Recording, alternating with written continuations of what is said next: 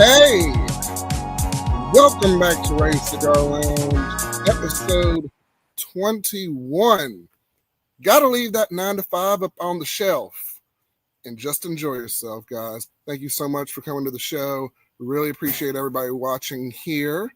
And as always, y'all, my name is Ray. Yes, thank you for the box applause. And we have back in the studio, what's up, Mr. guys? Hawkeye. There he is right there. And it's good to see y'all tonight for another fun and exciting episode of Ray's Cigar Lounge. Always having a good time, y'all. Except my Auburn Tigers. We did not have a good time today on the field against Texas A&M. So that was bad. But we didn't get 9 sacks. We got 7.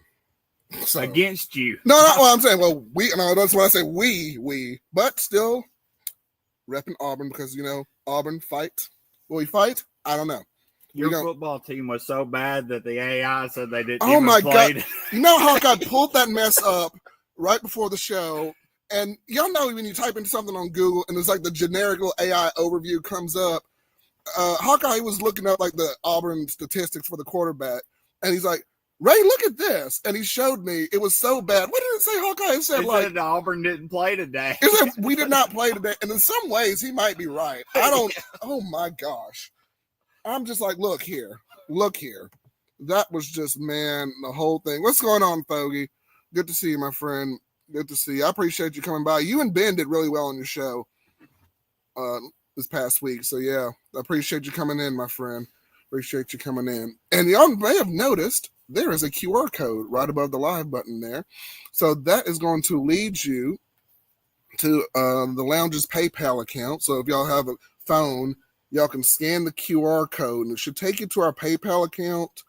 And if you want to, there's just a quick way if y'all want to donate there and just help out the show, it would really appreciate it there. And of course, as always, if you're new coming in, make sure y'all like, comment, and subscribe to the channel. It does help us out. And follow us on all our social media, all the fun stuff. Y'all know what to do. Y'all are the real ones that are coming in tonight. So that's our new feature we have. And if you don't have a phone, if you're on your laptop or computer, just click the link, follow it. It should have there.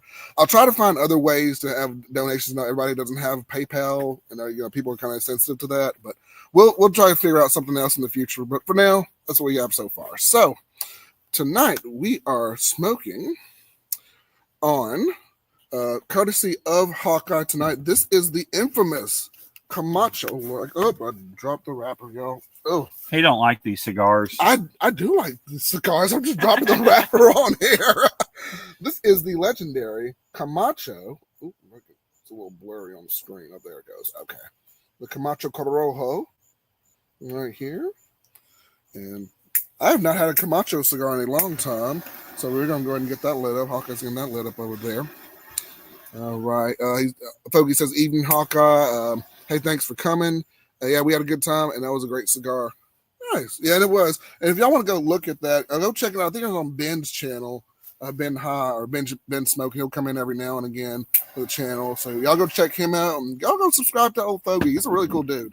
He's got a lot of good content coming up as well. He's going to be doing more in-depth, I think, interviewing or talking to various people in the cigar industry from what I understand. But if he's in the comment, he can correct me if I'm wrong on that. But yeah, I think that's kind of what his intentions are, what he's trying to come up. So I'm looking forward to that. Looking really forward to that. So let me get this one lit up here.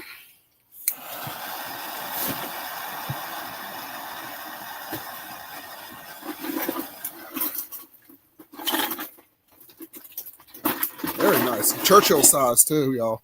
Very nice. We got our non-alcoholic pairings because it's always nice to have just a little bit of sugar when you're smoking some cigars, as y'all probably know. We know you got a little sugar in a tank. Oh yeah, something like that. Well, and Auburn's tank, yes, that was ugh. Lord, that game, my goodness. But Auburn needs to be like Chicago Bears. Get him a quarterback that paints his nails. You know what? If that's the ritual that'll help us win something, maybe. Yeah, I'm sorry if Auburn or Jackson Arnold or somebody watches this live stream out of happenstance or something. Jackson Arnold ain't it. We thought the first 3 games were just like, look, he was doing it. Now you in the SEC territory. Now you're going to the major leagues. Now, what are we gonna do? What are we gonna do? Hawkeye, go ahead. Their whole offensive premise was about throwing to one guy. And that's what they talked about the whole game. Right. If you know, as long as they had that one guy double covered, Auburn didn't know what to do. They were like stuck. Yeah. And that's all he was throwing away the ball a lot. I know he was looking for that man. Yeah. Most of the game. But yeah, that Sugar Ray. Hey. Yeah, that's a good artist too. I don't know Sugar Ray. But yeah. But yeah. Sugar Ray Leonard and the boxer too. I ain't a boxer, but yeah. Whew, Lord. It's been a time, y'all. It's been a time. But yeah. We are just hanging out and leaving that 9 to 5 up on the shelf. Go ahead, Hawkeye. The Virginia-Florida State game went into 2 overtimes. Wow. And it was 46-38. Finals. Wow, okay. My gosh. What was it? No, it was Georgia Tech. Was it Georgia Tech versus no, it was Wake Forest. That was early. No, that was early today, but that was another one that went into overtime. Georgia Tech's killing it too. They're undefeated too. I'm like, shoot. I thought we would be, and then we stepped into SEC territory. I'm like, it ain't happening. Shoot. But man. Yeah, man. Y'all come on in as we always do, just hanging out. Auburn would do fine if they would just keep playing Division II teams. I mean, they're competitive there. Just when they get in the D1 colleges, they climb up. Yeah. Well, there's some more Ball State competitors or something. I don't know. Make us look good. I don't know. I think they I don't know if they do that mess on purpose. They have these not smaller or unknown teams in the beginning, and they ramp us up, and then they get into the SEC and they just cut us down. I don't know. I don't know if that's just the way those schedules are designed to be, and then we just get us hyped up just to get us down or something. I don't know. It seems like the way that most college teams do it, or at least in the SEC, is they play a smaller school or two the first 2 games. Yeah. And then they get into their big games because they can, if they plan their schedule, they can do that. True. Give them some warm up before they get to the big boys. Yep. That's it. And I know with Texas A&M and Auburn last year, that was a nail biter. I thought it was going to be the same thing too going into it, but man, if that was the one SEC game we were supposed to win, it should have been that one. At least I don't know. Maybe Mizzou. Maybe that's a coin flip too. I don't know. But anywho, I think some people are still watching the Auburn, Georgia, Alabama, Georgia game right now. Oh Lord, we gotta play we'll play Georgia in a few weeks. Ooh, that's gonna be fun. You gotta play Georgia next week. Next week, and then the off week, and then oof, that's gonna be fun.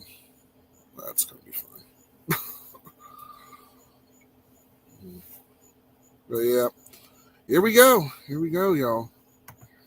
But he says, I think I'm gonna light up. Okay, Fuente Anejo number 48. That was for a spell. I'm sipping on some Sam Adams Oktoberfest. Nice, Fogey. I've had some Oktoberfest a while back. Yeah, that's a good one. Samuel Adams Oktoberfest. Nice.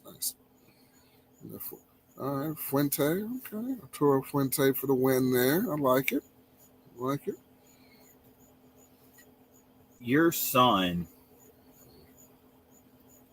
did the weirdest shit what, day before yesterday? Oh, Lord, what are you Maybe doing? it was yesterday. Oh, Lord, what are you He doing? was laying next to me, put his nose into my armpit, turned around and said, "You smell good." I'm like, well, okay. You put on deodorant. Yeah, I then. had deodorant Okay, on. all right. I had deodorant That's fair. on. That's fair.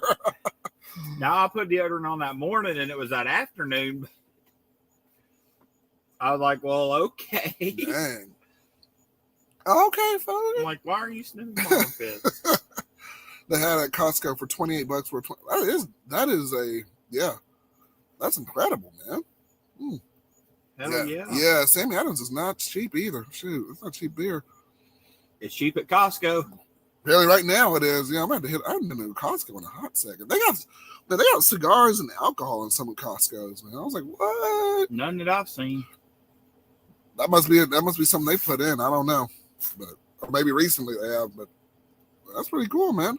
Well, that's a good steal, Fogey. Nice.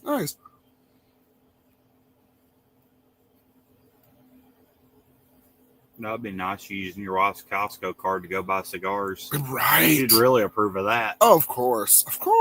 Yes. Nice. We got to do it for the show. Yeah. No, but also what I've done this week, y'all, I've had a string of clips that I've just been taking from the show. And I'm trying something a little bit different because throughout the week, like weekdays as I'm working, I don't really have a lot of time I'll try to get a short in here and there if I can. But I'm trying to break up the show a little bit just so if y'all probably don't want to watch this for 2 or 3 hours. If you do, we love you. But if you don't, we understand.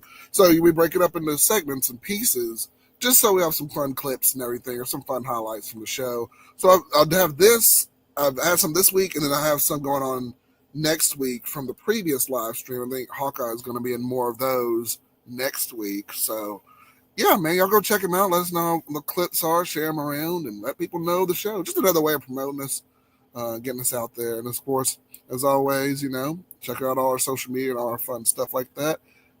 Oh, yeah. Yeah, Poggy, they sell booze in my Costco, sometimes allocated stuff. So, yeah. Okay. Like I said, it's been a hot second since I've been to a Costco, but, yeah. I'll check it out. I will check it out. I think they have some booze on it's like a certain corner of Costco in there, but that's nice, man. That's awesome, man. And if you guys are just now coming in, as always, like, comment, subscribe on the link here on the video. And if y'all notice, we have a QR code in the top, I think it's in the top left of the screen. That will go to our PayPal account. So if you just take your phone, scan your QR code on there, and it'll take us directly to our PayPal and leave us a donation. So check us out there. Or if you're on your laptop, click on the link, leave us a donation there. We'd really appreciate it, and we'd much appreciate it there. So if you want to send us anything or anything you want us to review, check out raycigarlounge@gmail.com. Just send me an email. Let me know who you are, and you want to send us some stuff, or we'll send you some stuff that we may have some promotions running. So just let us know. And we can set you up there. Anyone want to collaborate? Same thing. Just send us an email, and we'll check it out, man. And tonight, if y'all are coming in, we're smoking on the Camacho Corojo cigars, courtesy of Hawkeye, right there. Bringing us in for episode 21 here. Churchill size stick. So we're going to be on here for a little bit smoking it. So we're having a good time. And yeah, checking us out, man. Leave that 9 to 5 up on the shelf, episode 21, and just enjoy yourself. Let the magic and the music get to you. Almost been doing this a year. Almost. About half a year. Which way you been? It's episode 21. Yeah. So I'll go back. I'll do a little bit of history. So episode 1 and 2, we did in the old house in the garage with my other co-host who's not here right now, but we did that. And then we didn't stay consistent with it. It was kind of like whenever the legend, and y'all know if y'all are fans of the show, evening, Nate. Good evening, my friend. What's up, Nate? What's going on? Nate, can I call you Nate the Great? Would that upset you? I hope it doesn't, because I know you're Nathaniel on the screen, but I want to call you Nate the Great because you are always in here every week, just about showing support to the show, man. Thank you. I know you support a lot of the cigar channels, so we really appreciate you, Nathan. Thank you. Not the first time. Oh, not the first time. Okay. Okay. If it doesn't bother you, if it does, let me know, man. Let me know, because you are definitely Nate the Great. You always come through, man. Thank you. Thank you. Let us know what you're smoking on too, man. Or if you're smoking on anything. I know you got a unique collection as well, my friend. But yeah, our live shows, they weren't consistent, so we do like episode 1 and then like 3 months later, like if he ever came back down, we did episode 2. And then we did, so it's, the channel's been around for a year, but like the live streams, otherwise we'd be on like episode like 80 or something. Yeah, like 80 or something, because it would have been every week. And I didn't have all this and all this equipment and all that. So it was, and I didn't have a real way to interact with people on here. So all this, like episode 1 was in the Stone Ages. Oh yeah, because it was on the old Galaxy S10 phone. So when I tell y'all, if y'all go back and look at those old episodes of Ray Cigar Lounge, it was like on a phone. It would, like, we put a phone on an old stand, and the live stream was going on the phone, and then we would have my producers or our friends' wives, or they would like sit in there, they'd watch us or whatever. Like, what's that comment saying? Who's saying that? Like, it was just like, it was like that, because it was just us, the phone, and then like whatever else had that. So we didn't have this set up what we have here. So yeah. I'm doing great, Fogey. How's everyone? We're doing good. Line up. Okay, 2025 Supreme Leaf. Very good, Nate. Cool. And Nate, if you notice, there's a QR code, or anybody coming in, there's a QR code right at the top there. It'll take us to our PayPal account if y'all are interested in donating anything. Just like you scan the QR code for anything, it'll take us to our PayPal account. And just check us out there. I know everybody doesn't have PayPal. I know it's kind of weird because you got to put in your information and all that. But if you do, it'd be nice to send us a little something, and we'd really appreciate it. So, yeah. But anywho, we'll get right back to the conversation, man.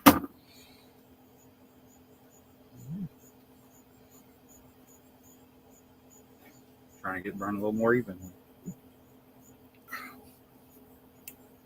Had a good Camacho in a while. Yeah, this is nice. These are good. They're nice. Yeah. Yeah. Hawkeye, you said they were what? $10 a piece. They were $10.99. $10.99. After tax, they were $24. Nice.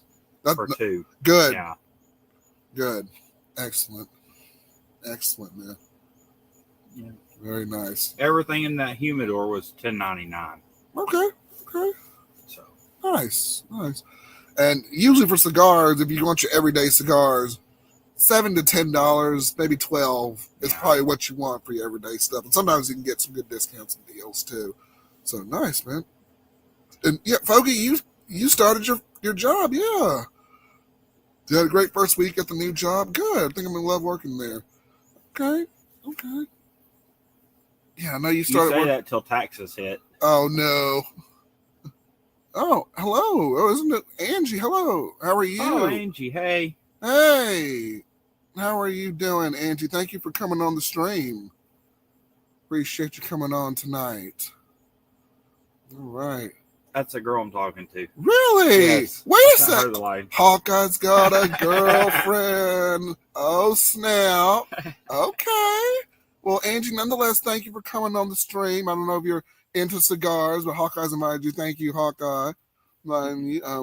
And hopefully, Angie, if you enjoy what we do, we got tons of social media links. We're everywhere. Check out the QR code. Y'all know what to do. So, but yeah. I will keep you posted, Angie. Yeah. Hawkeye swooping in. Come on, Hawkeye. We see you. Nice. If you got a certain cigar, share it with everybody. It's all right. You can share $2. She don't smoke cigars too much. Okay. But yeah, that's fine. She came in to hang out with us. Yeah, come on down. And thank you for stopping by. Make sure y'all subscribe to the channel and everything. We really appreciate it. So, yeah.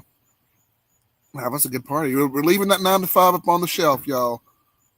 We are leaving that 9 to 5 up on the shelf. Yes. And just enjoy yourself. Groove. Let the madness and the music get to you. Life ain't so bad at all. Does anybody know the lyrics of what I'm saying, too? And YouTube do not copyright me for this because I'm just singing them.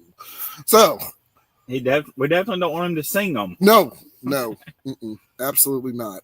But those are lyrics to a certain song, if anybody can guess it. And do not, y'all can Google it if you want. It don't even matter. First one to answer just gets kudos. Y'all don't get anything. I'll just get kudos from me. But yeah. I'll give you a big kiss. I'll give you a kiss. I'm going to give you a little applause if y'all get those lyrics. But yeah, thank you for stopping in. And I hope y'all subscribe to the channel. Make sure y'all thumb up the channel. Yeah, there's Fogey. I knew Fogey would get it. Yeah.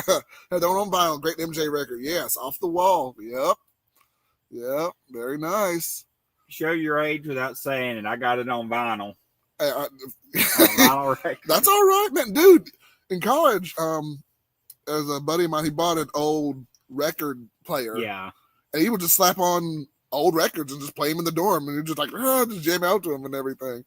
Yeah, man. Almost all the music I listened to originally came out on record. I was thinking to say, you of all people, Hawkeye, now. I know you listen to some old music. But yeah. A little old. Yeah, a little bit. Oh, my gosh. But yeah. Yeah, that was the best kind of music, man. Best times. Good times. Yeah. Man. Back in the 50s. 50s, 60s, yeah. Well, that one, I think, late 70s. Yeah. Well, this was, I think, his first one of his first. Michael Jackson sang in the 80s and 90s, didn't he? He did, but that one in particular was like the early 70s. Like he was like a young man. It was like his first big album was Off the Wall. And then like the 80s and the 90s, he was coming at the peak and height of his success. Okay. But yeah, but that was Living Off the Wall. I was in a generation always picked on him for, what he went to court over and all that. Oh, yeah. But yeah. That was all we knew about him. Yeah. It was a whole thing, man. Yeah. They had a documentary on his doctor too. I think he was like, it wasn't me, and he was treated by like 5 or 6 other doctors before the Conrad guy. I think they prosecuted or something. But yeah, Fogey said 1979. Yeah. Yeah. Mm-hmm. Yep, right on the cusp there.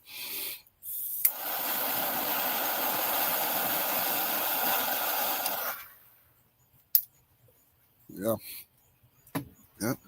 Leave that 9 to 5 up on the shelf, y'all. Come on in and have a good time with us. All right. Good deal. So we're just hanging out as always. Get the chat going. Get the party going here. All right. And Andrew, we hope Hawkeye is treating you well. He's been very gentlemanly towards you. So I'm sure that all those things are happening as well. So she found out my mind is twisted. Oh no! I got a dirty mind. Oh, you're in for it now, and you are in for it now. And our family has no sympathy. Y'all sure don't. I think I don't know. My mother-in-law. Her favorite saying is just like, you know what? You can find sympathy between shit and syphilis in the dictionary. And I'm like, oh, this is the family I'm going into. Okay. Yeah. Okay. Great. Great. So, oh man.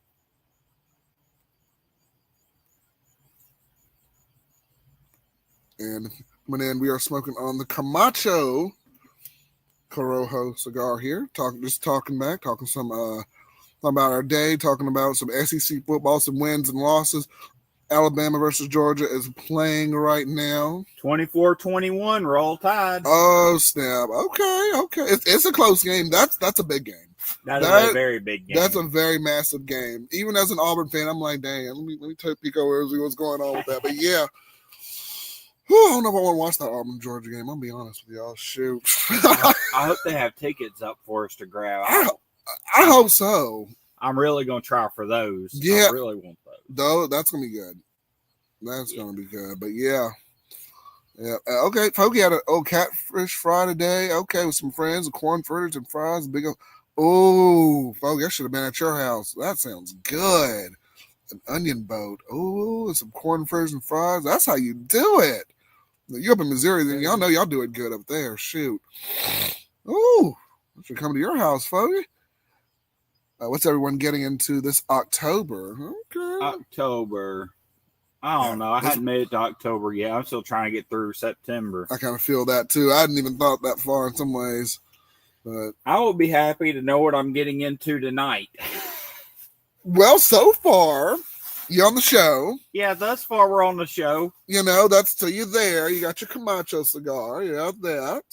your wonderful lady friend is still with us. I'm sure maybe she's still in the audience. I'm not sure, but yeah, there we go. Fish you caught too. Okay, nice, man. That's always the best, folks. Nice.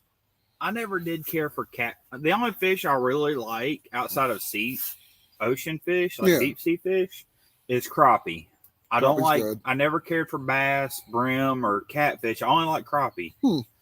But we were growing up. Rachel's probably told you we only ever caught crappie. We fried crappie a good bit, a lot. Well, my wife, she always said she doesn't like any store-bought stuff, fish. I try to do it for my diet per se, but she won't. She's like, I gotta have it fresh or nicely or like fresh caught fish. She's like, that's the only fish she will have. And there's one place in Birmingham that does have like some like good fresh caught fish. She'll have every now and again.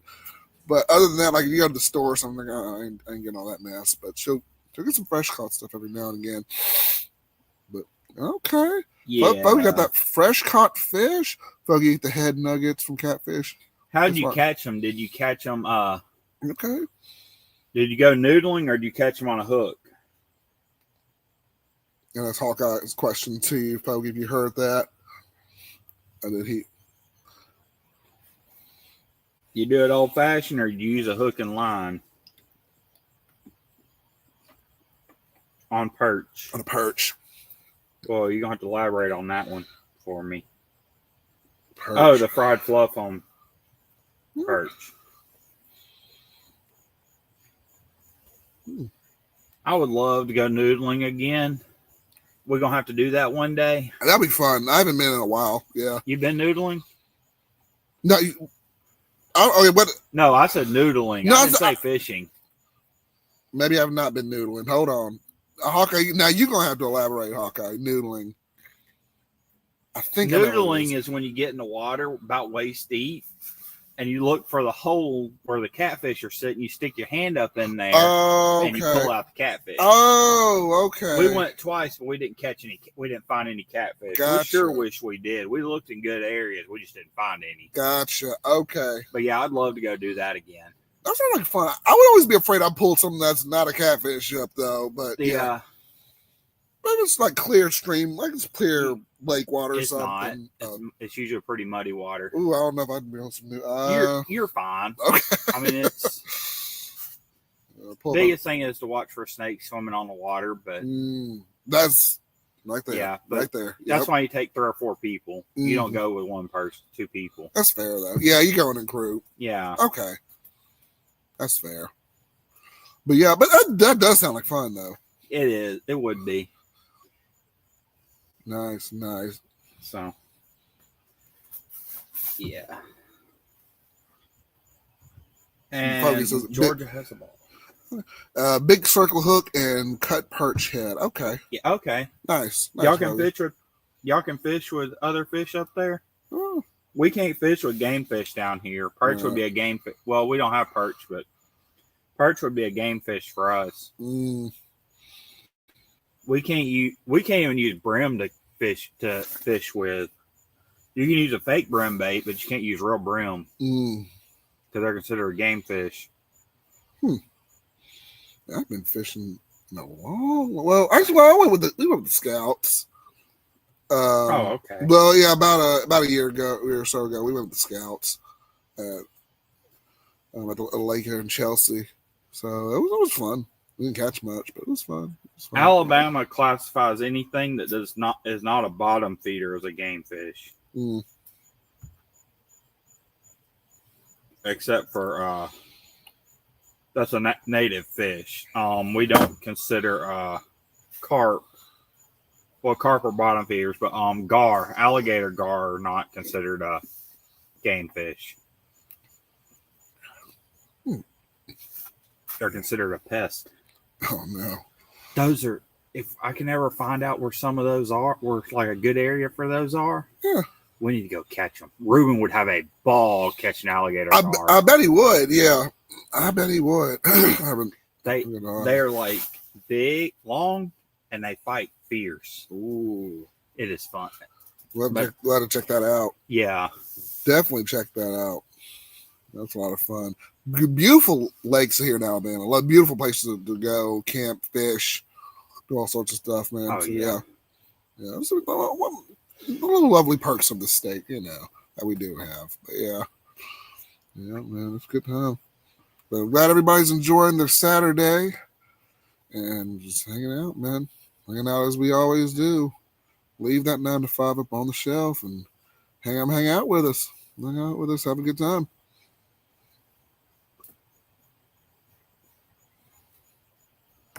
Update on the game. Not that anyone cares but me, but Alabama has got the ball back. Oh, you said it was 21-24 those? 21-24. Alabama's up. Alabama's up. Nice. 13-20 left in the fourth. There you go. Oh, yeah. We got Georgia coming up. Oh, man. But yeah.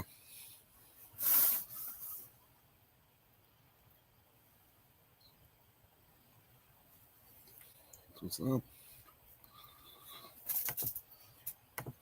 And every dang player seems to be on an oxygen mask right now. That's on the sideline. Oh, goodness. Apparently, that's a rough game, hot game. Yeah, it was hot and murky over there. Yeah. Yeah. Oh, damn. That would have been an awesome. He had his arm stretched out like this. Ball hit him right in the hand. He almost broke it down. I hate those, man. I hate those. That would have been incredible. Auburn had a couple of those, too. And I'm like, you should just, come on now. I don't know. Just a little more reach. The quarterback got hit by two guys, and the ball was perfect. Man. We're talking next level quarterback. He's going to be a pro if he can keep doing it like that. There you go. Just got to get some receivers. Yeah. Man.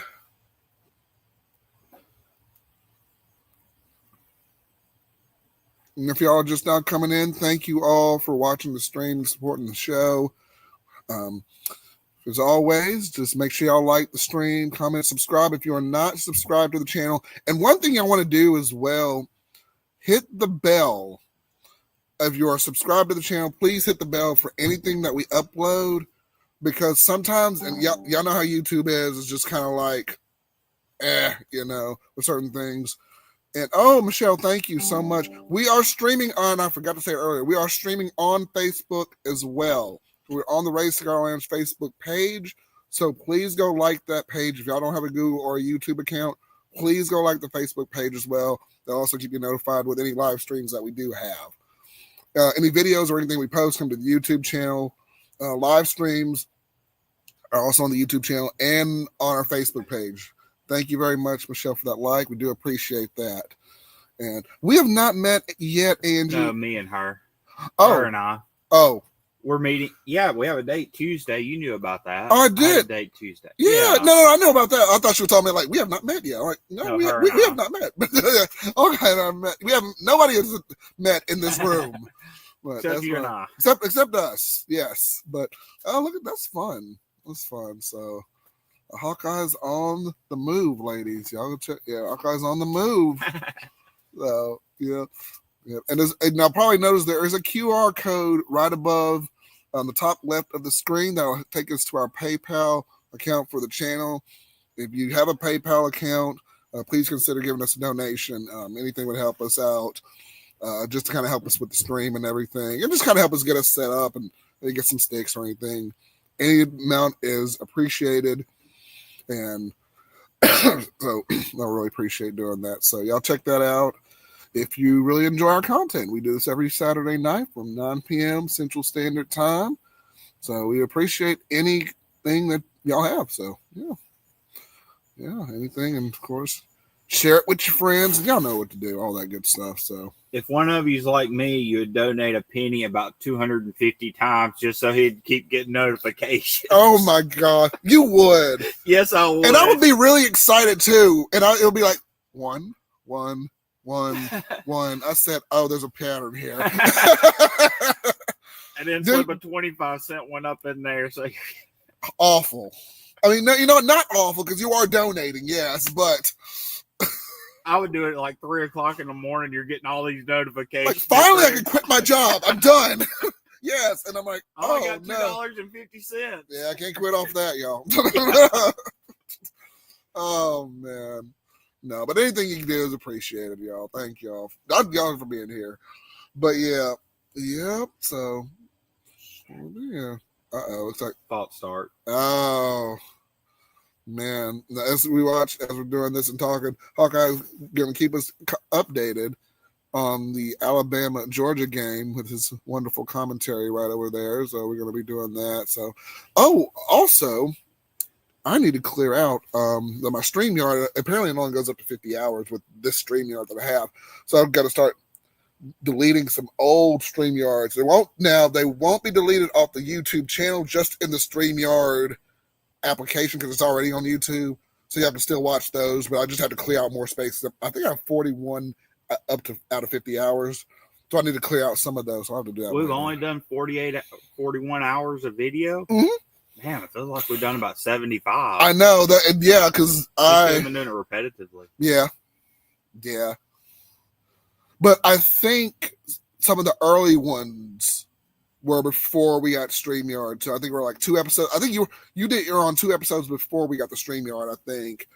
But either way, it does feel like we've done a lot of StreamYard. But yeah, so I'll have to go through that. That's just a little housekeeping thing I got to do later. But yeah, man.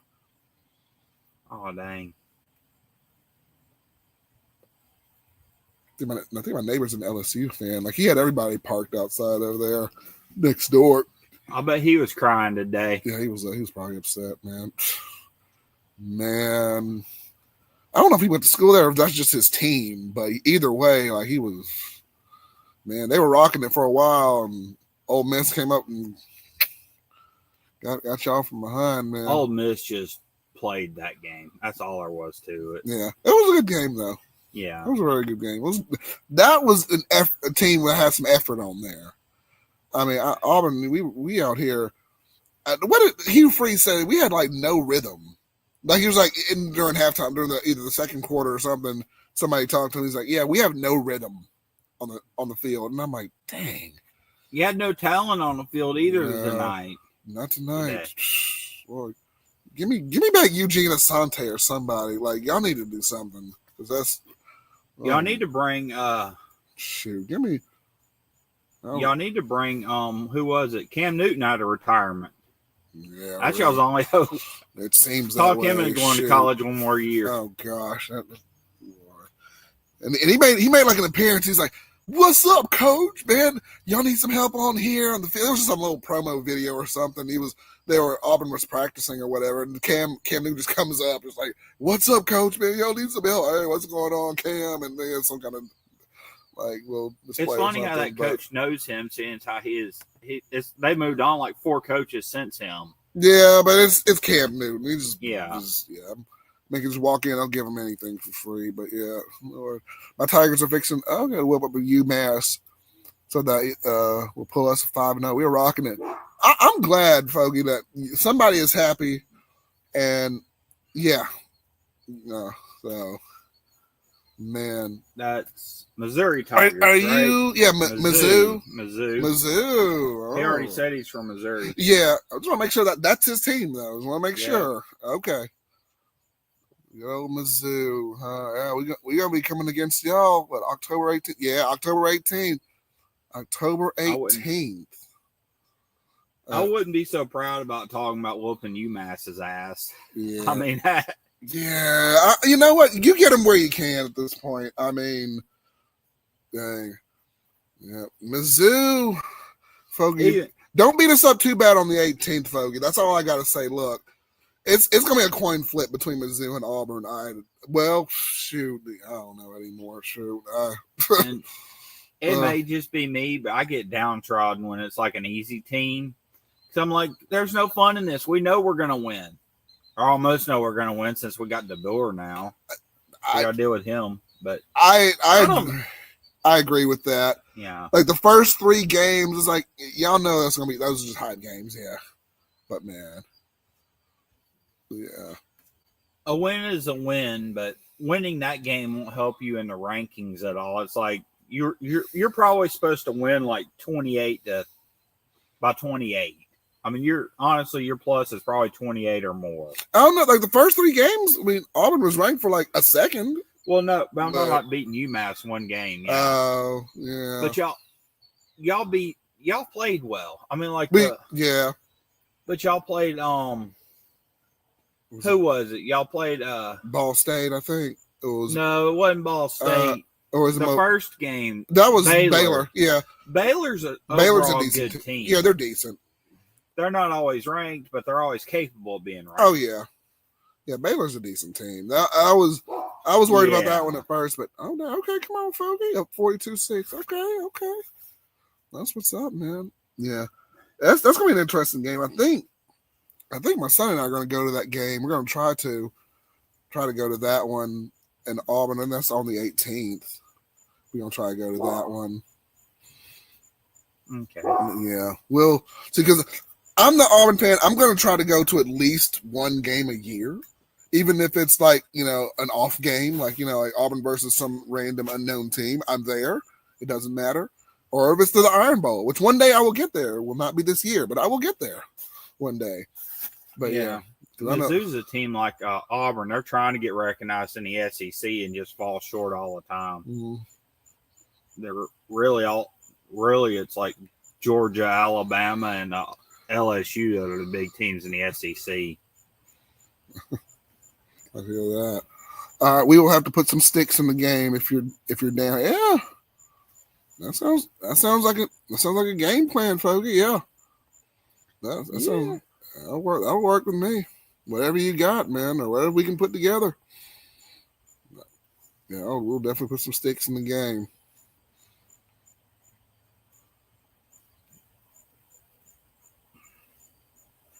I'll go ahead and tell you, Missouri's going to win that game. The way we're playing, probably. Yeah. The way we're playing, I said, hey, man, probably. Unless Auburn comes up with a whole new game plan. Because the game plan to throw to one receiver can be killed. If you just throw another penalty for... Well, very quickly, yeah, that can be, man. Lord, if I had to hear Freeze being like, we got to go back to the tape again. And then do what? Look, come on, man. Hawkeye's saying a prayer over there or something. I don't know what he is. Well, I thought they were calling a bullshit targeting penalty. Mm. There's a good conversation. Should you really be thrown out of the game for targeting? The NFL just does a 15-yard penalty. I don't think you should be thrown out of a game for... No. Is it just one time targeting, though? Or does it have to be... There's a difference in the way that...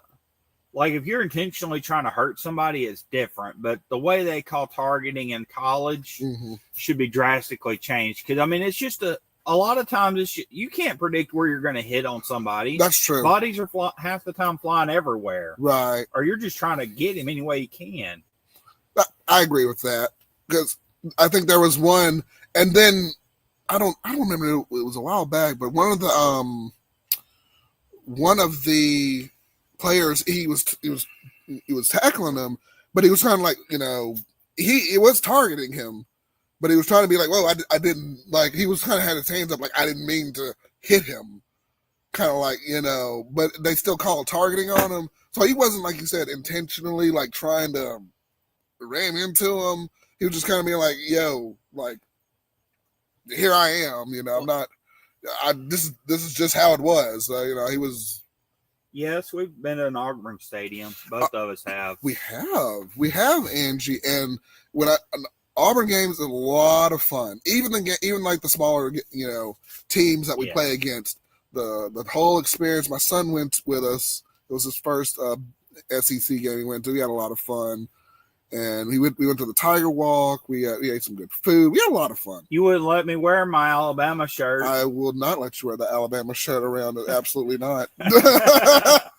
No, like, yeah, we want to get home in one piece, Hawkeye, okay? And I want to cheer on a winning team. Too much to ask. Yeah, well, we were winning-ish, So you kind of cheer on a winning team. Oh, man. It was sad that game came down to like the last 2 minutes. It was sad. We struggled more than we should have. That was a Division II team. They were about to beat y'all. Oh, gosh. Well, but not only that was the Brian Harsin days. Nobody wanted to be. They were giving those tickets out like Like, let's just get rid of them. But we need to put butts in seats. Right? You want some free tickets? Yes, I do, because it's Auburn. I will be there. They can have, I don't know. I think I went more to laugh at Auburn. That's fine. We got a behind in a seat, and there were good seats too. So that's fine. But nonetheless, the stadium was so empty. We could have literally just decided to move down beside to the. Yeah, field. it was so, there were so many holes, more holes than there should have been at that stadium, because we had. I mean, the people we were next to people, but then like the rows down, there was like a row that was kind of had a little bit of a hole in it, and then you keep going down, and there were some people a hole, some people, and it was like spread out like that. But it was to the point where I'm like, we can actually like see, like, some seats out there. Hold on, it was yeah. But yeah, Andrew, we've been to Auburn a couple of times, and fun story, y'all. I used to march for the Auburn Tigers, and my senior year of high school, they do an Auburn University marching honor band. I guess just try to recruit people to go to their school or whatever. And I got to march with them during their halftime show. It was a lot of fun. They were playing the Killers that year, and it was me and a couple of other people from my hometown who played, and it was a lot of fun. It was a lot of fun. We got to play that, and I think we played their fight song, and then we played Tiger Rag in the stands. It was another off. I think we played Buffalo that year, the team, and it was such an empty stadium. They were just trying to get people in the stands and all that. And Fogey said, "What year I graduated?" 2012. So I was one of those. It was like 4.5 years. I spent that extra semester in college. So I walked the stage 2012. I didn't go to Auburn, but I went to a smaller D3 school. But yeah, that's when I graduated. But yeah, I think you're talking about high school when you went to the band. 2007.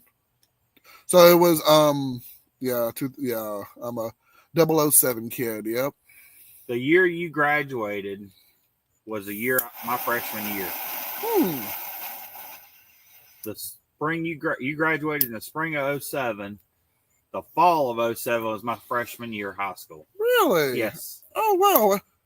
Oh yeah, Hawkeye, you're a little bit younger than me. Yeah. Okay. A lot younger than you. A lot. Don't say a lot. I wasn't even in high school when you graduated. Don't say a lot. Oh, Fogey, that was 2 years before I was born, Fogey. 1987. I can't say nothing anymore. Yeah, Fogey's got us all beat. That's all right. That's all right. My dad's 21. I'm only 18. Oh yeah, he's that forever 21. He's got that thing going on in there. I'm only 18. Forever 18, forever 21. Why are you smoking that cigar? You're 18. I'm just playing. No, I won't get this lit here. I can hand it to you. No, you're good. You're good. No, we just kind of having some fun. But that was a lot of fun marching on the field with them, and they'd have my little trumpet playing and marching. It was fun.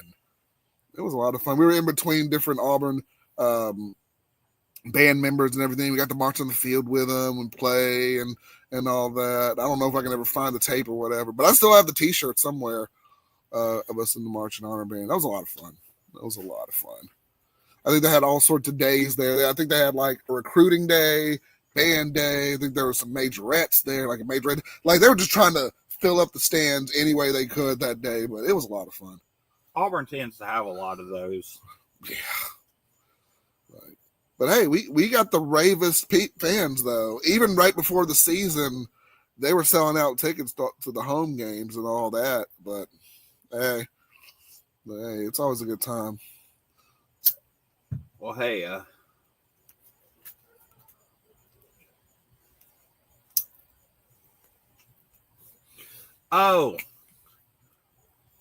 Ray is into the medical field. Mm-hmm. So today he got to experience his first big job in construction and do concrete work. Oh yeah. Well, yeah. So laying concrete, my in-laws, which is why I'm sure I was going to get the show in on time, but they were trying to, I guess, fill up some little spaces around the pool where they have at their house.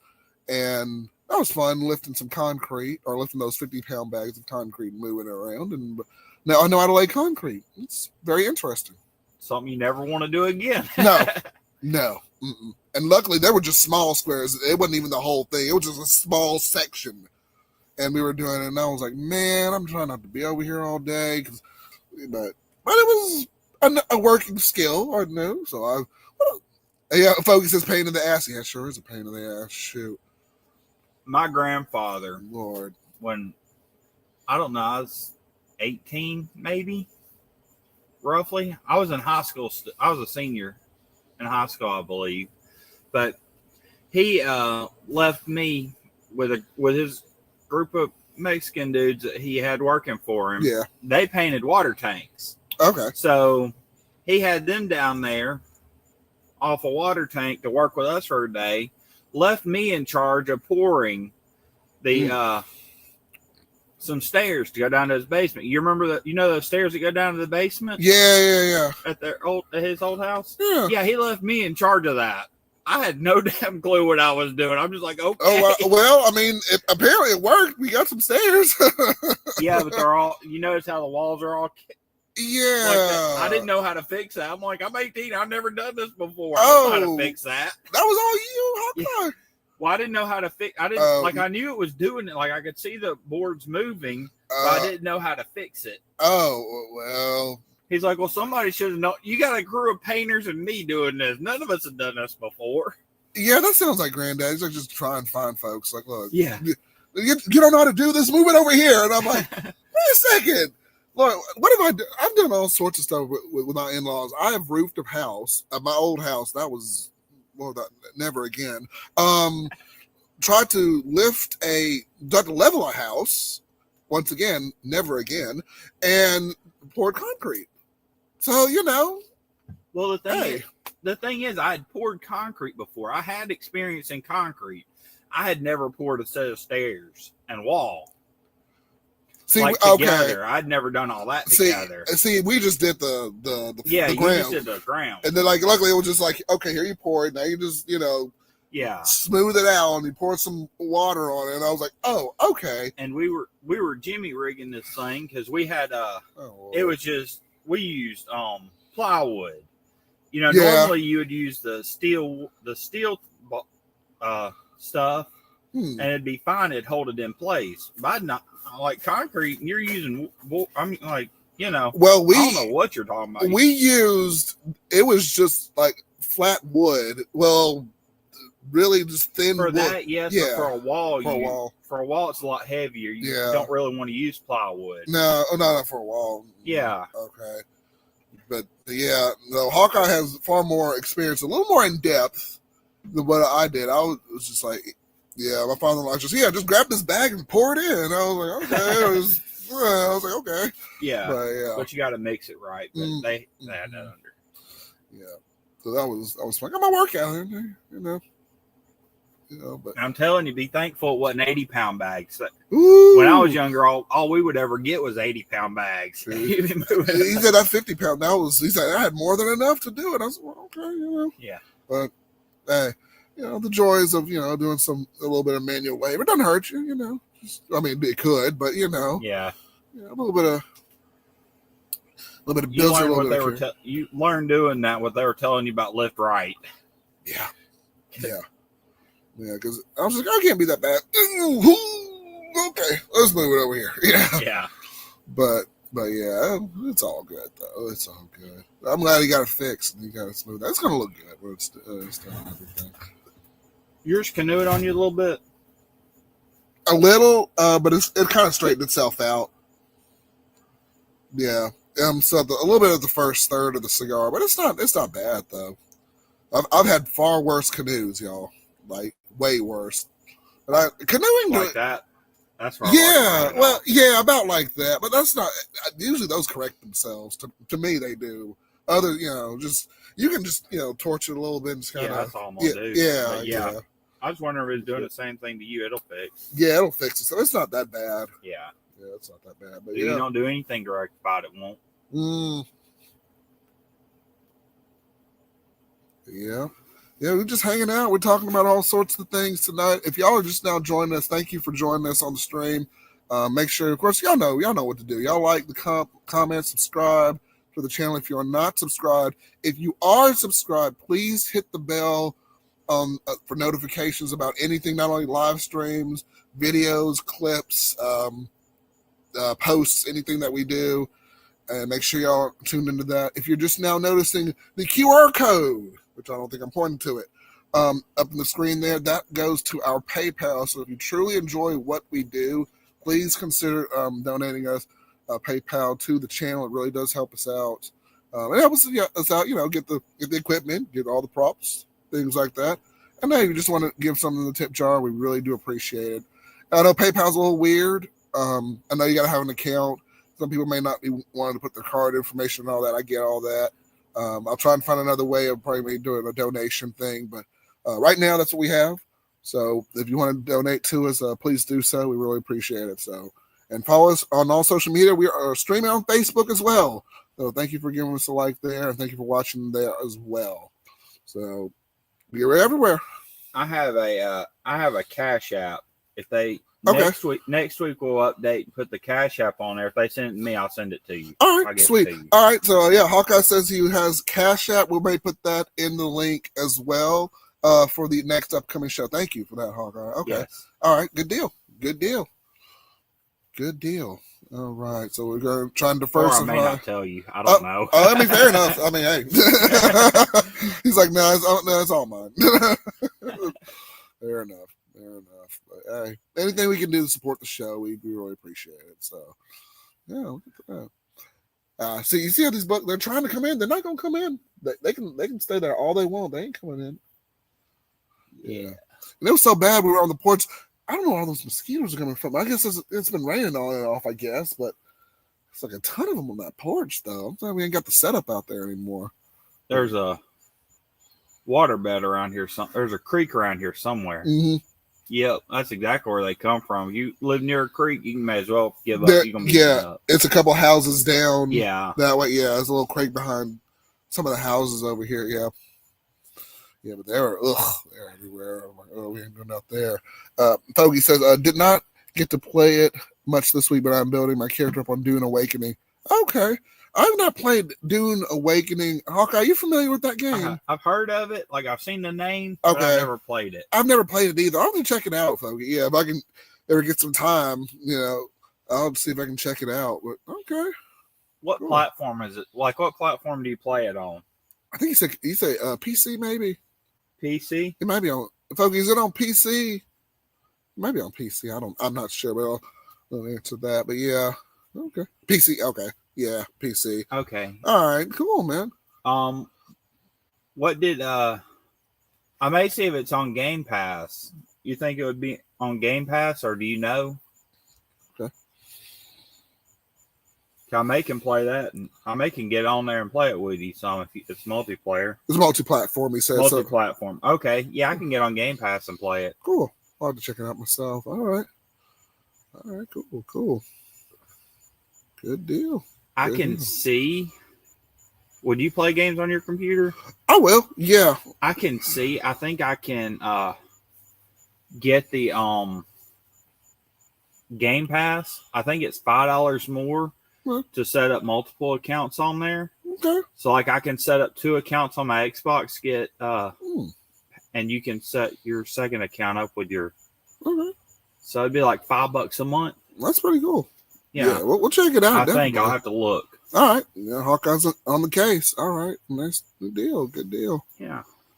Good deal. And we are at the hour mark. We're having a good time. It's good when, you got a good conversation going. All right, at the hour mark. Tonight, and I'll say it one more time, and I'll probably say it more times before the stream ends. Leave that 9 to 5 up on the shelf, y'all. We don't want to hear about your baby mama drama unless it's funny. Okay? So leave it on the shelf. Get you a good stick, get you a good drink, enjoy the conversation. Come on in. Enjoy a good time with everybody. All right. So here we are. Am I fixing to be heavy praying on this game? Uh-oh. 2 minutes left. I think Alabama just come off the field and they're only up 3 points. Oh, y'all you're not in halftime, are you? No, we're 2 minutes left in the game. Ooh. But I don't know. I just barely caught a glimpse of. Oh, snap. Uh-oh. Okay, get into it.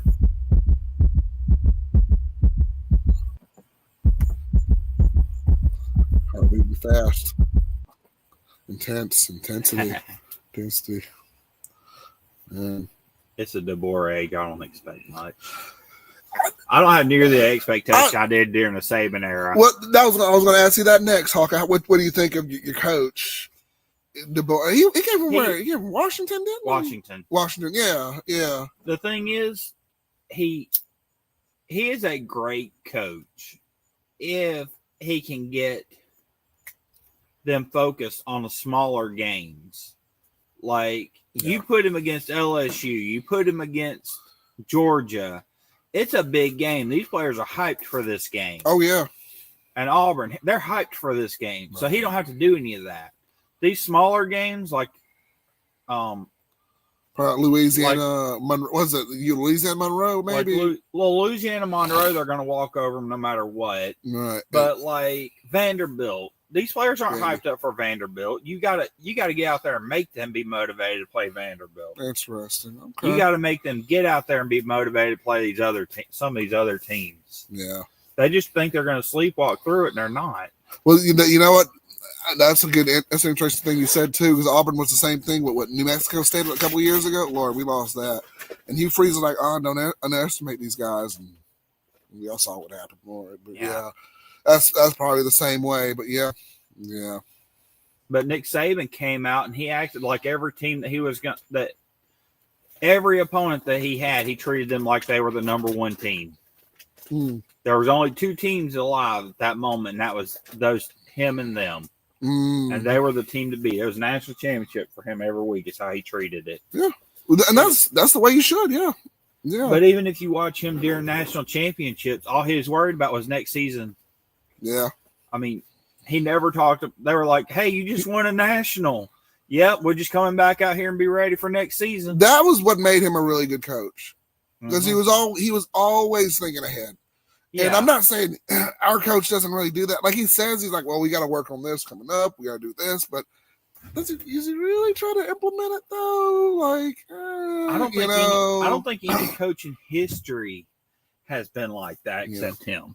Yeah. I've never heard of a coach coming out winning the Super Bowl or winning the national title, whatever. Yeah. And just like, we're just looking forward to next season. Yeah. It's like, dude, your season just ended. You just did you just got the best possible outcome for your season. You're only worried about next season. That's a good coach, though. Yeah. That's a very good coach. Folks, completely went out.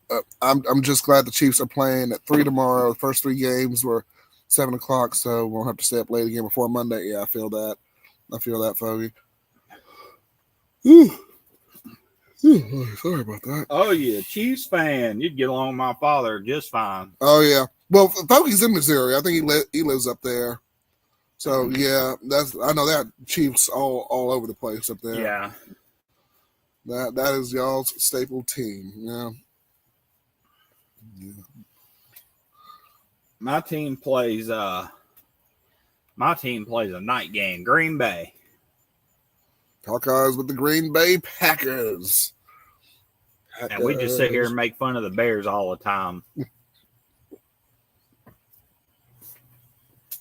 I don't know any Bears fans. Maybe. There are no Bears fans. There are no Bears. I'm like, I'm there today because I'm like, I don't hear a lot about the Bears. I don't know. The only thing I ever hear about the Bears is the Bears still suck. Yeah. They are literally the NFL team that comes out in preseason like, we're doing so great, we're gonna win, we're going all the way. Game 1, they're like, yeah, this is a rebuild season. Right after game 1. Lord. Like, we got stuff to work on. The hype is real. They hype it during preseason. They can't even get past game 1. Well, you got to motivate yourself somehow, even if you are losing. Like, we have the best fans. We have the best recruiting. Auburn recruiting. But we can't implement it. We can't implement it, people. Yes, they're exactly like Auburn. Yes. We come out the first couple weeks and just. And then you read all these dang articles, and it's just like, okay, cool. But, like, y'all can't do anything. But, yeah. Oh, well. It is what it is. Yeah, my dad has probably been a Chiefs fan almost that long. I mean, he's been a Chiefs fan his whole life. And he was born in 68. I thought he was didn't he come over like he said he followed Joe Montana? Yeah, he was a Joe Montana fan. Yeah, he was a Joe Montana guy, and when he went on the Chiefs, he just stayed there, I guess. Yeah. But yeah, it was, yeah. He liked Joe Montana initially. Yeah. But like folks said, yeah, they do have the best tailgating, the Chiefs. It's a lot of fun. Yeah, when you see them tailgating and everything. Auburn's tailgating pretty good too. They're all right. Yeah. I want to go to a Green Bay game in December. I still want to go to a Green Bay game in December. December specifically, or just December? December or January. Okay. Late season game. Okay. Just to get that. That is where you'll really get the full Green Bay experience. Okay. Because it's one of the coldest stadiums that you can play in. Interesting. Okay, have you ever been to a Green Bay game? No. We need to get you to one. Shoot. I would love to go. Y'all, PayPal, get Hawkeye to a Green Bay game. Let's get him there. Yeah. Sponsored by Ray Scar Lounge. Me and Ray need a I'll go with you. Sure. Brother-in-law I'll trip. Absolutely, I'll go with you. Yeah. I've never been to an NFL game, so I mean that would I be. haven't been to an NFL game. Really? Even better, I had a chance one time, and I had to work that weekend, so I stayed home, and my mom went. Oh, what game was it? You remember? Kansas City and okay. Kansas City and the Saints. Oh, my uncle got them tickets. Got my dad tickets from work, and my mom was going to stay back, and I was going to go because it was 4 tickets. Four tickets. Man, my wife's been to an NFL game. That was the one she went to. Oh. I don't know how many. I think she only been to one, but that was the one she went to. She went to another one too when she was at Huntington. She went. It was one actually sponsored by the school too. It was like an Atlanta Falcons game or something like that. It's like, hey, anybody want to go? And she went with her and a couple of friends. That was before she met me, but yeah, it was a while back. Atlanta, they were probably trying to give away tickets for Atlanta. Yeah, I think it was a Falcons game. Back then, Atlanta, when she was in college, Atlanta wasn't doing so hot. That probably why. Yeah, like, oh, hey, it's a free college event. You want to go? And she's like, sure, why not? You know, and the one all the time we had with the band, she's like, I'll go. Yeah. Fogey says, yep, yours is the coldest, referring to Green Bay, and Arrowhead. Yeah, Arrowhead is the loudest. We still hit the decibel record. Oh, I believe that. But Green Bay has the best travel fan base because they have fans all over the place. And part of that's because we don't have an owner. Oh. And it's a whole different, we have a whole different build. We also have the strongest history in NFL. This may sound like y'all forgive me for this may sound like a dumb question. How you can have a team without an owner? Mm-hmm.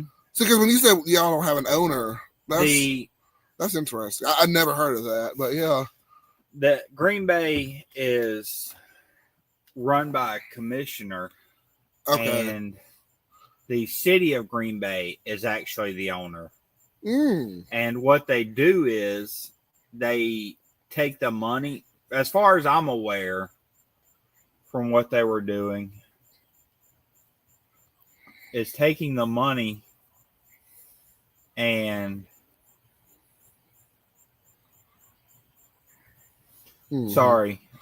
taking the money and putting and split it between the people that live in the city. So like any profits, they split it among the people in the city. Wow. So yeah, it's literally owned by a city, and that's how it used to be done. I don't know if it's still done that way because it's been a while since I've heard that. That is very interesting. Wow. But yeah. Huh. It's serious. Yeah. Okay. Hey, Cigars and Bandit. Good to see y'all. Or mainly Peter. I call y'all, because it's all y'all on that podcast. But thanks for coming in, man. We are all smoking good tonight, and Peter, you just so y'all, you may have just now joined us. We are smoking the Camacho Corojo cigar right here. Oh, I can get the band up right here. But that is the Camacho Corojo, courtesy of Hawkeye, bringing it in for us there. But we are smoking real good. There's the final. All right. So you're not. There we go. So Alabama pulled ahead. And Alabama was ahead the whole game. They never were down. There you go. There you go. So, the Hawkeyes team has won against Georgia. Now, that's going to be a lot of buzz around that. And that's going to put your coach, back in good graces with everybody, hopefully. But, yeah, man. Yes, sir.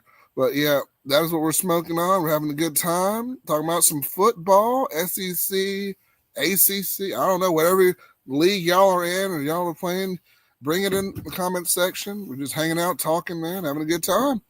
I'm a little rusty. Y'all going to have to get me back up to speed on what other conferences are doing. It's been a while since I followed real heavy. Yeah. What up here? What up? I used to watch every game. What up? We are having a good time. Check us out everywhere. So, yeah, man. Yeah, Peter, what you smoking on, man? I've been checking out your channel, man. The Cigar Collective. You got some good stuff on there. You got some good stuff, man. Yeah. I've been trying to catch your streams too. I try to catch them as much as I can. I know y'all did your September pack. I think so. Yeah, man. Yeah, nice. Come on in. Damn, these are some long ass smokes. Churchill's are longer, sticks there, and good sticks. Those are perfect podcast sticks too. Yeah. Mostly I just get the Toros, which are slightly smaller, but no, this is good too. So I see what you're saying a little bit, Hawkeye. So mine is kind of, I don't know, it's canoeing. Yeah. Right a bit on the yours is not. Well, yours is a little, Mine's doing it again. Roughly the same. Yeah. That's all right. It might just be. We can fix it. Yeah. But yeah, I know. Talking about there. Okay. Smoking an Aposencia. Okay. And Edifault. Nice. Okay. Good deal. Z1. Z1 in the building. My man Z1. That's another trooper who comes in. Appreciate you coming in, my friend. What's up, Bubba, my friend? Cigar Scope. We got a party now. We got 7 people. Yeah. Okay, Cigar Scope. Good to see you, man. Good to see you. Appreciate your comment on the last video I did there. Coming out with some more reviews. I think I'm gonna start doing more reviews, like on Sunday. I'll start doing some more cigar reviews. So yeah, man. Oh, we got 8 people watching. Come on, y'all. Come on.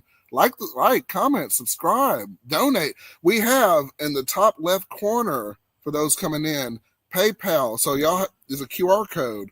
So scan the QR code on your phone, takes us directly to the PayPal, and y'all leave a little something if you want to. Anything helps with that. So we do appreciate it if you do that there. And Hawkeye says he's going to try and get a Cash App for the next show, just so it may be a little bit easier to donate if y'all want to do it that way. So just different ways to support the show. As always, y'all like, comment, subscribe. Y'all know what to do with that. Follow on X. By the way, learn something about X too, y'all. X has 60% of bots. My theory has been somewhat confirmed because I'm like, there are a lot of bots. And so I think I was watching somewhere. There are a lot of bots. So that's with about 60% of them. But yeah, that makes a lot of sense. And you found every one of them. Not every one. Well, the ones that are following me, maybe. But yeah. But like, I looked down, I had 28 followers, and then it went down to 22, and I'm like, okay, y'all are some bots. I see y'all. So if you're real, follow the X page to let me know that you're not a bot. I'm gonna have to put am I a robot? No, not a bot. But yeah.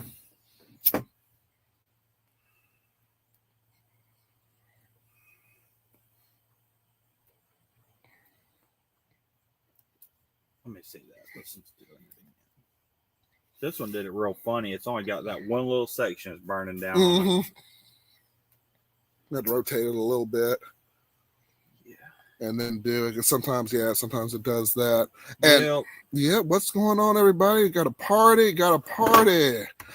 Cigar Scope, I am smoking on. This is the Camacho Corojo for tonight, courtesy of Mr. Hawkeye in the building there. If I can get that one. There's a Camacho Corojo, the infamous Camacho Corojo there. Churchill size. So we're smoking it down tonight for the show. Just hanging out here. I need to find a good humidor. Yeah, man. I don't know where one down where I live is. I'm thinking of when I eventually get out of the tent and get the get the shed. I'm gonna get a good electric humidor. They got a. Oh no, I'm talking about a place to buy cigars. Oh, okay. Well, you're in Selma. Yeah, Selma.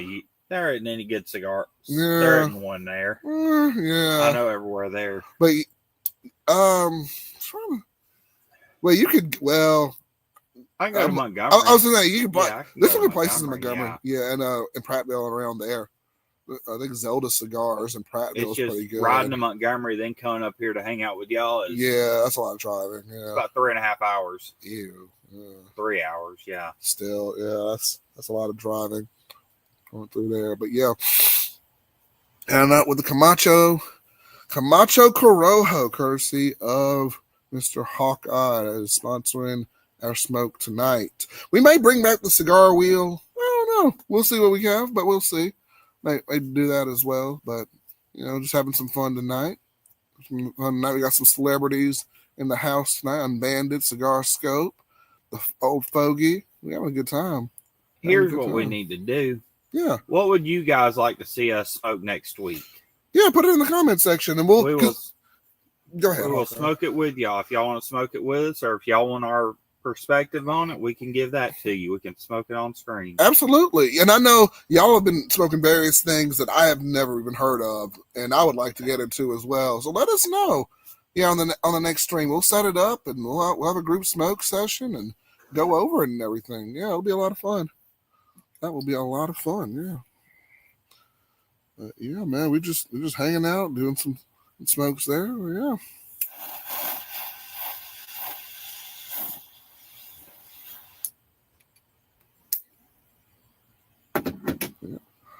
Yeah, do you guys have to consistently light your cigars frequently? Not. I know here we kind of do. I don't know if it's a humidity. That's what I'm wondering.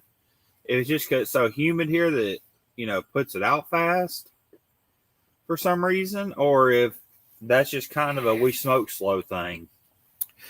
It could be a number of reasons. This could be, cigars, like y'all said, humidity, depends on the humidity of it too. Hawkeye, do you remember? I know you said you went into, you went into a place. Do you remember how it was packaged? Not packaged, but how it was put or where you got it off? Yeah. When you got it's in the humidor. Yeah. So just in, because sometimes they're out, and sometimes they're in a case. It was from here when I bought these. Yeah, it was in a case. Okay. It isn't like a legitimate humidor. Okay. Yeah, it could depend on the humidor. Like a little closet. But I mean, every cigar I smoke, here, it kind of goes out fast.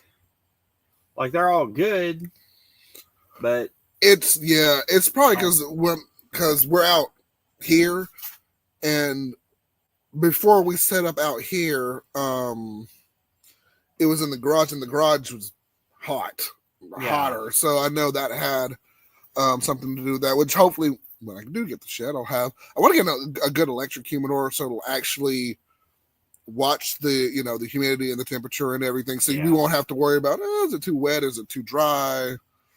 We'll have it on a good setting there. Your humidor seems to be keeping them good. Okay. Just when we smoke, we'll sit here, and if we sit here and talk for 2 minutes without smoking, they'll go out, or you'll have to hit them a couple of times to get them back to good. You do that too. You have to light yours frequently. So I was just wondering if that was humidity doing that, or did you think it stayed lit longer? Humidity, the construction too. The construction on here is decent. Yeah.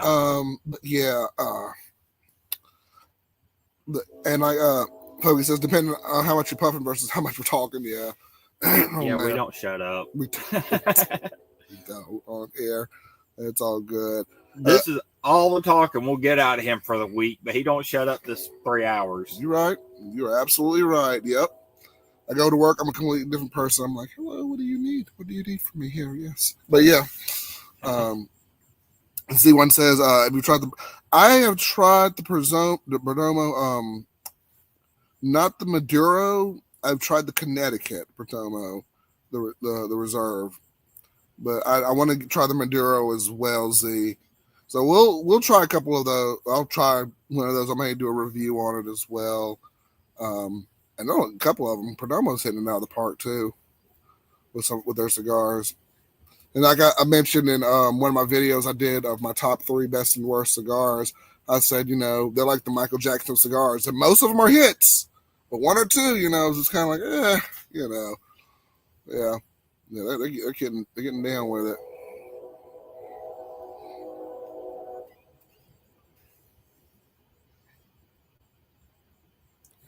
Yep.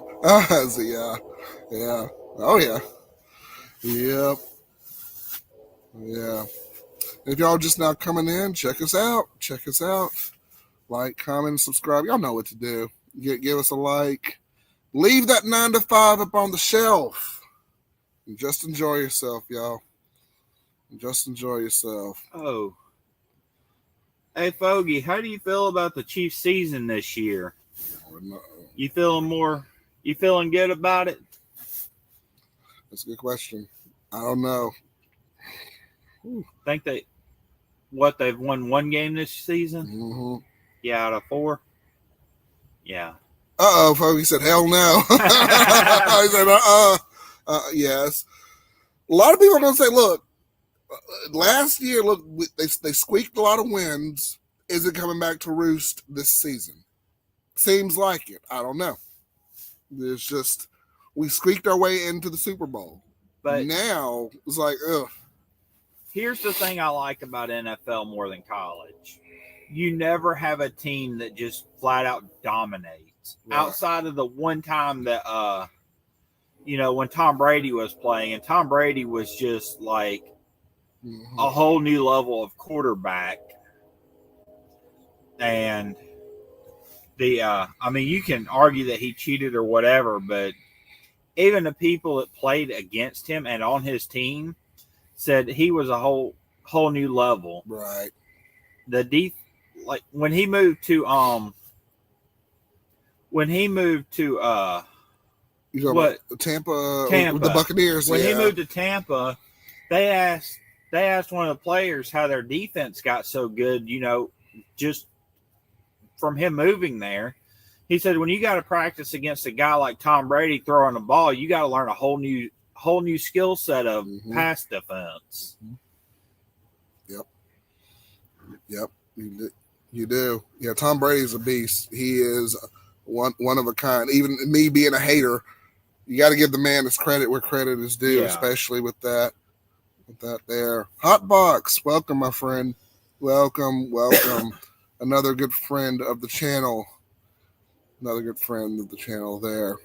I think I don't think you should be smoking cigarettes in black and white. Well, cigarettes give off a whole different thing to me than cigars. They give off a whole different scent. They give off a whole different vibe. They're just a whole different thing. I don't believe they belong in a cigar lounge. I agree. Black and milds may be a little iffy to me. I don't consider black and milds a cigar. I don't really either. Yeah. They're really a cigarillo, which is kind of the blend between cigar and cigarette, right, which is what they're defined as. But smaller version. I wouldn't consider them a cigar. I agree with that as well. Yeah, I think some people will come in who aren't cigar smokers. Like I think a long time ago when I was working in the cigar lounge, there were a couple of ladies who came in and they're like, "Can we just smoke a cigarette in the lounge?" Which I'm like, I don't care, I don't mind, but it's like, But yeah, I agree. Pretty much what Hawkeye said. Yeah, it's just smoke your premium cigars in a cigar lounge. Yeah. Like that cigarette. And it's crazy. I tried a cigarette in college, and I'm like, it is a whole different feel, and it's just I'm like, this is not good, But I'll smoke cigars all day, but cigarettes, the actual it's just it is a different feel. It's a different. It's just a different embouchure, different demeanor, and just a whole. I don't know. There's a whole thing, but I wouldn't. But yeah, some lounges like Z, like you were saying, they do frown upon it. But it just depends on where you go. Some people like it, others don't. But personally, I don't care.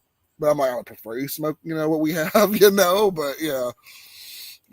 Here's my thing. If a woman walks in with her husband and he's smoking a cigar, yeah, and she says, "Can I smoke my cigarettes?" I'd be more okay with that than just a group of people walking in to smoke cigarettes. Okay. Because if they're walking in to smoke cigarettes, they just came from down the road, down the, couple of stores over shopping them. Yeah. It's illegal to smoke in a lot of areas on the street, so they came in there to smoke a cigarette. Right, they're just trying to get it in. Yeah, they're just trying to get it. And I feel sorry for them. I mean, and that is a place that you can smoke. But at the same time, you're not bringing the company any profit. And you're not. Right, you're not really going to fit in there. Some places, I know some cigar shops do sell cigarettes. Not most of them don't, but some do here and there. Actual cigar shops that aren't just depots. Yeah. So it's to each their own discretion, but I wouldn't, And Foggy was saying cigarette smokers, they can sit at the bar, right? Yeah. And they can smoke and they can have a drink or whatever, But yeah.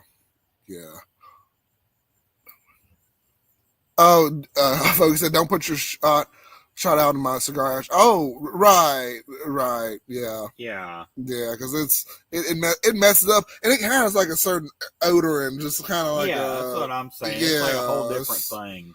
Yeah, but even people that are smoking a cigar tend to have a certain vibe with them that when you're smoking a cigarette you don't have. When you're smoking a cigarette, you're doing it for the craving. I mean, there's absolutely no good flavor in a cigarette. You're just You're just doing it literally for a nicotine craving. Right. When you're smoking a cigar, you're looking for stuff. You are there to relax. You are. That's true. Yeah. Cigarettes seem like more stimulating. Like if you're like, hey, I got to take a smoke break before I go back inside, and a lot of people did. I used to work in sales, and there's a little place outside of the office. People just walk around outside, they smoke the cigarette, and they come back in or whatever, and they just get back and do the second half of their day or whatever. Yeah, but cigars, you just go, you relax, you reflect. Yeah, you do, and that's what I like about it. So yeah, cigarettes. I mean, there are some flavors, cooler flavors, but I just don't. But it's. You will never smoke a cigar for time. You always do cigars when you have plenty of time. Yep. Or you will clear out plenty of time. A cigarette, you'll try to hit.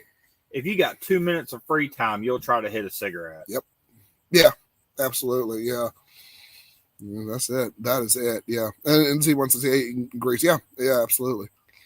Absolutely. And Hotbox says, I have to shop my friend ran no cigs or vapes, even though it was a sports bar. Okay, and cigars only. Yeah. I like that Hotbox. Yeah, absolutely.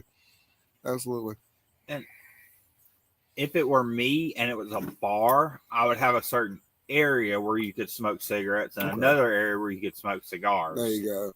Try to keep them separated like that. Yeah. And there are rooms in certain places where you can exclusively smoke cigars. And then like Foggy was saying earlier, you go to the bar. Yeah. You smoke your cigarette. Because there's actually even the place on 280, not the Cigars are More 280, but there's another place, people, they'll smoke cigarettes at the bar and everything, and they'll enjoy their drink and whatnot. But yeah.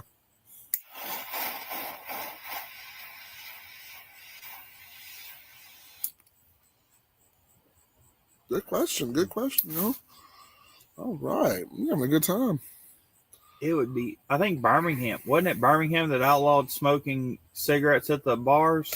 Yeah, you have to be 8 feet, I think, away from the bar area. Yeah. And you can't smoke around that area. Yeah. It's what I don't know. It's like you go into everybody goes into a bar, smokes almost. Damn near it. Yeah. Yeah, it was a weird. I'm like, what? Like, yeah, I don't know. It was something ridiculous they passed. And I said, come on now. You're not going into a bar for your health. No. Lord, even the food there, Lord. You ain't going. You're going to, relax and have a good time. You can smoke in, and Pokey says you can smoke in bars, Blue Springs, as long as they don't serve food. Yeah. Okay. Yeah. Well, see, here you can't smoke in a bar at all, or so close to the bar. I don't know. I don't know what the specific law is. I don't smoke anyway, except cigars. Right. I think if it's maybe a cigar bar, maybe. It was a cigar lounge. They have to let you smoke because that's the whole purpose of this. Right. Place. If it's a cigar lounge, but like if it's like if you were saying, if you have food, or if it's an actual bar with food or whatever, you can't smoke there. Yeah. That is something I can't stand. Smoking while I'm eating. Like somebody smoking while I'm eating. I can't stand that. Like it's different. Like when we're in here and I go grab me something to eat and come back in here. Right. Because I know what I'm walking into, but I don't grab a real meal. I just grab a quick snack. And some people, some people around you may not smoke at all, and you're smoking, and then it's all around them, or they're eating, and those bars can usually get pretty packed and stuff, and so it's like, well, yeah. I've had people like I'll be eating with them, somewhere, and they'll just light up a cigarette. Mm-hmm. Like, damn, I'm eating, dude. Yeah. Some people, some people like eating. I don't eat, when I smoke a cigar. I'll have a drink, but that's it, really. I don't have anything at all. It's just like whatever, I don't eat when I smoke a cigar. I like to eat after I smoke a cigar. Kind of, especially like tonight. We'll usually smoke 2, so I'll eat something between. It kind of clears my mouth up a little bit. Mm-hmm. Yeah. Fogey says that we all smoked cigarettes in the 70s. It was fashionable. Doctors smoked in hospitals and on planes. I think you told me that, Fogey. Yeah. And actually, I was watching, it was like, just, y'all know, I'm like cigars. I like game shows. I know Hawkeye pokes fun at me for it, but I watch a lot of game shows. And I was watching a documentary. I don't remember which game show it was. You had to learn something somewhere. You didn't learn anything in college. I learned something. You only went to Huntington. Yeah, hey, look, I got a job out of it. Look, it's something, okay? So they can be like, look, we have a successful alumni. Hi, Well, if y'all want to call that success, that's fine. I'll take it. I'll take what I can. But there was, what game show was? It was, it's not on TV anymore, but they had on the front panel where the contestants were, it was a Marlboro, yes. But it was a big marquee right where the contestants were, the booth was, and it just had a Marlboro, like the label and everything. It was an old game show, like back in the 70s, I think, and it just had the big marquee there when they were on there. But yeah, it was big on it. I remember those commercials. Back in the early 2000s when NASCAR flipped their sponsorship from Winston, there was some big stink over that. A lot of people were kind of upset about that because Winston had been the sponsor of NASCAR since NASCAR started. Yeah, I remember Winston was always the Winston Cup. Mm-hmm. Yeah, Winston was huge too. Yeah. Yeah. Marlboro and Winston. those really thin, what do they call American Spirits? The thin cigarettes too, the really skinny ones. They used to sell those too. But yeah, they were big back in then. Yeah. Fogey, do you remember the old cigarette commercials where they were like the Flintstones advertised cigarettes and all that? The 120. Yeah, the 120. Yeah. Hotbox says I like the local Gold. You probably meant Gold. Oh, this says golf. Okay, they're on their on-site restaurant. Let me smoke a cigar on their back patio. Ordered some food, then ate. Then smoked a stogie. Yeah. It just all depends on where you go. But, well, if you're on a patio and there's not a lot of people around you, they probably really aren't going to care too much. There was a place too. Well, it was before they started doing the 8-foot rule back in college. There was a little jazz place next to the campus. I'd go in sometimes. I'd listen to some jazz music, smoke a cigar in there. That was nice. But then they outlawed. Yeah, now you can't smoke inside anymore. But yeah. That was. Excuse me. But yeah. But yeah, a lot has changed. Yeah.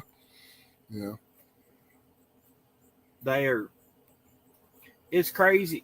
To me, it's crazy because it's like you can't smoke cigars. They're making it harder on cigarettes and cigars. Oh, yes. But they're legalizing marijuana. Like you can smoke marijuana all over the place, but you can't smoke cigars. Fortunately, Alabama hasn't gotten into that yet. But I was like, not here. The thing is, not here. Marijuana causes you to do stuff that is, questionable. Cigars, all they do, if you're smoking it in the open air and not around kids, I'm very against smoking around kids, but around adults, they know if they don't want to be around it, get away from you. Right. And I don't feel that's right. Right. Marijuana does as much damage as cigars. There's a lot of brain damage, and actually they put if you smoke a lot of if you have it for medicinal purposes, then it's not as bad as long as it's within doses. But if you just like a straight up pothead or something, that stuff does have long-term implemental brain damage to the point where they have like small. I've even read certain cases and studies where they'll have like small holes in your brain if you do it so much. So it's like, it's still,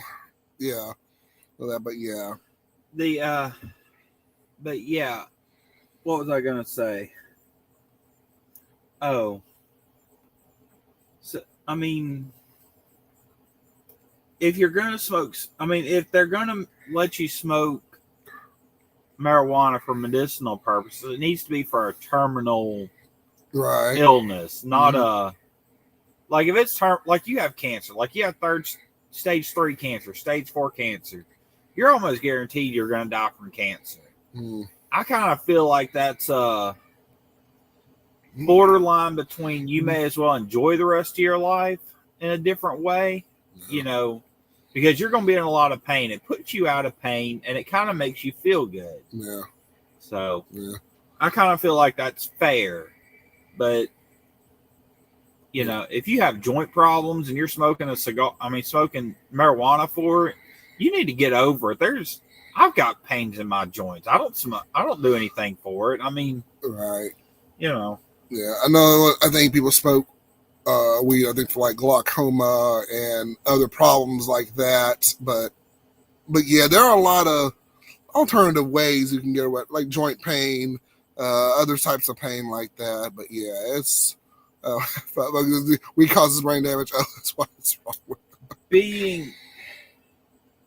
Hotbox says I'm a huge proponent of weed, but I don't. Yeah, no one under 25. Yeah, I'm okay. That's believing in liberty is different than putting out there what you know is harmful. There's a certain point to where you have to say this is more damaging to society, and like we've been saying, it causes brain damage, it causes issues. A lot of people that get on it end up on, or some people that get on it real heavy end up in, mental health facilities and on disability. Not everybody, but there's a lot of people that say, like when they're 20, say, oh yeah, I'm having a great time. I do this. I smoke all the time. And then when they're in their 40s and 50s, end up in mental health facilities because they've got all kinds of mental issues or brain issues from having smoked so much marijuana. And some of the time they can't hold a job. Mm-hmm. Sometimes they can't. There's just. If you're honestly doing it and holding a job and never, do it for 40 years and you're fine, you're very rare, super rare. You might do it once every 6 months and hold a job and be fine, but not every day. Every day might be, yeah. And it's something that you chase. Everybody says it's not addictive. Then why are you doing it all the time? The longer you do it, the more often you do it. It's addictive. It is addictive. Yeah, it is addictive. Yeah. And C1 says, "Do you like Churchill cigars?" If you mean Churchill cigars in the sense of like the size of it, C1, I like it. This one is a Churchill cigar, the size that we're smoking on. But I don't know. I think there might be some Winston Churchill brands. Actually, Hotbox, yeah. I don't drink beer. I do not drink. He really doesn't. Like right now he paired it with a regular Coca-Cola. Yeah. Like that he has the size. Yeah, Z1 the size. Yeah. If I can get a Churchill size Z1, I like a Churchill size, but I don't usually like do a Toro with most of my cigars as far as the size goes. But yeah. And like Foley said, weed as a medicine is very effective for a lot of ailments. Sure, I would rather do that than some fucked up pharmaceuticals. Yeah, that'll kill your liver and your kidneys. Now, that alternative, I do agree with that to a certain extent too. There's some really bad pharmaceuticals out there too. What was it? They had Fen, Kentucky Fen, which was really bad. And they had another one that was another case study that was bad too. That doctors were doing like under the table with like dealers and things like that. They were just trying to make a profit off of it. But there are certain reasons that you'll need certain weeds, and even the oils, and such, are good for ailments and things like that. I think even UAB, where I used to work, were trying to implement some of that into some of their practices and such. But yeah. That makes sense. Okay. You cannot find a good chemical to stick in your body. Your body was specifically designed to take in nourishment like food. And a lot of the problems that we have comes from the foods that we're putting into our body. They're highly treated. They're highly engineered and all this other stuff. That's where I feel like a lot of our problems are coming from nowadays. A lot of corn syrup. Yeah, a lot of stuff. Yeah. We're not eating like whole natural foods. Even places say it's a whole natural food. Oh, it's definitely not. It's usually not. No, organic apples. Organic. That's why. That's why I'm thinking. That's why, in my opinion, the people like those guys in China that live to be 103, 105. Mm-hmm. Look at what they're putting into their body, not what they're. The meditation doesn't have near as much effect as to what they're putting in their body. No, everything they are putting into their body is just a completely natural, clean food.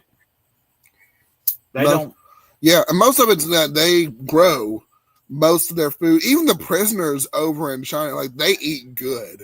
Like, yeah. I mean, like, very. I wouldn't say they eat good. They eat healthier. Yeah, they eat healthier foods, even in the prisons and stuff over there. The Asian people have a longevity. Yeah, a huge longevity. You don't see a lot of fat Chinese people. Not a lot, but no, I mean, not even in America. You don't really. Not really. Yeah, I mean, yeah. And I'm sorry, I'm gonna go back to hot box, but Fogey says the FECO, the oil, the FECO oil is good for severe pain. Yeah, just the medicinal oils that you can use on there too, and are good for pain and things like that. Hot box says if you don't drink, then can I have your opinion unchallenged? I still stand by what I said about booze drinkers having no right to say anything about treating weed any more strictly than booze. Okay. I will agree with that to 90%. I would say that the only problem I have with that, and I know it's kind of a weak argument, that alcohol is so ingrained into our system. Like marijuana was only used by Indians, like Native Americans. When I say Indians, I mean Native Americans, for religious practices up until we came over here and got it. Pretty much got it.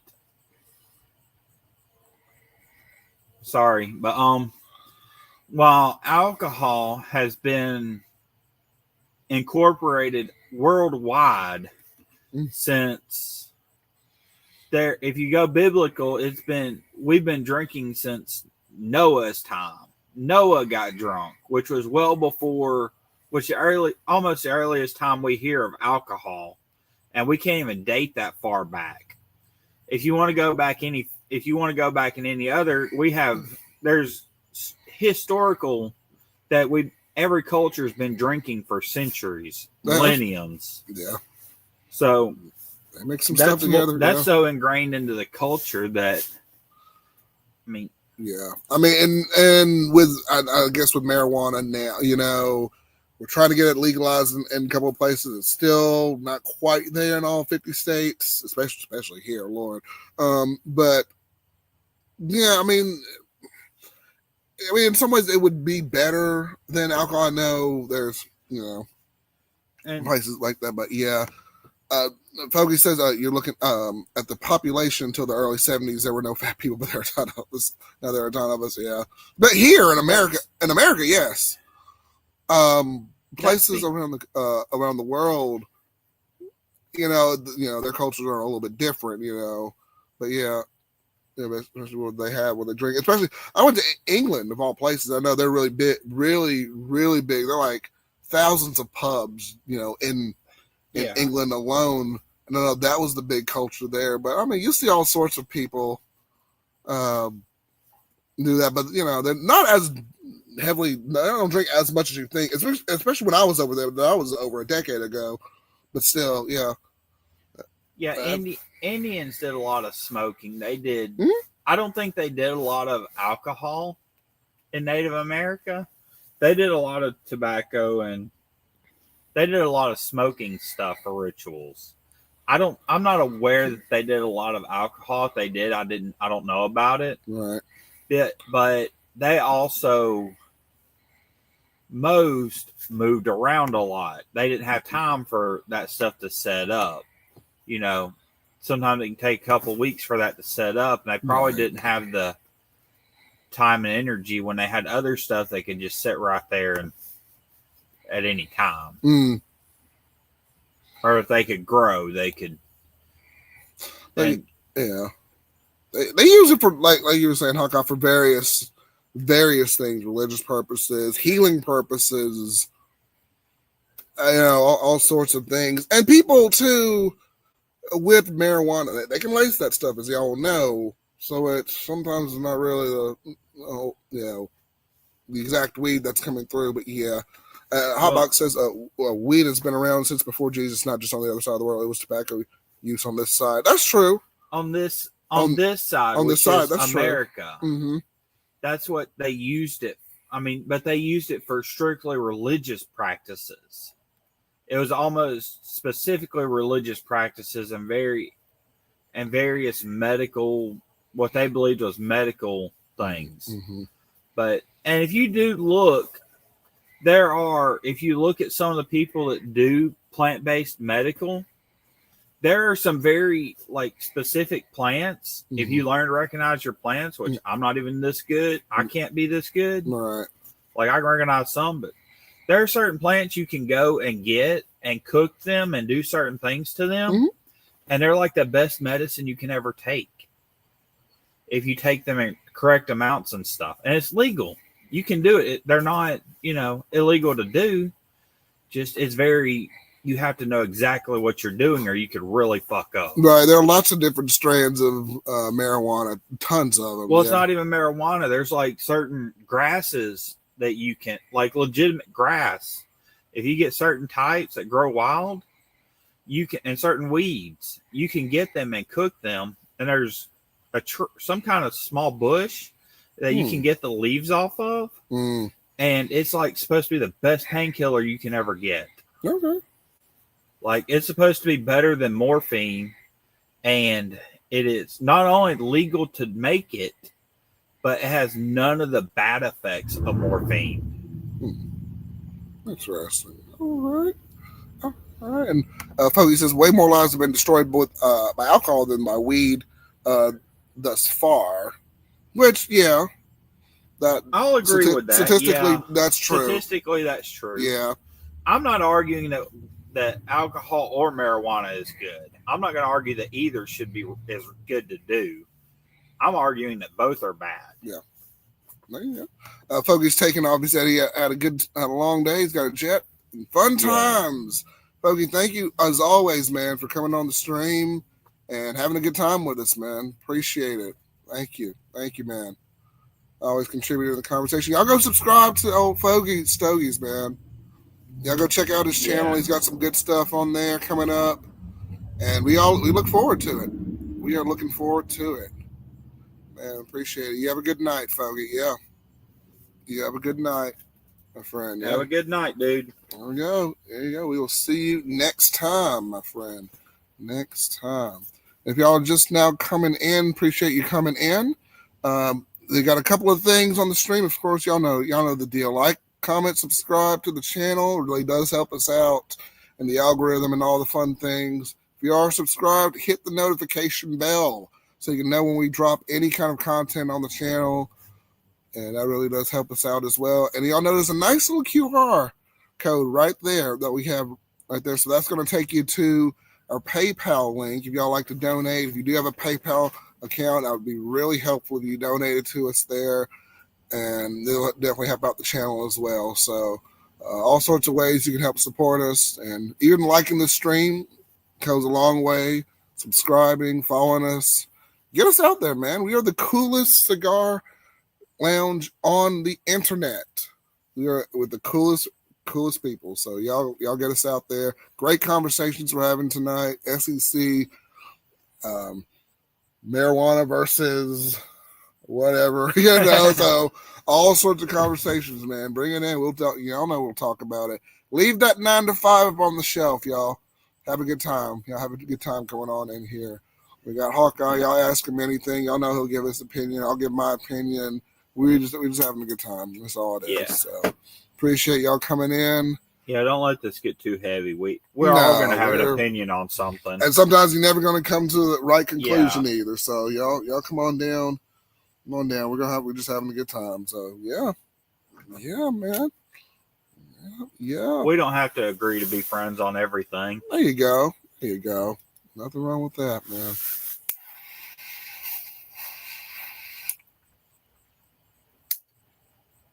There you go. And if anyone's watching, we are smoking on. I'll show it one more time. This is the Camacho Corojo cigar, the infamous since 1962 there. So we're going to smoke on that. We're just having a good time. Churchill size cigar. So we got some new people coming in the chat. Appreciate that. Y'all give us a shout out there and holding down for the late night hour as always. Ray Cigar Lounge. We are doing our live shows 9 p.m. Central Standard Time on YouTube. And we are also streaming, as y'all know, on Facebook. So y'all check us out there. So tell your friends, man. Tell your friends, jump on in. Have a good time.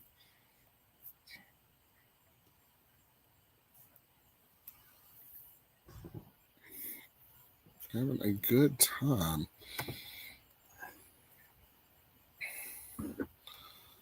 Good time. All right. I don't know what's going on over there. Shoot. Yeah. Some people had some good SEC days. Others did not. But I might be the other that did not. But the important team won. Oh, look, Cam Newton, he said, even about Auburn, is just like, you know what? Auburn is Alabama's stepchild or younger stepbrother. I think he said that one time in an interview, and I'm like, man, you played for us.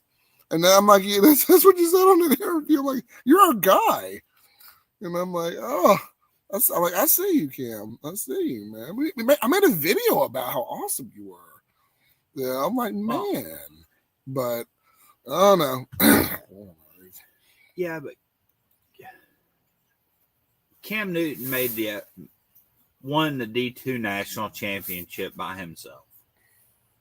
Cam Newton won the D1 national championship by himself. Yeah. Cam Newton almost won a Super Bowl by himself. Oh, yeah. So, yeah. Matter of fact, if it wouldn't have been for Von Miller, he would have won a Super Bowl by himself. He played well in that game. He did. And as well as he could have, yeah. Von Miller in that Super Bowl, you remember that Super Bowl? I do, yeah. Von Miller scored more points by himself than the offense. Yeah. Just by sacking Cam Newton so much. Oof. And getting in the backfield. He was disruptive. Yeah. And that's kind of what I'm hoping Green Bay has with picking up Micah. Micah is he's a defensive end. He's basically Von Miller just recreated. He gets in every quarterback's head. You got the double team and triple team. He's still in the backfield. Oh yeah. And if they're triple teaming him, they got somebody uncovered. They can't triple team him. It has, so I mean, he's all in their head. That's how they do it, man. That's how they do it. They run it and they become successful with that. Yeah. Yeah. That's it, man. A lot of psychological warfare in the game of football, as well as physical warfare. But yeah. Hotbox says, I just feel personally that last sentence in the Pledge of Allegiance is the most important line of any government thing. Liberty and justice for all, not just this group or that group. No, I agree. Yeah, liberty and justice for all. Yes. Yes. All inclusive. Yeah. And I believe that. I'm for equality. But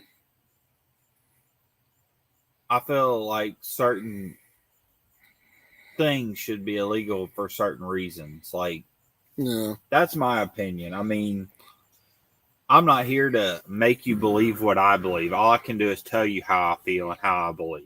There you go. You went, yeah. I think my mother-in-law puts it best when she says, "You know what? You do you, but you do you over there." Yeah, it's not even necessarily you do you over there. I mean, if we disagree on one thing, that's not going to make me hate you. I'm not that way. That's good. You need more of that. Yeah, you really need more, especially in this climate in our generation in the world we live in. It's just. I disagree with what you've done. Yeah. And a buddy of mine in college, I think we disagreed on certain religious tenets. And he was like, I'm done. I'm unfriending you. I'm like, what? We were friends in college for years. We drank together. We partied together. We were in the band together. And you're like, dude, I said something you disagree with. And you're like, really? Like, you were my boy, man. Like, you hung out. We did all sorts of stuff. And I said one thing and disagreed with. Gone. I'm like, really? But yeah. Only time I'm going to be like, I'm not dealing with you anymore is when you try to make me believe or me do what you want. All right. Like, the gender thing is the best thing I can think of. Just because a guy wants to be a girl don't mean I'm going to say, hey, girl. You're still a guy. I mean, To me, you're still a guy. That's my belief. That's my opinion. Okay. Don't try to force me to call you a girl or call you whatever you want me to call you just because, and get mad at me for calling you what I believe is right. Okay. So. Interesting. Okay. And yeah, you do have a lot of people, like you were saying, I guess this happened a couple of years ago. Now you got your pronouns, you got all sorts of stuff. And by the way, my subscribers, if y'all, that's fine. Y'all do you. We still love you, but it's like I'm still getting used to it because even when I used to work my previous job, one of my managers was just like, you know what? You can put your own pronoun in like the Microsoft Teams thing. Like, you can do it if you want to. I'm like, I'm just a guy. It's just me, but you can call yourselves a group or a collective or. Because some people would call themselves we, they, us. And I'm like, wait, you're like, woo, where? I'm like, wait a second, If the biggest problem you have with this world is what somebody identifies you as, then you have no problems. I mean, if that's your biggest problem, then you're living on top of the world. You need to realize that. That's your biggest problem. You're living on top of the world. Yeah, either that or you need to get your priorities straight. I do agree with that. Yeah, because I'm like, it's you want to say it's like, okay, you're you, but it's I don't know. It's still, we have a family member. Who wants to be called something certain. And this person will get very upset if you don't say they. What she wants, yeah. Yeah, and I'm like, hey, girl, what's up? Like, don't call me that. What I don't even know what she said. It was something like that. And I'm like, oh, okay.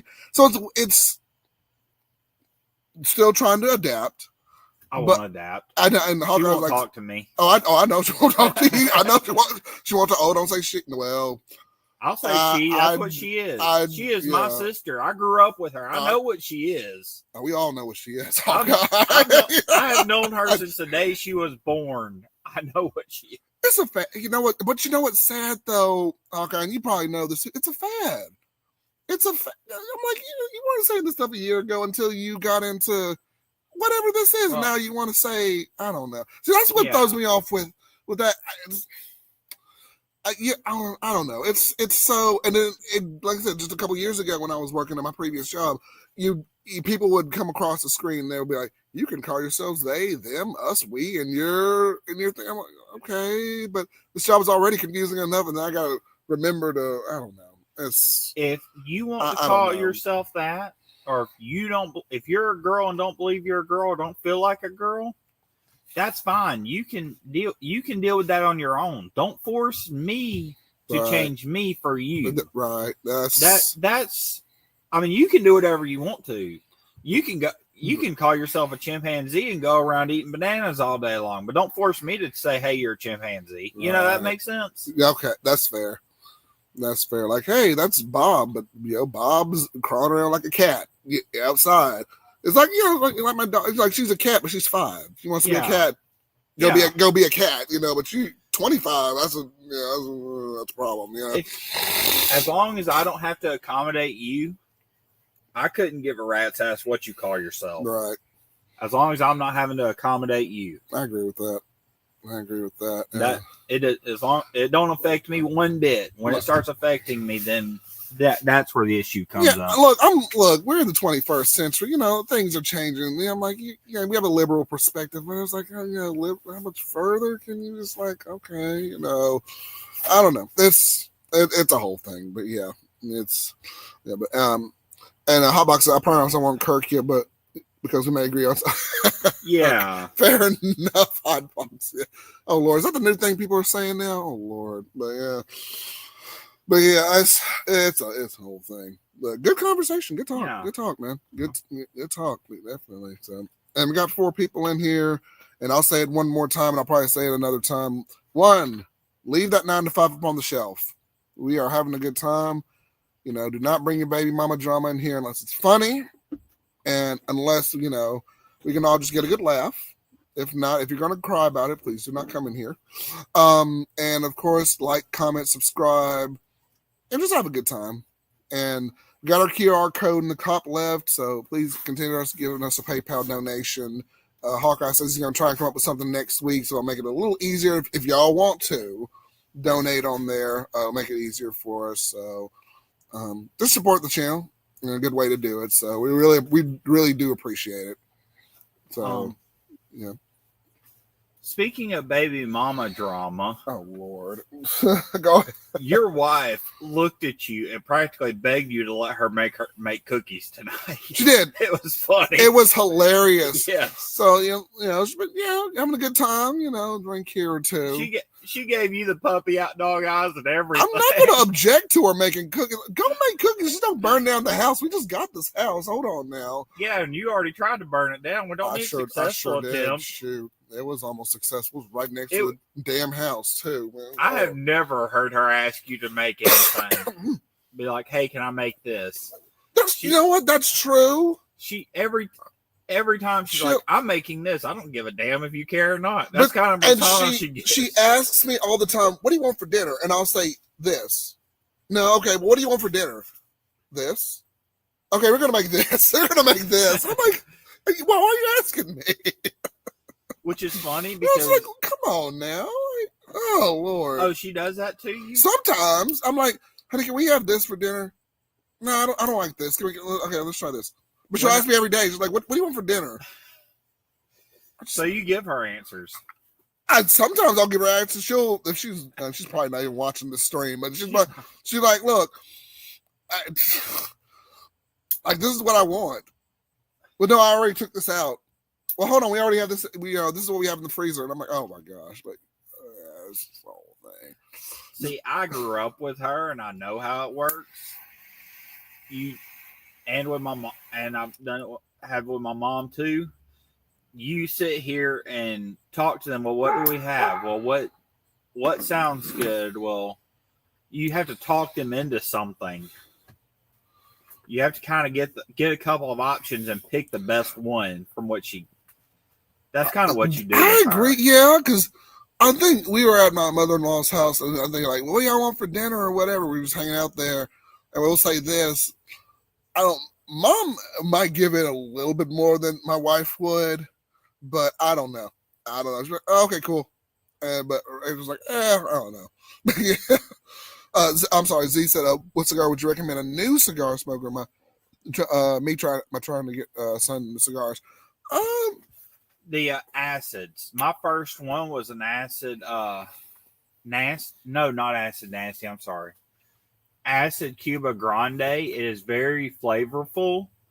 It is a long smoke. It is an easy smoke, and that will really get you into it. That was my first cigars, and I love them. But any acid, especially a Maduro. Okay.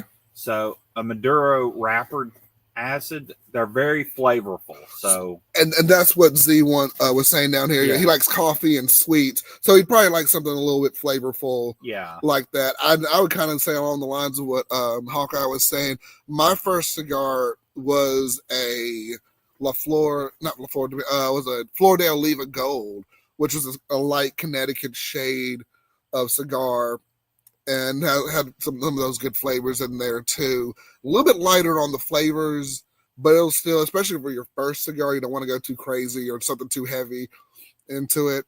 So that's what I would recommend, something like that, or like Hawkeye was saying, an acid cigar as well. So yeah. And Hotbox says if you like strong or not super sweet and creamy coffee, and eating steel and spicy foods, the proper recommendation would be different if you like sweet lattes and eat salad. So it does depend, on what you do eat and what you do consume. That's probably what the type of cigar you'd want to go for. And there are all sorts of suggestions, but those are just a few. Yeah, I feel like if you're just smoking your first cigar, you want something extremely flavorful, not something that the flavor is very obvious. Right. You don't want a heavy, heavy smoked cigar. Like even these, I wouldn't. If I'd have smoked this my first time, I probably wouldn't like them that much. Right. I probably wouldn't smoke cigars. I think this one, the Camacho you got, this is about a medium strength cigar. So yeah.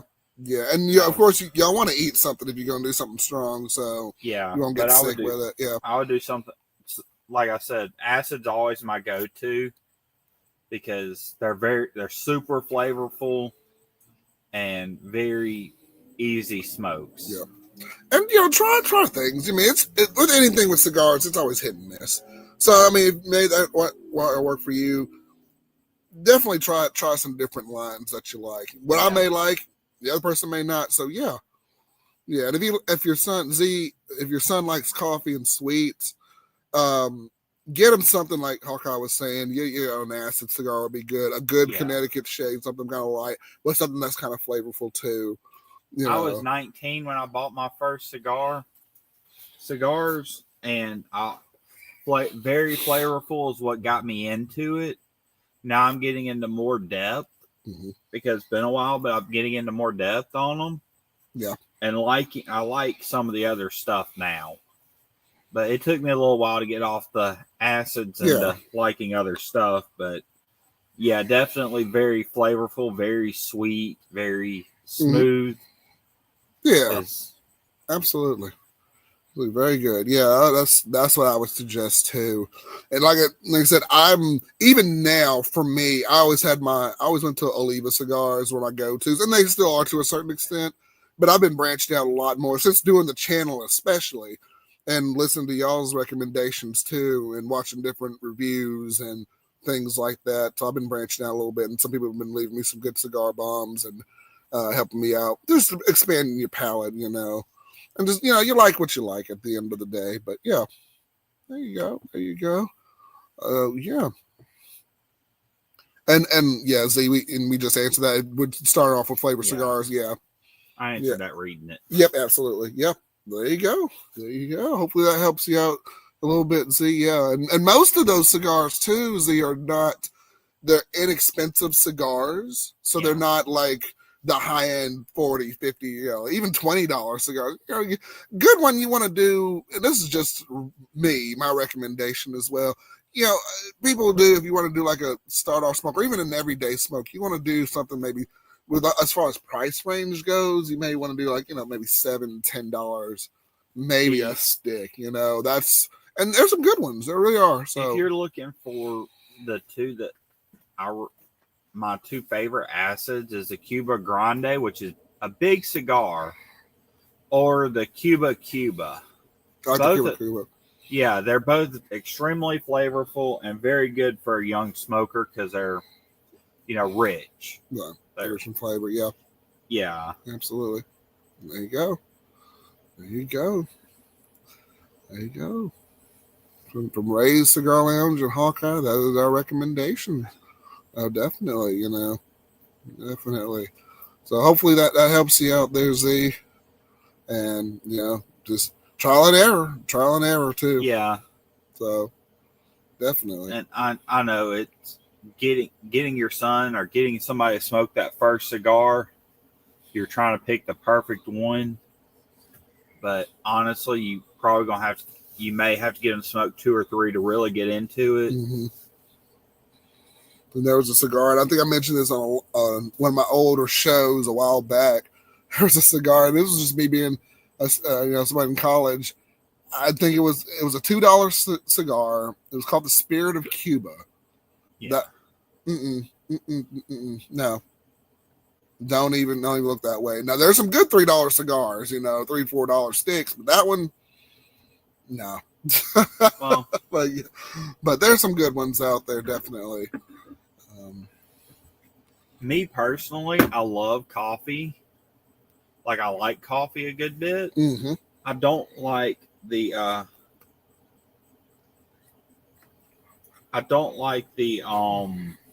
coffee cigars. Okay. They taste more burnt to me. Okay. That's just me, but they taste more burnt. And I just don't like coffee cigars. That's fair. Yeah. That's fair. Yeah. Sometimes it doesn't necessarily, I guess, match up with the taste. Yeah. Some as often, and there are certain brands that do have their signature flavor notes and blends that they have. So it's just start with some good ones, have a few go-tos, and then over time you may want to branch out a little bit and do, even when I worked at the Cigar Lounge, the manager was just like, I'm just gonna give you like just a various amount of cigars from various makers, and you just kind of smoke them down, tell me what you think about it. And I said, this one's okay, and that one's like, I'd put that one down. I smoked this for a game day, I smoked this one for various reasons and all sorts of stuff. So yeah. Z says, I let him try mine. He almost died. Oh Lord, Z, what did you get him? Z? Yeah. One thing about a new cigar smoker, you're gonna have to tell them not to inhale, like breathe lightly when you pull it in. Just do the retrohaling through your nose. So that's when if you still want to get all the flavors and everything, or everything that comes out of that certain stick. So I can't do the retrohaling. Smoke coming through my nose just like kills my sinuses. Yeah, if you're smoking it, if you first start smoking the cigar and you retrohale through your nose, it usually stings your sinuses. I feel over time as you're smoking that cigar, maybe, I don't know if you'll get used to it, but then if you retrohale, it's not as bad if you go throughout the cigar. That's just me. Maybe I've just been doing it a while. I don't know. But that's one thing. But I've met people that smoke cigars that, like when they're smoking a good cigar, every 4th, 5th hit, they'll take a deep hit of it. Mm-hmm. Like just inhale as much as they can or whatever, like a cigarette. And they'll just... I wouldn't do it as a cigarette though, but yeah. But I bet people would do that. I mean... Yeah. No. That's all good. Good question though, Z. Yeah. Hopefully you'll find find a good stick, and everybody. I know everybody here in the chat. They'll give you a good recommendation, as we will. So yeah, no doubt, no doubt. No doubt, man. Keep the conversation going. They're having a good time here, just hanging out here. So yeah, no doubt, no doubt. Oh, Michelle. Oh, thank you, Michelle. You always sharing my content. Appreciate you. Yeah.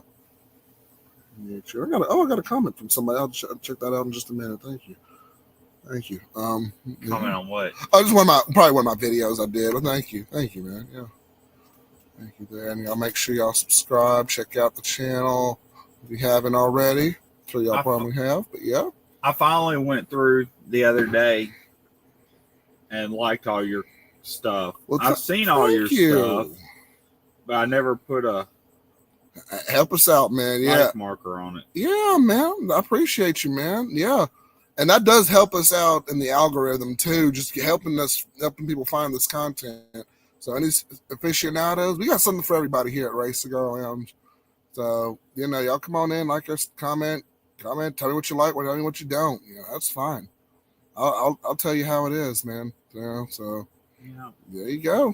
There you go, man. There you go. All right. Good conversation. Good conversation. Good times. Yeah, I'm almost down to the latter third of our Camacho Corojo cigar here.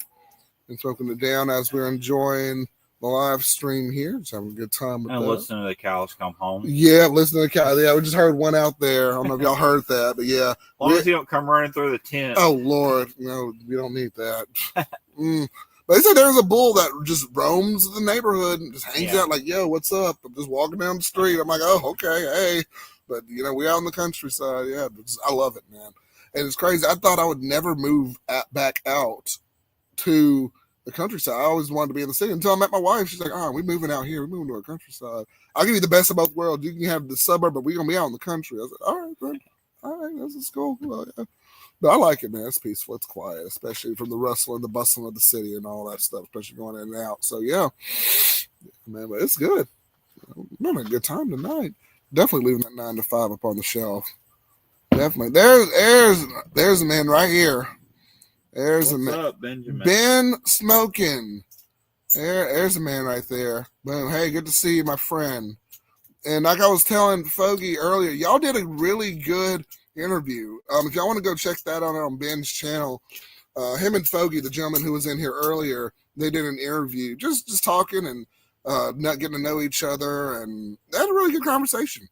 So y'all go check that out on Ben's channel.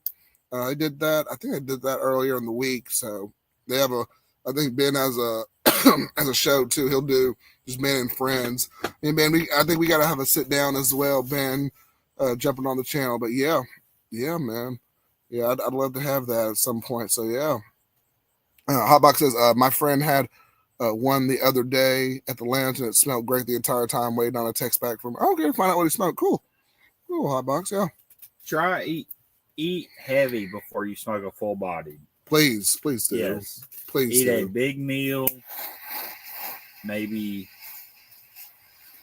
you eat a good Sunday night dinner and then you smoke that. Yes. Yeah, do not go on an empty stomach with a full body cigar. Please don't. You will have a bad time. Yep. And then you'll be like, cigars, no. Oh! Yeah, but yeah, please, yeah. Get you a full body. Especially with the red meat lovers, Laura, please eat something. Please. Smoke it kind of slow. Definitely don't rush that cigar. Yeah, y'all enjoy your time. Yeah, it's not a race. Yeah. But yeah, we just, Yeah, you read Z1's comment about he's got a full body. He's afraid to smoke. Oh. He's scared to smoke because full body. Yeah, and like Hawkeye was saying, just get you a full meat. And what's crazy too, Z, I was the same way when I started, even when I was doing the channel, I did a review on the Red Meat Lovers cigar. Y'all go watch that video, by the way. But that cigar was very full bodied, had a lot of strength to it. And I'm like, I'm mostly like a Connecticut guy. I could smoke those, kind of eat something, maybe not. I'll just maybe have something to drink with it or something. And those are good for me. But then when I had that one, the Red Meat Lovers, I had to eat I had some leftover Mexican or something I mentioned in the channel or on the video, and that helped satisfy me. But even after I smoked that cigar, that one put me out when I was done with it. I was like, I was laying on the couch, but not a bad kind of like put out. It was like a nice conclusion to that. But yeah, Z, I've not had the Man of War cigars. I want to try those also. I think we have a couple. I might have to get a couple for the show, but yeah, those I've heard those are really good, but I've not had one. But yeah, check it out, Z. Just make sure you're prepared for it. That's all. Yeah, that's really it. And just like anything you'll smoke, you eat something, you're pretty much good to go. I had one of the red meat lovers before, and you gave me one before. You had one. Yes. I smoked it. Yeah. Yes, those are incredible. I need to order a box because those are awesome cigars. I don't know. It might give my Astor a run for its money, but because it is good. Yeah, it's pretty good. Really good. Yes. Ben says he's smoking the Sinistro Mr. White Scala. It's very good, interesting size. Okay, yeah, man. Nice. And thanks to the show with Foggy was a lot of fun. Yeah, y'all did good. Y'all did really good. Y'all go check that out. Definitely subscribe to Mr. Ben Smoking there and Foggy. Excellent cigar reviewers.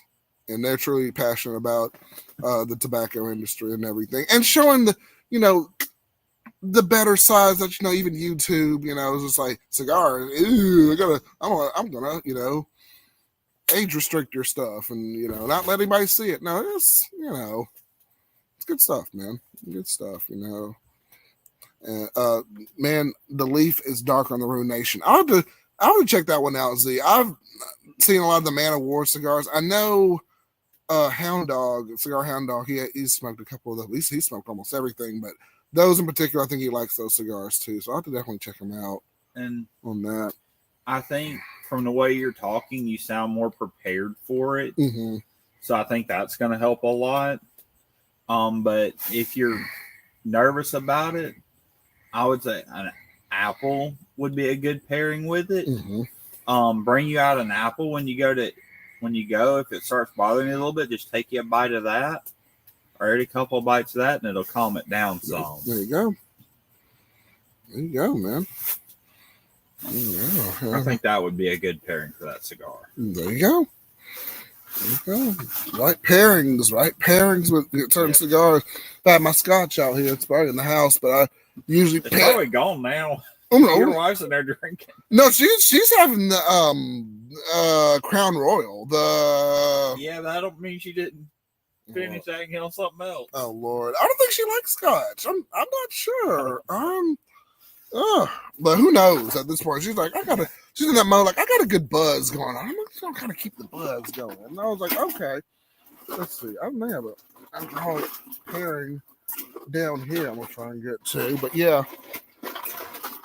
Got me a Experimento IPA. I'm gonna try that out here. I'm gonna crack it out on there. So I now went from non-alcoholic to alcoholic pairing. So do you mix and match? Do you find you something that works? But yeah, But I'm gonna say that there's a final boss up there. Yeah, okay, nice. I'm gonna say fruit. Any fruit you like, or kind of berry is gonna be a good pairing with cigars. Yes. Yeah, it has a lot of those good flavors. Yeah. That it helps with the cigar experience too, Yeah. If you're doing, and something else, Z, if you're doing something like you get a first time cigar, pair it with some water also, because you may get the full amount of flavors in there. And I said something on a live show a while back. I'm like, you shouldn't drink water with that. I kind of regret saying that. I put that in the live show a while back. Y'all drink you some water if you just want to get like the good flavors with it and everything, because that'll bring it out as well. Now, depending on what it is. Now, see, in my experience, like, I'll drink water, but I'll never drink water while I eat or smoke. Like, I had a water open, but I didn't eat it. I didn't drink it while I was smoking, because water, gets rid of any flavor or anything that I've taken. Like, it just, cleanses my mouth, and I don't always want that. Okay.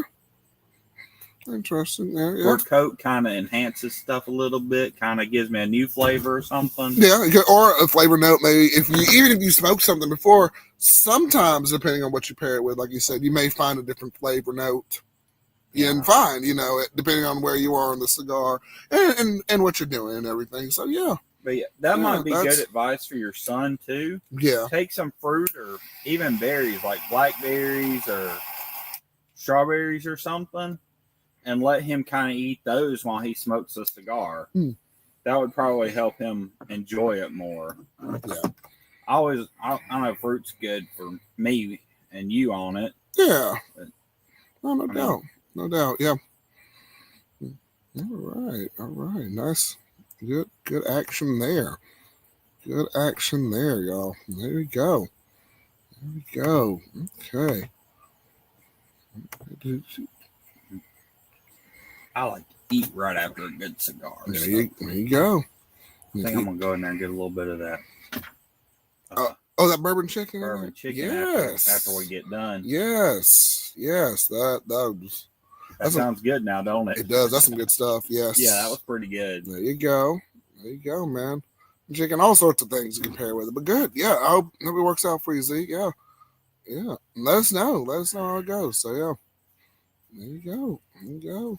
My mom said she was cooking bourbon chicken, and the first thought I got from bourbon chicken is the chicken like that you get that's grilled, that's cooked in the bourbon sauces, and that's what I thought. Okay. She was doing, because every bourbon chicken I've had, that's been the style it's been. Yeah.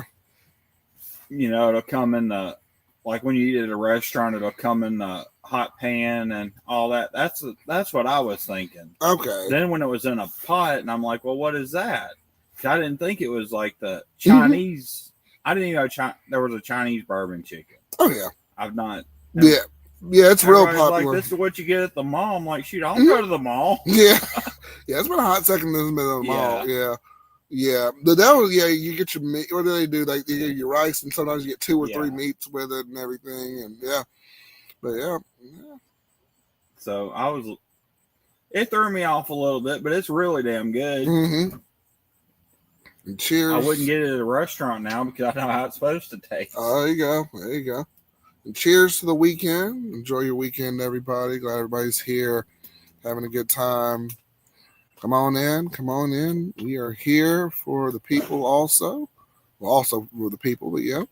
And if y'all are, I know, thinning out a little bit, but if y'all are still here, as always, y'all know what to do. Please give this stream a like and comment, of course, as y'all are doing, and subscribe to all our social media as well as YouTube and everything that we have here. If you notice right there on the screen, you'll see a QR code. Scan it with your phone, and it'll take you to our PayPal account. So y'all can give us a donation there and everything. And it really does help support the channel. So I appreciate that. Appreciate y'all coming on in. So yeah. Ooh, yeah, that would suck. I happened to get lucky with the because like I had nobody to guide me on what to pick on cigars. Me neither. Yeah. My first ones. Mm-hmm. And I just happened to pick something that was really good. I picked up the Acid Cuba Grande, which was my first cigar. I said that earlier. Yeah. And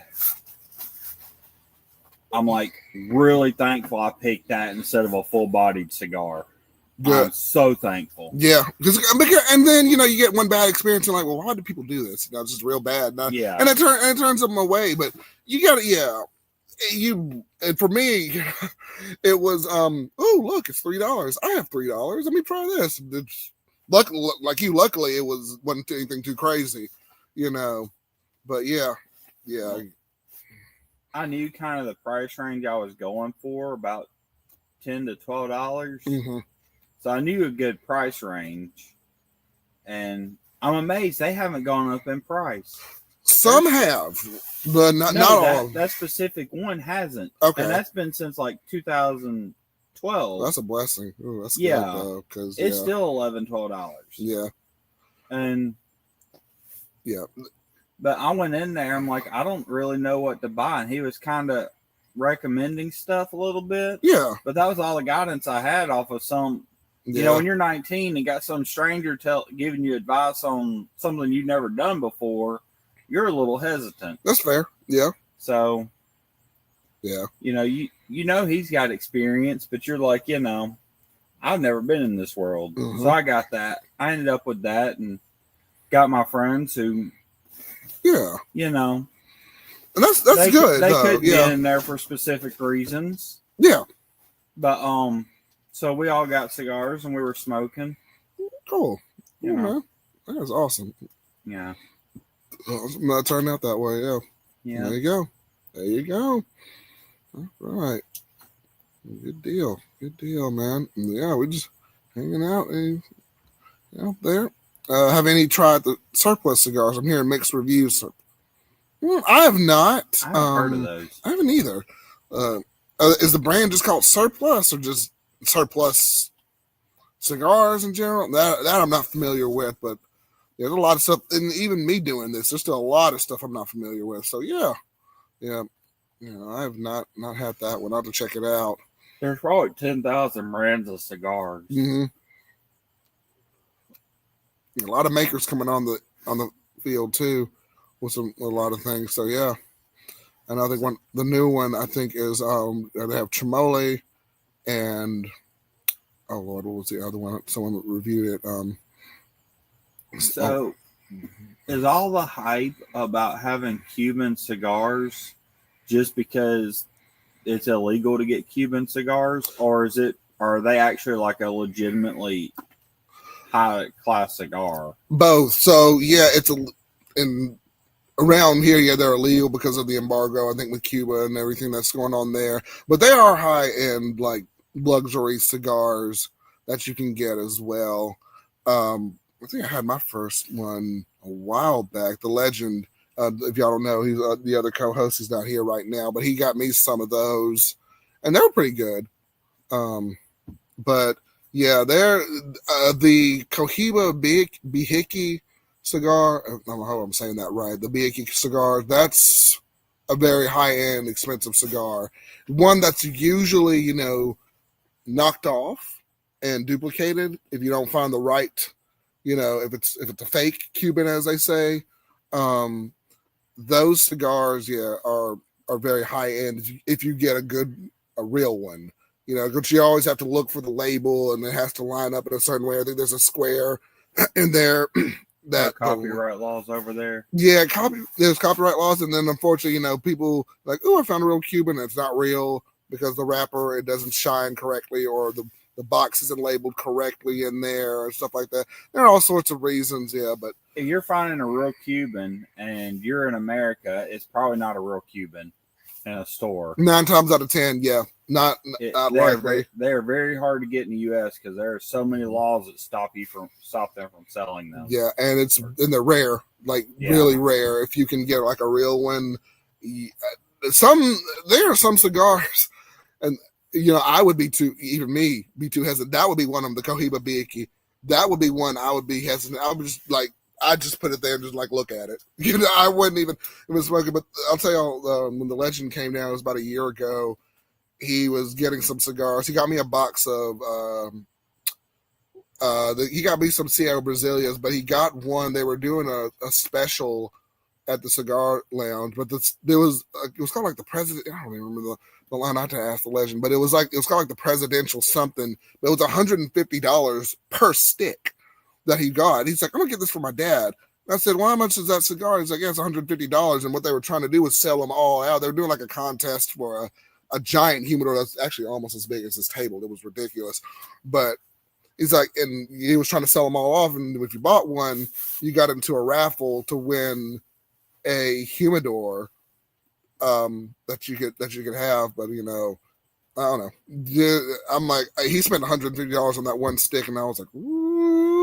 I said, okay, and I think it was a Churchill size, but I don't recall. But yeah, I was like, man, okay. Well, I will argue that if you're buying something like that and you're getting into a raffle, depending on how many people are going to be in a raffle, it might be worth it just to see if you can, because that humidor is probably worth $10,000, $5,000. It was up there, definitely. Yeah. And I was like, dang. I mean, it was a really nice humidor, smooth. It had like a nice, smooth outer top. I don't know if it was like not marble, but it was some kind of material. It was, but it was nice. So you got to figure if he had 100 Really of nice. those cigars, you're paying $150 to enter into something that's a $5,000 giveaway. Yeah, so or a 1% chance. So which one you buy? Yeah, definitely trying to get his money out of your back for that. For that. But I don't know. I think he bought one. Of course, he's like, I'm not going to be here. Like, Ray, you take it. I was like, okay, but I'll take the cigar. You take the entry. I was like, okay, no big deal. I don't even know what happened with that. I don't even know if they even sold out of all those. I don't know, but yeah, we didn't even hear anything else about it. So you won it and didn't even know it. I may have. I don't think I did because he's like, I'm gonna put your phone number. I'm gonna put everything on your receipt or whatever. But I don't know. Have you changed phone numbers? Mm-mm. Okay. I haven't changed phone numbers, so I guess somebody maybe bought 2 or 3. I don't know, because people are just very eccentric. They'll go in, get it or whatever, and come out. I just had 1 entry. Somebody may have had 5 or something. I don't know. Who knows? But we have a very stable family. Nobody in our family has changed phone numbers for 20 years. There you go. So he could easily find me. Yes. Yeah. And I know the owner of the shop. I'm like, y'all could find me. So yeah, but it was they'll do all sorts of contests and stuff. You should ask for a favor to win it. I should have, man. I probably should have asked the owner of the shop. Hey, you want to do me a favor? Yeah, really. Yeah, he was the clerk was so impressed. Like the legend, he dropped some stacks that day, and the guy was like, "You take whatever box." And they were just regular wooden boxes you can store cigars. I'm like, you take whatever. You spend like X amount of dollars in here. You take whatever box you want home. I said, I will. I picked up like 4 of those boxes probably in the garage in there. Just take whatever you want. He just had a whole box of empty cigar boxes. You grab whatever the hell you want. I said, great, I'll do that. So yeah, he was impressed that day. The funny thing is, don't use this part of the clip in any of your things. My mother don't know that I smoke cigars. Mm-mm. So the funny thing is, I went and bought a bunch and gave the boxes like they were, they come in the cedar boxes, the ones I was smoking. Yeah. And gave them to my grandfather. Well, when my grandfather moved in with my parents, he took all these cigar boxes with them. Yeah. And they're like, I don't know where these came from. They came from all over the place. Like, yeah, every one of them came from me, but nobody knows it. Nobody knows the big secret, y'all. No shit.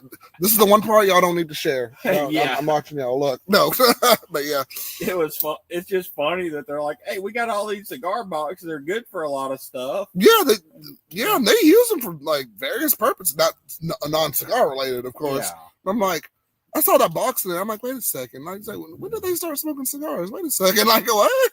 Like, is there something I don't know? And they're like, these cigars or these boxes have been here forever. Mm-hmm. Ray went in there and looked like, no, they're acids. I know where these came from. I'm like, who do I know that smokes acid cigars that I know? Oh, yeah. It took him like 2 minutes to figure it out. Oh, yeah. Yeah. Z says my mom doesn't know as well. Y'all don't tell Z's mom, please. Look. My mom would have Hi, Mom. No. My mom would have a come apart. Gosh, yeah. But it's weird. She'll support my channel in general. She's like, I don't agree with this, but if it makes you happy, and you're unwinding, it's good. And I said, okay. All right, fair enough. But yeah. And my wife was just like, you seem like you're more on, like, not on edge, but your senses are like sharpened when you smoke a cigar. You're like enhanced. I'm like, what do you mean enhanced? I'm like, well, okay. Like, it's like, you're more. Is that like certain things are enhanced or? Well, yeah, I'm like enhanced. I don't know, socially, conversationally. Socially, yes. She's like, yeah, you bring more to the table when you smoke a cigar, as opposed to when you don't. I'm like, well, that's really interesting. Like, oh, okay. So, but don't smoke it every day. But when you do, it's, you're more social, more open, more sociable. And I was like, okay, So that's why I like in one other way cigars in a sense too. So yeah. But yeah, there you go. It relaxes you. It does. You are such an introvert. Yes, I am. And Rachel is such an introvert. Your wife is. Yes, she is. That she is. She's come out a little bit more. She's doing some more social stuff now, and just recently, maybe over this past year or so, she's come out more like, hey, I'll go out and she'll go out and do more stuff. I'm like, oh, check out. I'm gonna go hang out with so and so. And I'm like, oh, okay, well, okay, cool. So, yeah, yeah. She will be social when she wants to be, but you're not just gonna talk her into it. And I think that Cub Scouts thing really wore her out so badly.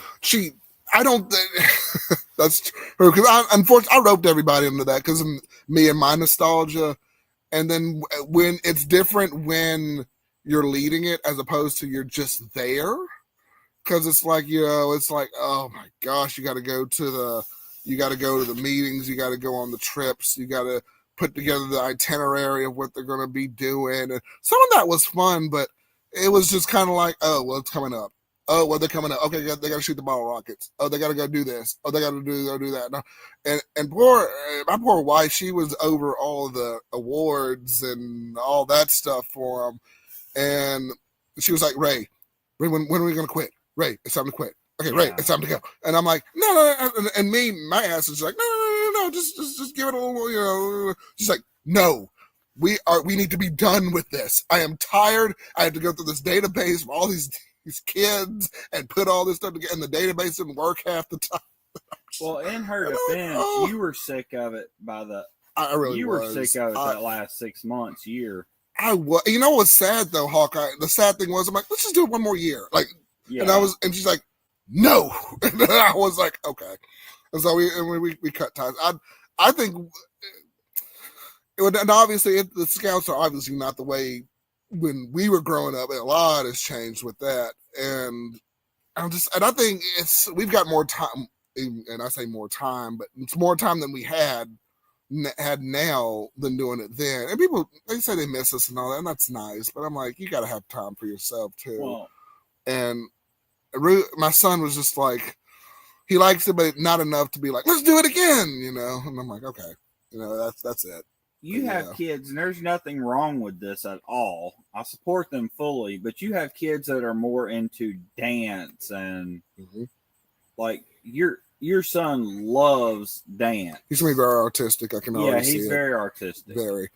He's not an outdoor. He's not going to be an outdoorsman. No, we took him to this little place, Smith Lake, somewhere in Alabama. We took him to on a camping trip. And he hated it. He absolutely hated it. He played with his friends, in the daytime, but when we actually did the activities and did the hiking and we swam in the lake, he hated it. He's like, he was trying, like, I want to go home. And it was the day before. Mm-hmm. And I said, just hang out. Just, you're gonna, there are things you like. No, I want to go home. And I said, I was packing up, and it was a bad trip. I'd lost. I used to wear a gold chain. I lost that gold chain, and I was so mad that trip too. I'm like, this trip was just awful. Let's just no. It's a nice place down there. It was just, but there was so many things. It was like, oh man, and he has to get that from your side of the family because our whole end is like all outdoorsy people. I mean, I like the outdoors, to a certain extent. He gets that from somewhere. Yeah, but he's definitely he's going to definitely be more of the artistic. And then my little daughter, she can tell you every single planet in this galaxy. Like she's going to be the scientist of some kind. She could pass an 8th or 10th grade science test right now. Yeah, she's 5. She's 5. Yeah. Her bedtime story was one of my old college books. Like it was just I'm always like, is that a college book? And that's her bedtime story. She was just reading about the endocrine system. Mm-hmm. She didn't quite fully understand it, but she could kind of point out, oh, that goes there. That goes like basic stuff about it. And she kind of understood, but I was like, girl, you're 5. Shoot. Like, it was impressive to see. So, and then she watches those little videos and stuff like that. And shout out to Kids Learning too. We see you on there. So, all that. It's impressive, man. She asked me the other day what my favorite exoplanet is. She asked my mother-in-law the same thing, too. I was like, what? Oh, my gosh. Like, I didn't know I'd be dealing with this shit. Yeah. And you're like, I don't even know any exoplanets. Like, what is an exoplanet? Hold on. What is this? Yeah. Well, fortunately, I know what they are, but I don't know any of them. Exactly, yeah. And then there aren't a lot of them that are known. And every day she'll ask me to read that same book about planets, the little planet book and stuff. I'm gonna take her to the space station at some point and up in Huntsville. But yeah, that would be fun. That'll be a lot of fun. I think she would like that. I want to do that for her next birthday or even sometime coming up. That'd be a good day trip. There's somewhere to go. But yeah, that's big. These kids, man, they're way smarter than I was. Shoot, when I was growing up. Yeah.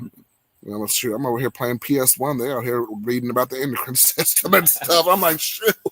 Yeah, they're gonna do big things. And my sister was, the huge introvert. She's on TV and does the weather and all that, stuff in her local news station. I'm the scientist in the lab, playing with plasma, and she's out there doing all that. And I just do this on the side, but. Which sister is that, though? My biological sister, I got two older half sisters, and then my younger sister, she went to school to do communications and broadcasting and all that. So she's as far as I know, out in Mississippi. I get to see her in a few weeks. So yeah, doing that. So, but yeah, that's incredible. That's incredible. But yeah, man. Yeah, good conversations, man. Good times. Good times. We got Hawkeye back in the building, off the road for just a little bit to join us. And on my 5:30 wake up this morning. I'm feeling it now. Oh, you got it at 5:30 this morning? Yeah. Oh, on a Saturday. That's a shame. But I understand. You gotta do what you gotta do. Shoot, yeah. Oh my gosh. I mean, I got at 5:30 on my old job, and I worked at UAB. I would get up at 5:30 in the morning because my shift would start at 6. And I was like, oh. But luckily, I lived like right next to UAB. So it was like, I rolled out of bed. And I just go. But it was before kids, the bachelor days. Yeah. You just roll out of bed like, oh, okay, let me get in the car. Here we go. Park. Well, you didn't have anything to do in the evening either. Exactly. Oh, I'll take naps because I was like, oh, I got to be up. And I'm like, oh. But yeah. Yeah, those are the times, yeah. Z, you say you're getting some good weather. That's good. We are too, finally. It's 69 degrees right now where we are. And yeah, it's also midnight. It is. Yes, but it's gonna be a hot one tomorrow. It's gonna be 86. But that's still, it's crazy because I've been talking to a couple people and we all agree, we work outside pretty regular. And said, shit, it feels hotter now with it being 86 and 82 and all this than it did when it was 110 this summer. I can feel that. And especially, yeah. I don't know if the humidity just went bonkers on us or what's going on, but it, like today was the other day, it was 82 and I was outside and I was about dying. Oh, yeah. I'm like I told him I can't work the rest of the day. We're going to have to. Yeah. We're going to have to move inside. We're going to do something. It is so bad out here. It was bad. Even pouring that concrete today, it was... Yeah. It was hot. But, I never do that. Like, the heat... I'll just work through it. But that day, it was like, no, I can't do it anymore. It's killing me today. That sun was stinging, man. Yeah. Oh, my gosh. And yeah, like you said, it was only, mid-80s. And I don't know, the sun was just it was like the Super Mario sun just mad. Just on you, Urgh. And it was a hot one. It was a hot one today. Yeah, we haven't got any rain down where I live. But they've been getting some up here. Yeah, we got a little bit here and there. But yeah, Z says, it's in Arizona, about 73. Yeah. That's not bad, too. I like 73. They have no humidity, though. Yeah, that's true. That's good. They have no... Yeah. It feels like 73 when it's 73 there. Yeah. It feels like 86 when it's 73 here. Mm-hmm. Yeah. That no doubt. Ugh, no doubt. It's funny. Crazy thing is with the humidity, when it's 75, it feels like 88 sometimes with the humidity. But when it gets 65, it'll feel like 54, 53 because of humidity. It goes down instead of up once it changes. Once it hits about 60 degrees, the humidity starts making it feel colder instead of hotter. Man, have you noticed that? A little bit. Yeah, a little bit. Yeah, man. This weather has a mind of its own. Yeah. Yeah, no doubt, man. Y'all stay cool out there. Yeah. Oh my goodness. Now, one time, not too long ago, it got down to 65 3 one night. I had to put a little jacket on out here. I was like, okay, well, yeah, because this tent will quickly turn into a hot box, especially 85, 86 degrees.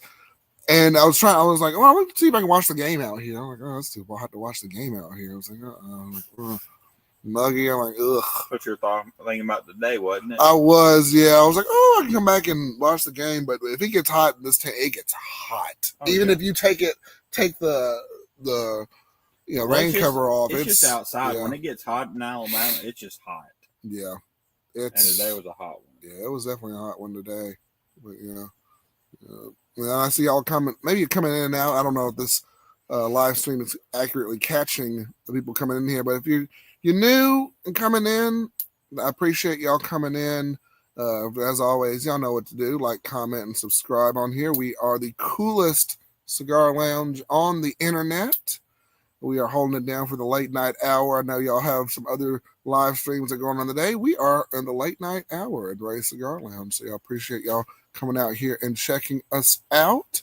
And if you are, make sure to like, comment, and subscribe onto the channel. Follow us on social media. We have a Facebook group as well as our Facebook page we are streaming on right now. And follow us on X to see that you are not a bot. So that you are a real person. And I would appreciate that if you do have X. And that nice QR code right there will help us get some PayPal donations. So check that out as well. If you're on your phone, just scan the QR code in the top left screen right there. Help us out with that. And if you have the link, if you're just on your computer, just click on the link. It'll take you straight there as well. And we do appreciate it if y'all want to help us out with a PayPal donation of any kind. Any little amount will do. And we really appreciate it. So glad that StreamYard gave us that opportunity, gave that screen. So yeah, Fogey. Oh no, Fogey. Well, cannot sleep, so I'm back. Well, welcome back, Fogey. I understand. Welcome back. We're here for you. Well, I appreciate you jumping back in. Hey, that's all right. Got a little insomnia there, but hey, come on back, man. We hanging out. What's going on? What's going on, Fogey? What's going on? We here, man. Yeah, I'd offer you a drink, but I might not work really well handed to the computer screen. We're not quite to that level. The microphone. I'll hand it to the microphone. Knock over my Rode microphone. Just hand it to. It passes voice. Maybe it'll pass. Hey, there you go. Yeah, share the stream too. I haven't said that too. Share it, and just let them know we do this every Saturday night, 9:30 Central Standard Time. Yeah, tell people about it. Yeah, 10 o'clock if y'all are. I was at Eastern. If y'all are 10. 9 Central, I don't know Pacific time. I don't know all of that. I'll have to get one of those super world clocks on here. But yeah, Z, it depends. So Z asks, "Are your lounges BYOB in your area?" My lounges can't bring liquor. So in Birmingham, especially in this area, it depends. It depends on the lounge itself and then who's running it. So there's a lounge. It's owned by the same people, but it's you can in that one you can bring liquor. The other lounge that they own, you can't. They sell it there. So sometimes I'll bring my liquor and I'll drink it, and other times they'll just want you to buy it there. So it truly depends on where you go.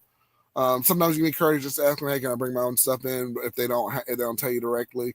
So, like I said, yeah, it just varies where you are. Hawkeye stepped out for just a second, but yeah, man. Fogey says just let up a warped Cocodrillo. Okay. Fogey's back in the game with us. That's what's up. Man. Okay. All right, and Hawkeye, he'll be back in a second there. But yeah, appreciate y'all staying up with us the late hour. I do it for y'all, and I do this because it's fun. This is my way to unwind after a long day, long weekend. I try to get this in as much as I can. But yeah, and if I was doing this full time, I would actually have an extra stream in the middle. I want to see my daytime people. I'd love to do one of these streams too, just to see if I get. And I'd love all y'all to show up, but I may get a different crowd in the daytime.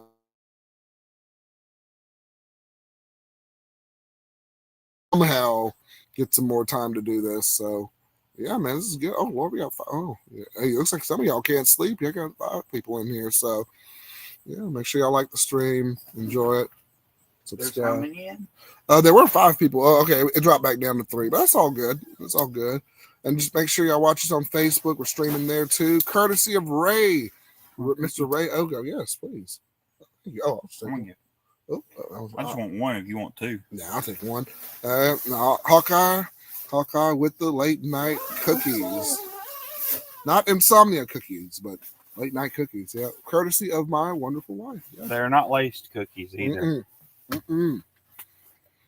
Y'all just be watching the live stream of me sleeping. If it was a lace cookie, I'll just be in the chair sleeping. What? Oh, I woke up. So yeah. However, that is how you get the most views. That's true. I may just have a live stream just sleeping. It'll become a sensation. It would, yeah. No fentanyl. Oh Lord, no, Fogey, no fentanyl cookies. No, we're not trying to die here tonight. No. Z says I'm smoking a Connecticut Oliva, Taylor liqueur. Okay, nice. Very nice. I swapped from a non-alcoholic drink to alcoholic drink here. Just have my experimental. This is from the Abita line. I just took that one right there. That's experimental IPA. I'm an IPA drinker. Every now and then I like to have it with a good cigar. So we're just hanging out drinking that. This is actually pretty good. I like the experimental. This one my favorite one out of the pack here. Oh yeah, that one's yeah. All right. Well, good deal, man. Good Connecticut Oliva. Good E.H. Taylor. There you go. There we go, right there. E.H. Small batch is a solid pour. If you get it MSRP. Okay. All right.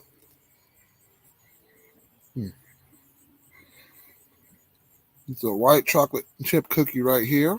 So y'all, I'm eating a little with bit. Almonds. With almonds in it. Almonds, yeah. I'm eating a little bit. And I'm down to the nub on the Camacho Corojo cigar. Excellent smoke. That's some good smoke for the Churchill. Y'all go check that one out. Hawkeye got it, hooked us up with that. Yeah, that was pretty good. I'm gonna finish off this cookie. It was a good cookie.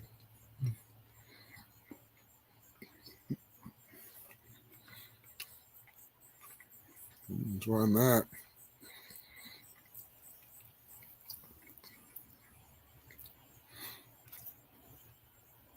Yep.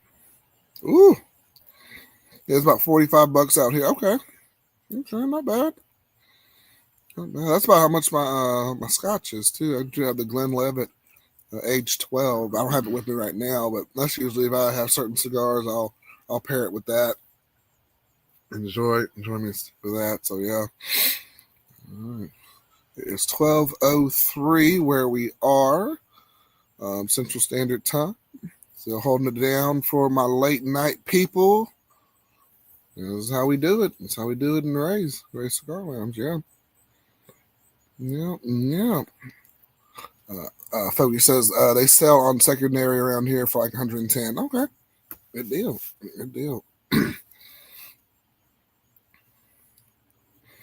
Cool. When I get the shed, I'm going to have some of my various liquors. If y'all saw some of my older videos I had, and it's actually that shelf is in the garage now, or that shelf's in the garage, but I used to display my liquors and stuff and everything I had there and from my older videos. And I'd enjoy some good drinks and pair it off with some good spirits there. But yeah.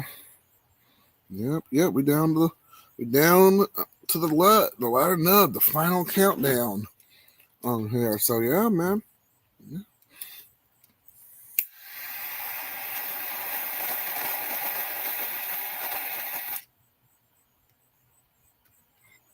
Yeah. Man, hope I don't burn my face off. I'm down to the latter third of the nub here for Camacho. Oh dang, you're still smoking on that shit? Mm-hmm.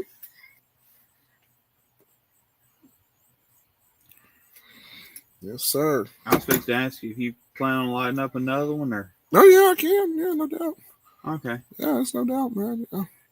And what I'm gonna have to do, and I doubt we'll get to this point, but I have about from the time I started this live stream, I have about now 5 more hours that I can stream. I got to clear out some of my stuff in StreamYard, just on the StreamYard platform itself, so I can keep streaming on here.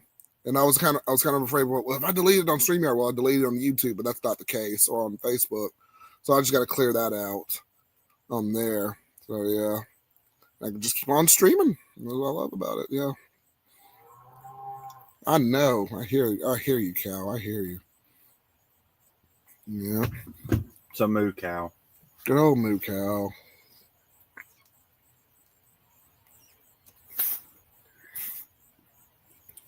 And I've got some other cigars coming in too that I ordered.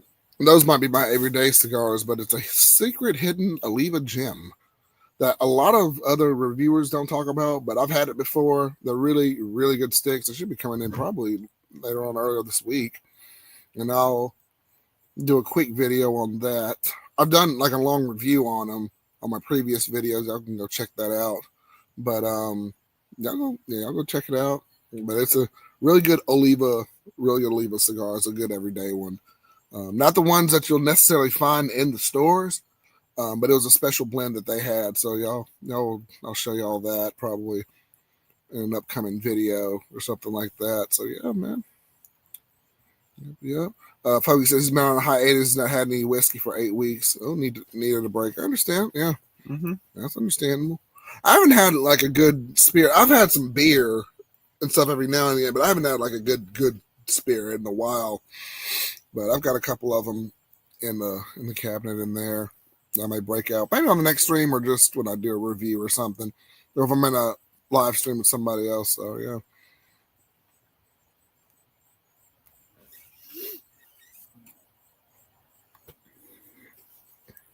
There we go. Here's a bet. Get on live stream and get drunk. So a long time ago, I had another channel. This was way back when I was doing like the whole great debate thing. You know, I actually got drunk talking to another person I did not agree with. I don't even know if that video is still out there. But I was just like, yeah, it's this and and I'm like, oh god. I look back on that, I'm like, oh gosh, yeah. I could have articulated my point a little bit better, but I was just so. I've been drinking most of that night, but yeah, I think I probably had a cigar too. I don't even remember, but yeah, I was in the super debate world back a long time ago in my early 20s when I was fired up about what the world was. But yeah. And now you realize what the world is. Yeah, I think you realize what the world is. And I'm like, you know what? Just have fun, smoke a cigar. This is what the world is now. But yeah, that's fun times. Foggy says he's been brewing his own beer for the last couple months with Pinter. Been a breeze and fun, and fresh beer is so good. Okay. Yes, it is. Yes, it is. Here's a good question and a good thought. Yeah. Should people be allowed to vote when they're 18 and serve in military when they're 18, or should they wait till they're 21 and have some life experience? That's a good question. Because if you think about it, if you're getting an 18-year-old to vote, they have absolutely zero life experience. And the only thing they know about the world is what their high school teachers have told them, maybe what they've seen on social media. Right. They have no personal experience whatsoever. They have their parents' social media and life and teachers. Good question. I don't know if y'all heard Hawkeye. I'm sure y'all can hear. I've heard him throughout the rest of this night. But yeah, that was a good question about that. Yeah, because you have your government, you have your economics classes, you have things like that. You have it theoretically what government and things should be as you go in to vote, but are they what they're going to be? Do you truly understand what you're getting into? And as you're going into, the military war, or if you're serving your country in certain ways, you don't fully understand. Like you kind of know what the objective is, but not fully. Well, you know what you're signing up for to a degree, but you don't realize how much they're lying to you. You're naive at 18. 99% of people are naive at 18. Oh, of course, yeah. They see the Glendora battle or Right. How amazing it sounds. Right. Think about it. When you were 18, traveling the world, right, getting in intense situations sounds fun. Does. Yeah, when you're that age, you want to take on the world. Yeah. And now, I'm in my mid-30s, and I'm like, look, it is what it is. But even when you were 20, 21, you would have been smart enough not to make that. You wouldn't have made that decision. Mm-mm. It's not for me. Yeah. Some people might, but I don't believe you should be able to. I believe everything should be age 21. You should be well out of high school, have some experience of your own. You shouldn't be able to vote or, because that gives you life experience to go on. There you go. Rather than everybody else's jumbled up version of what, your opinion. Yeah. There you go. Make those decisions for yourself. And, and research. I mean, this is the fate of your country, or the fate of what's going on. But yeah. And Focus says, pinter is pouring an English pint of beer. Okay. Yeah. Okay, nice. And Focus says, did you hear that Trump has called all the military generals and admirals and whatnot to meet next week in Quantico for the first time like ever? Weird, man. Okay. Interesting. Okay. There are a few things that could be playing out during the Trump administration. And you're gonna agree with one of them one way or the other, because they're all completely different views.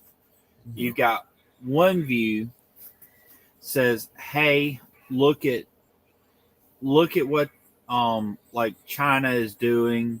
Look at what Russia's currently doing. They're trying to start wars. They're in a war trying to start more. China is doing everything they can to secretly side with Russia, as far as we can tell.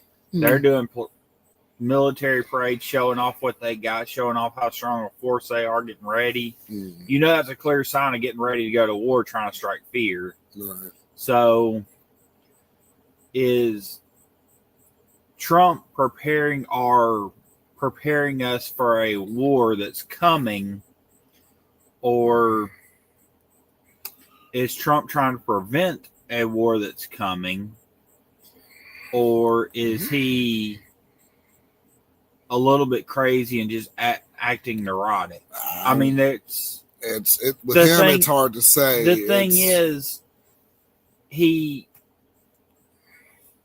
acts crazy, but I mean, he acts crazy. But the thing is, when he acts that way, everything turns out generally okay. Maybe some people disagree or agree with how it turned out, but it turns out better than what it sounded like when he was saying it most of the time. It doesn't turn out as bad as what you were thinking when he said it.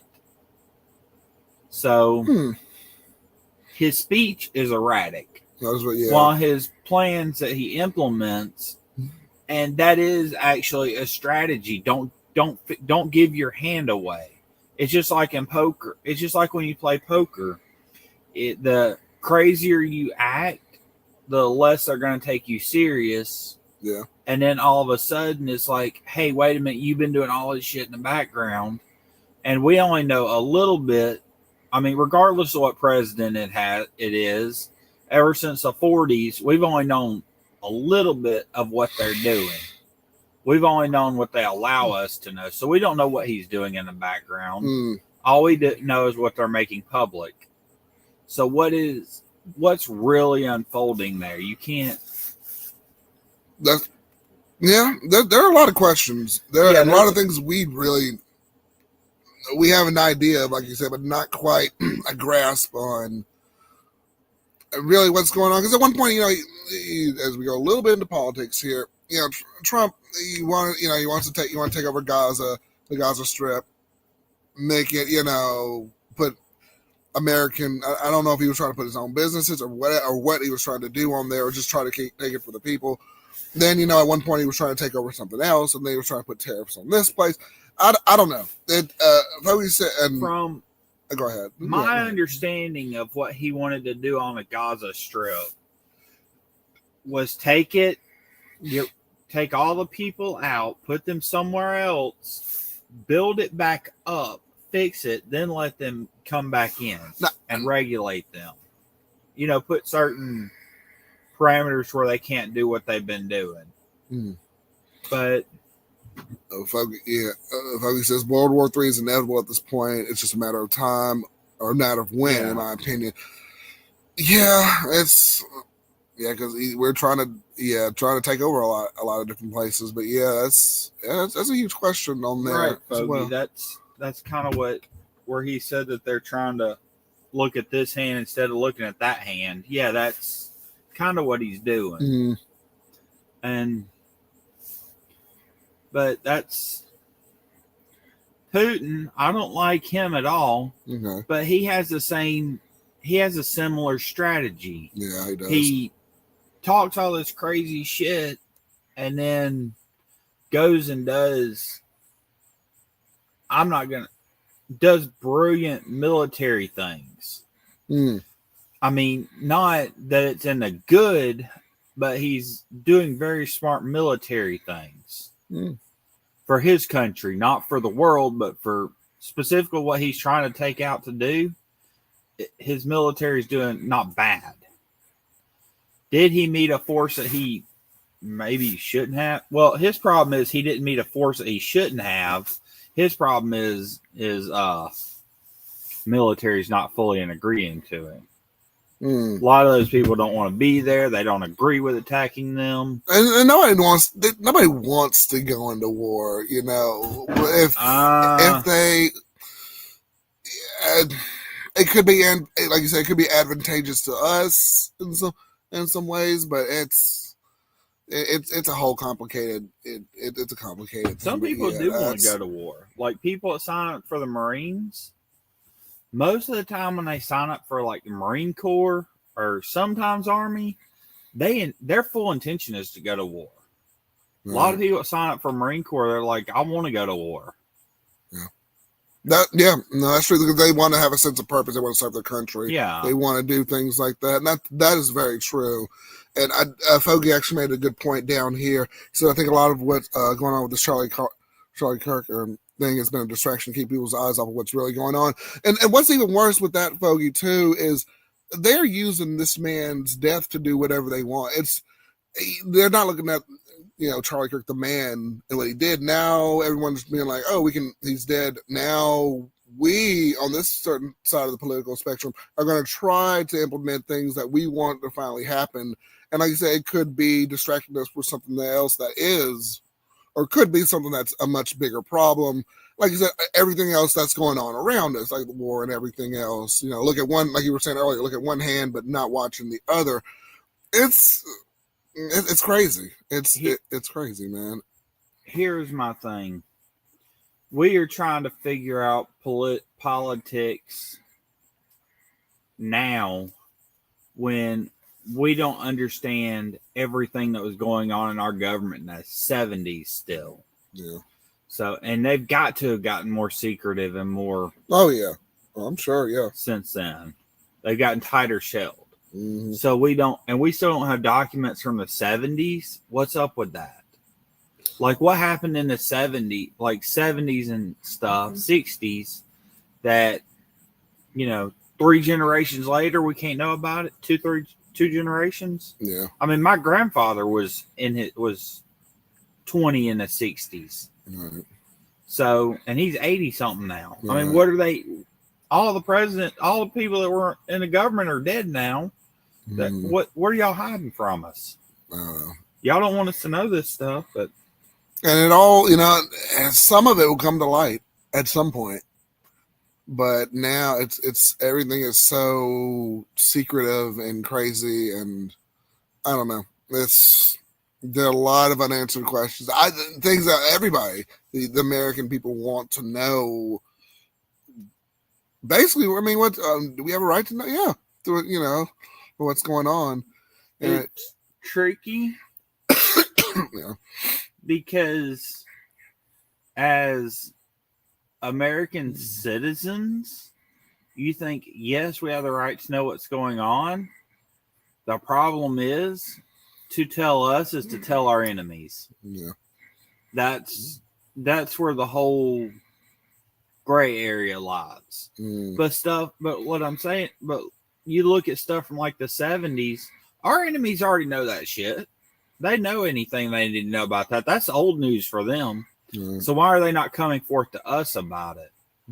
Why are there certain documentations that are hidden from us? Why? Like, what interests me is I know this doesn't interest a lot of people, or a lot of people don't think about it. All the cases on UFOs that are related to government are classified. Mm-hmm. Why? I mean, and most people think, that the whole UFOs are hoaxes, or they, But if they were hoaxes, the government would just come out and say there's nothing there, but they're classified. Trump proved that when he tried to release them. Area 51, man. Yeah. So that just him announcing that he's trying to release them, and the whole House and Senate admitting that they're there because they were arguing over if they should release them and whatever. Just that information right there proves to me that there's some kind of life out there. There's something the government knows about this that they don't want us to know. So what is it? I don't know. They've always said, there's life on other planets. Even the little book I even read, my daughter's like, hey, Mars may have had life on other planets. We don't know this. There could have been something that we truly don't understand. I don't know.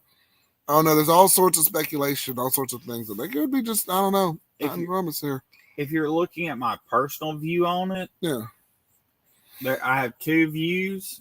One, there are so many planets. Yeah. Oh, no doubt. We keep finding more. Mm-hmm.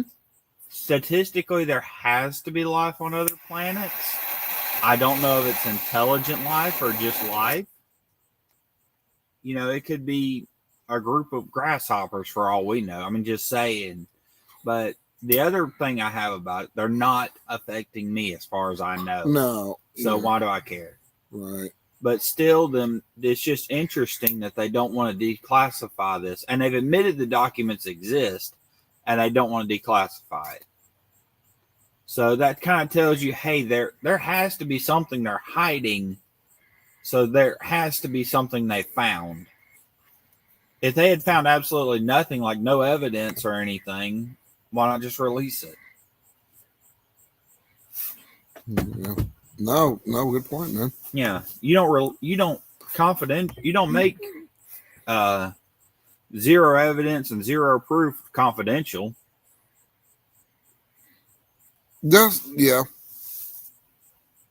could be something out there we don't understand. Matter of fact, even, and I go back to my daughter and her and the books, even the exoplanets, and I don't even remember there was one, even that little kid's book, there was one exoplanet in that book that I don't remember the name of it. They said may have been some life on those planets, not confirmed per se, but it was possible there may be life on one of those exoplanets that we don't even know or even understand that may have been out there.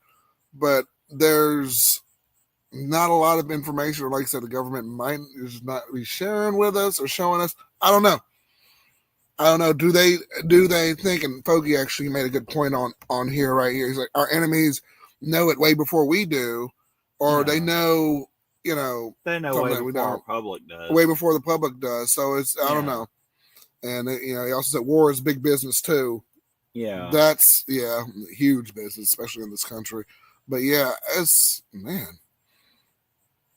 that's crazy. And yeah, we were Foggy. We were talking about this a couple of shows back. And this big rock whiner that has had this way is interesting as well. It wasn't Whiner. It was another one. I think Hotbox. He was going over it. I think we were all going over it. Wasn't it supposed to hit like a week ago? Yeah, it was supposed to.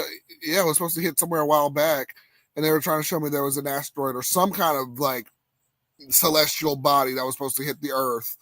And then there's another one that was coming up after it that was more likely to hit. Yeah, there's all sorts of stuff. I don't know. It's everything's just being kept confidential, it seems. But yeah, and some of that, these rocks are these meteors or whatever you want to call, or whatever they specifically are at the time, is supposed to hit the Earth. I think that's kind of some scientists trying to get their name into the papers, trying to get a name for themselves, some research. Yeah, I think that's part of that. So, like, they have to have some scientific evidence that it's going to hit Earth, but they don't have to. It doesn't have to, in fact, hit Earth for them to have been verified. They can claim, well, it moved a half a degree up, down, left, or right, and then missed Earth. That's possible too. We made a miscalculation. About 1 million. That's possible too. So, Foggy says, I feel like this planet is a cosmic magnet. The myriads of DNA that are on this planet have been seeded from other planets. I feel interesting. Yeah. Another possibility with that too. Yeah. Especially the way some of these planets that could potentially and seemingly have some type of life or some kind of structure or biostructure could, be in fact, there could be actually like life on Mars. And there have been scientists and other people who were trying to, at one point, I'm not sure they're still doing this, trying to move out and build some kind of civilization on Mars and try to Elon Musk project. That's right. I was going to say that's something Elon Musk wanted to do, is take an X amount of people to see if it was possible that we could be able to do that.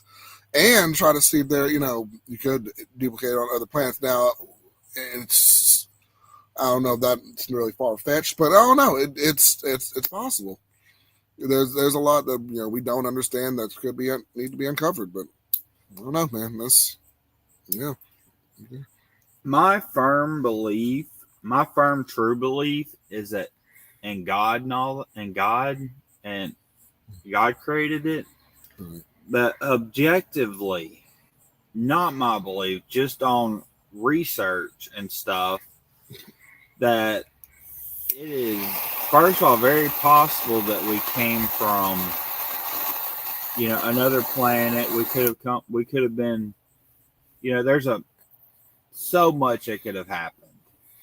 I mean, there's one belief that there's actually one kid that claimed we came from Mars. Like, hey, well, hang on. He said go ahead. He said he was originally from Mars in a past life, and they had a war there that destroyed Mars, and some of them came here, and that the Great Pyramid of Giza, isn't that the one that looks like a or the one that the one that looks like the big cat. That's the Sphinx. That's the Sphinx. Yeah. I'm sorry. Mm-hmm. That there's an actual key, or that there's actually or scripture, some kind of whatever writing inside the Sphinx that reveals how we can stop this from happening to our planet. And the thing is, they went back and proved, and he was like 3-4 years old, could name all the constellations, could point out certain stars and where stuff was beyond what scientists could do. And they went later and proved that, hey, he was actually right. We didn't even know this. He was actually right. And he was doing this as a kid. Wow. But anyway, and they revealed that there is a way to open the head of the Sphinx, but they haven't figured out how to do it. So everything that he said could be proven, just we haven't figured out how to open the Sphinx's head. So we have no idea. The only way it could be possible almost is if he was actually born on another planet or past life on another planet.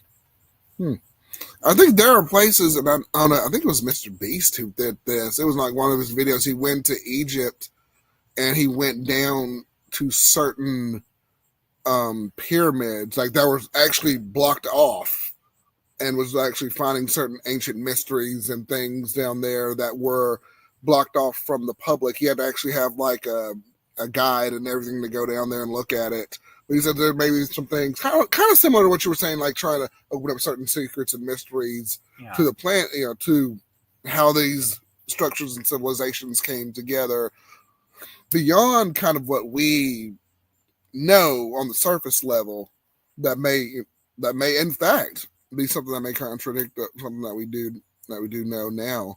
But yeah, it's interesting, how a structure like the Sphinx, and as well as put together that it is, especially in that time, how they put it together and everything, could be something that up there. Yeah, that's very interesting. Interesting, especially how. And I don't think it's that we don't know this stuff. I think it's that the people that do know this stuff are so deeply ingrained into the government and kept, all this shit classified, all this shit, like you say a word of it, you disappear. You say certain things, you just disappear. I think it's one of those I think certain things are very kept secret. Yeah. I know that seems like kind of a conspiracy, but I think there are certain things that, like, it and you have to keep it secret, or you'll just disappear. Like every trace of you will be wiped off, because the government, the government's kind of got that kind of power. Like you can, Yeah, they do. Yeah, there's a lot of cover-ups. There's no doubt. There are things that that are being covered up or not being released to the public, and for whatever unknown reason, they know there's something's coming that we don't. And Foggy says down here, other dimensions play into it as well, as we are limited to things that actually exist in these bodies. We're trapped in its frequencies and energy. So absolutely, yes, man. But yeah, well, what it's a big giant universe. Interests me so much is Trump. Here's another thing that interested me. I just thought it interested me before, but I just rethought about it from past.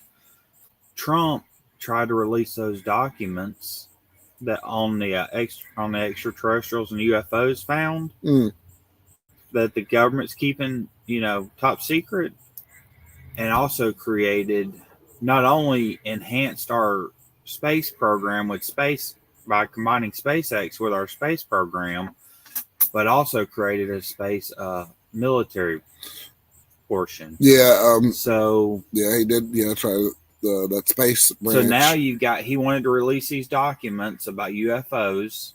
They wouldn't do that, but he created a space. Why else would we need a space force? There's no country we know of that's going to space to fight us. That would be borderline insane. So what are we preparing to fight? I don't know. That's a good question, though. That is an interesting question. Now, I created that branch, and people laughed at him for like SpaceX. What are you talking about? Like, but is there more to it? Is there something like you said we don't? We don't understand. I mean, it's just good thinking, but that's good. That's good. That's good. Yeah. I mean, now you have shows made on SpaceX, or not SpaceX, but the Space Force and things like that. That now they're trying to look into a little more that we didn't have. I mean, I don't know if they had. If it was kind of like not a theory per se. I mean, we had the satellites going out and looking and trying to gather as much data, even back in the 80s. All those satellites and things going out there. I don't know. That's just interesting. Yeah. But, yeah. And then they keep sending bigger and better things to look into our solar system if we already know, if knowing what we know about our solar system, theoretically there's not much more we could learn. Okay? We're other than flat out visiting the planets, Right. we couldn't learn too much more. So what are we exploring? You notice they haven't tried to put a rover on any other planets, just Mars. Mars, right. You notice they haven't tried to.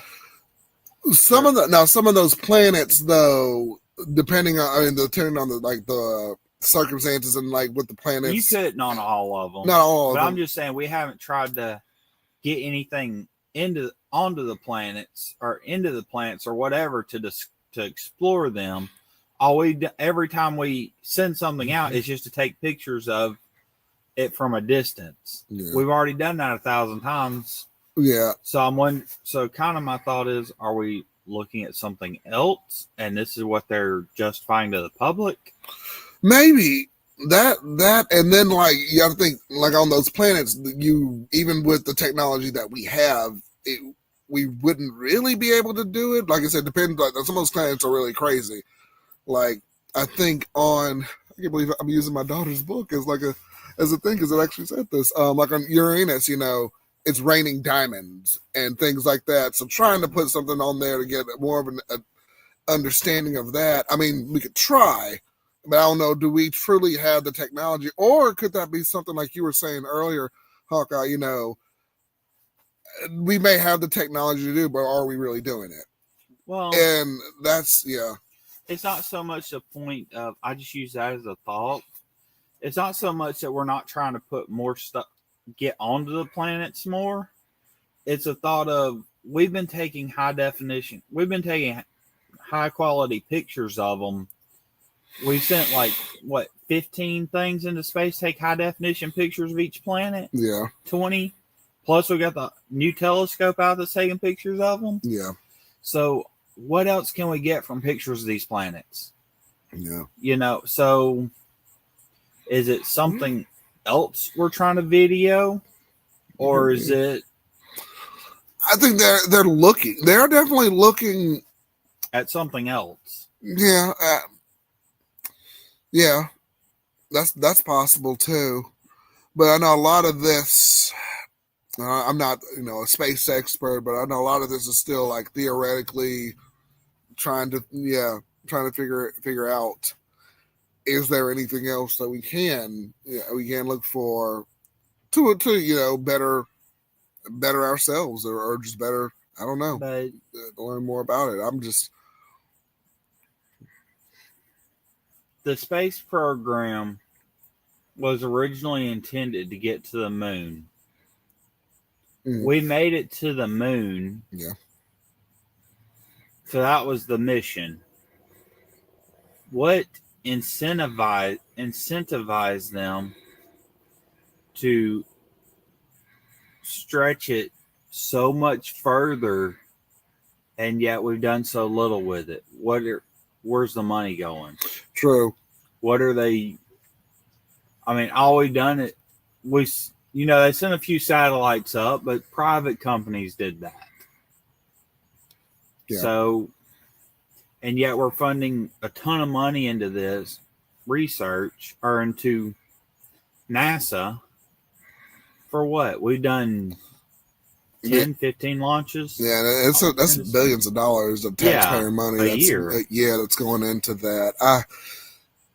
And I guess your point, Hawkeye, is just, everything we're trying to do, we're sending these satellites out here, we're sending people out to the International Space Station and all these different things.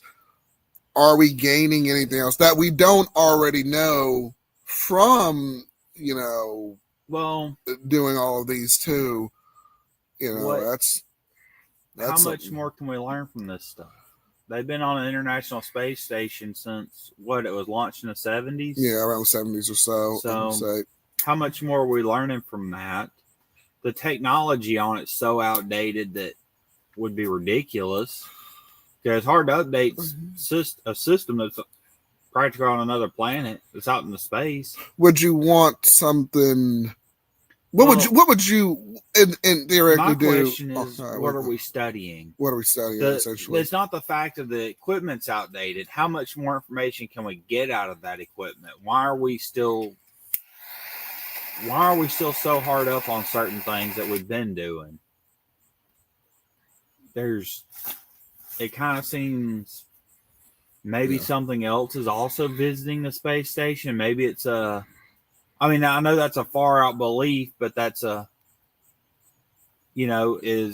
hey, we've got another, that's a general meeting place for another life.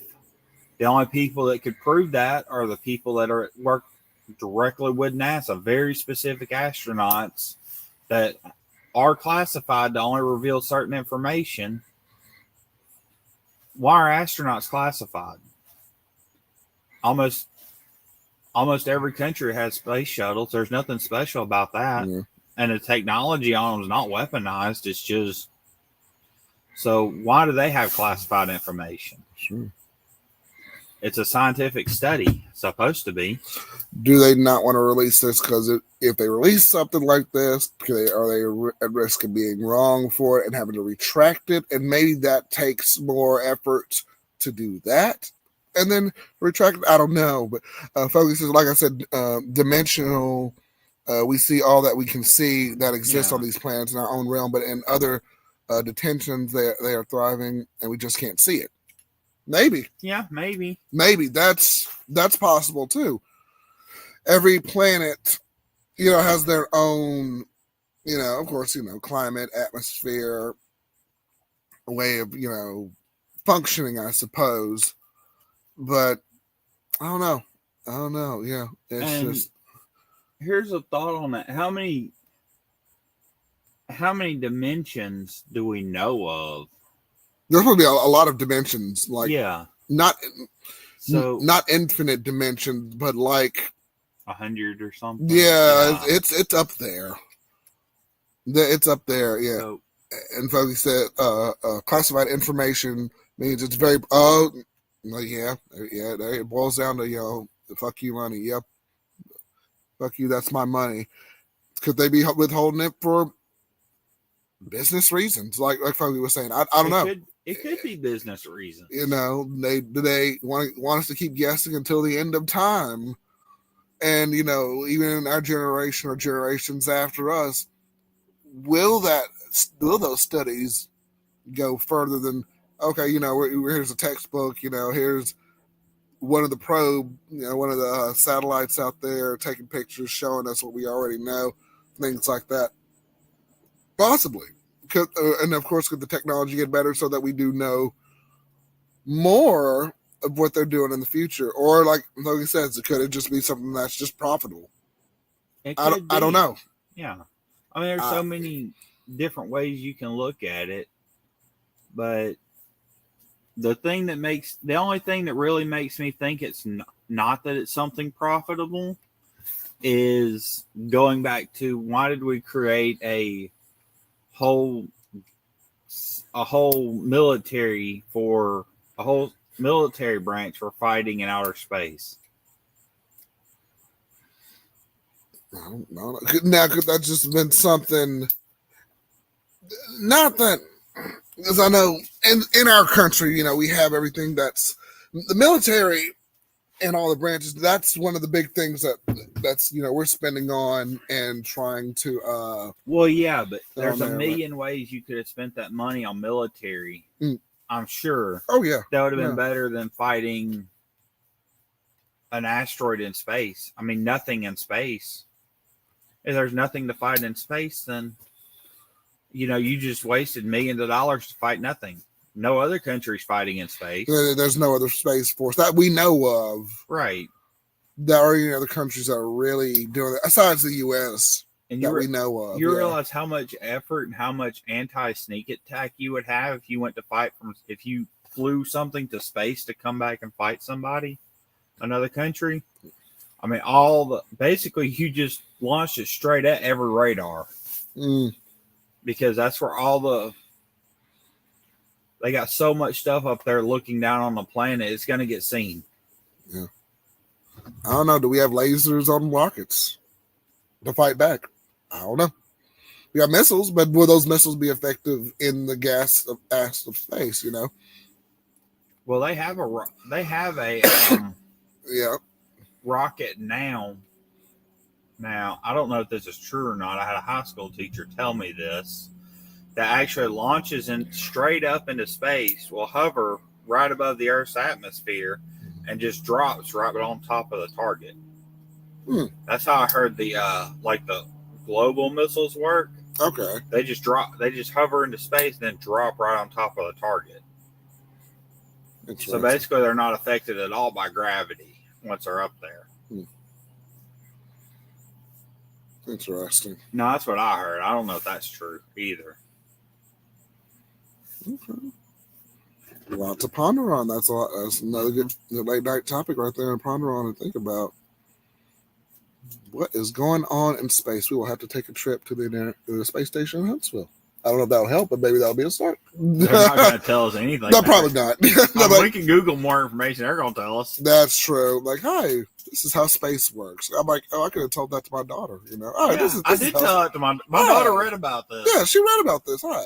Yeah. Like, I know that. I just see her walking up there to the little people. I know that. That's Monkey. That's Hanea. That's that. Okay, cool. Next, I don't know. But yeah, that's, yeah. Fogey says the Spec Force is more about watching for space debris that's dangerous at all the satellite networks that could be easily whipped out if things get out of orbit and such. That's what as Fogey was saying, that's what it's for mainly, is to watch for those things, those dangerous space debris and things like that. Well,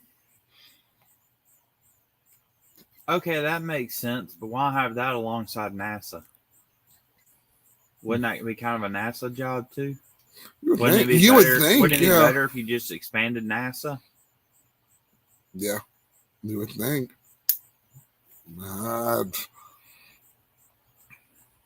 lot of unanswered questions. Mm-hmm. That we will probably not figure out on this podcast tonight. No, we're not going to figure it out on this podcast tonight. No, but we're just in speculation.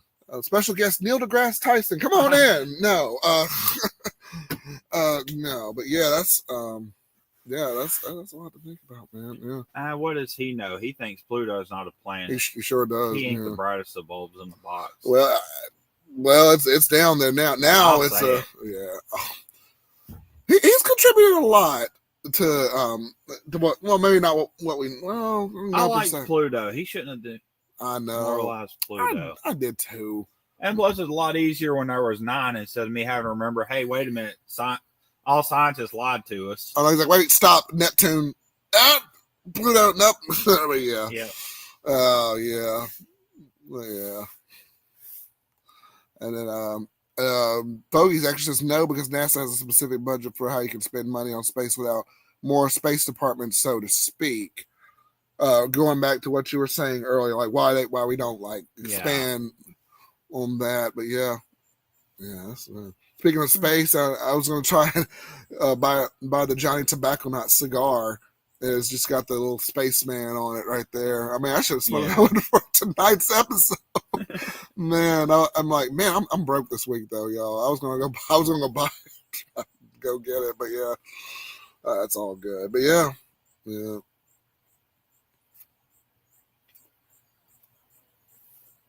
It's very all this stuff's very confusing, and it is. The crazy thing is they'll justify it. Like what he's saying may be true, but what we're saying, what my theories are my thoughts may be true too. Not necessarily there are thoughts that they're possibilities. Oh, definitely. And even what he's saying may be true. What Foji's saying may be true on the surface of why they're doing it, or maybe true of what they're telling us, but you have to look at underlying reasons. Do you really think the government couldn't have simply said, hey, we're going to take more money and expand this, instead of saying, hey, we're going to take more money and open up a new a whole new military branch. Yeah. And it doesn't cost a lot more to open up a whole new military branch than it does to expand NASA, or the same amount at least. I was gonna say probably at least roughly the same amount to expand. If you expand on anything, it's you're gonna put something into it. Well, yeah, but you wouldn't have to hire a whole new crew. You just have to hire more people. With the other, you're having to hire and train a whole new, like brand new people. Mm. Unless you're just picking up people from NASA. Yeah. Go out and study, kids. We got to know these answers. Stay in school. Yes. Yeah, school will really teach you these answers. They sure did us. Yeah. There you go. There you go. We got Ben Smoking in the building back with us. The regular Johnny releases I thought were good. I'm hoping to get the J10. I've not had the Johnny Tobacco Knot. I've heard mixed reviews about that cigar. I would like to get one, but yeah, I got to catch up on my JT10s or my JTs. But yeah, no doubt. Well, that is what's supposed to be great about this country. We all have the fundamental right to believe what we want and support that. Yeah. No doubt. Yeah. It's just all hypothetical. We can't prove anything anyway. All we know is what the government's willing to tell us. We can only speculate on what they're doing behind the scenes. That's true. And how much is behind the scenes. It'll be on the next Simpsons episode. Look, we found this. No, it's not that. But yeah, I always say that's always the big predictor there. Yeah. But yeah, who knows? It's a lot of this hypothetical, and a lot of these are good questions you want to know and everything. But yeah, man. And we'll never know the answer unless something really crazy happens. We'll never truly know these answers in our lifetime. True. Looks like we have a big space landing in the middle of, Texas, and like, hey guys. Yeah. Oh my goodness! Be like the movie Green Lantern when the Green Lantern died, just passed off the ring. Yeah. to Hal there. I don't know. But yeah, what do I think about with that? So, what is the best superhero? Ooh, Deadpool DP, of course. I don't know if he's a superhero, but he's like an anti-hero. And he goes through is it the third wall? He goes through. But that's my guy. That's Deadpool. He's very unpredictable, very crazy. He was so crazy. In my work, I got to actually name one of our plasma instruments after him. It was under our testing instruments after Deadpool. They're like, hey, what do you want to name this? I'm like, Deadpool, of course. And that's funny. He's the most unpredictable instrument that we have, because sometimes he messes up and I'm like, oh, that's Deadpool being unpredictable again. But yeah, it's funny. And the best superhero is Batman. I hear a lot of people say that. Yes, Batman is real, like possible, for one thing. Also, regardless of what happens, he always fights for the better. He does. He believes in fighting for the better regardless. I like Batman. I do love me some Batman. And Batman is the one who is always prepared when the Justice League goes crazy. He knows what to do. But even in just the individual movies, Superman fights for, he fights for justice too. Fights for slanted justice, what he wants.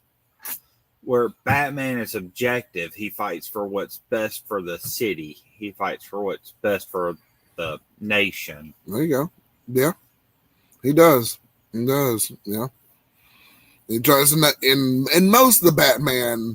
He tries to not use his actual weapons to kill people. Yeah, he uses mine. It's mine, and the greatest world detective.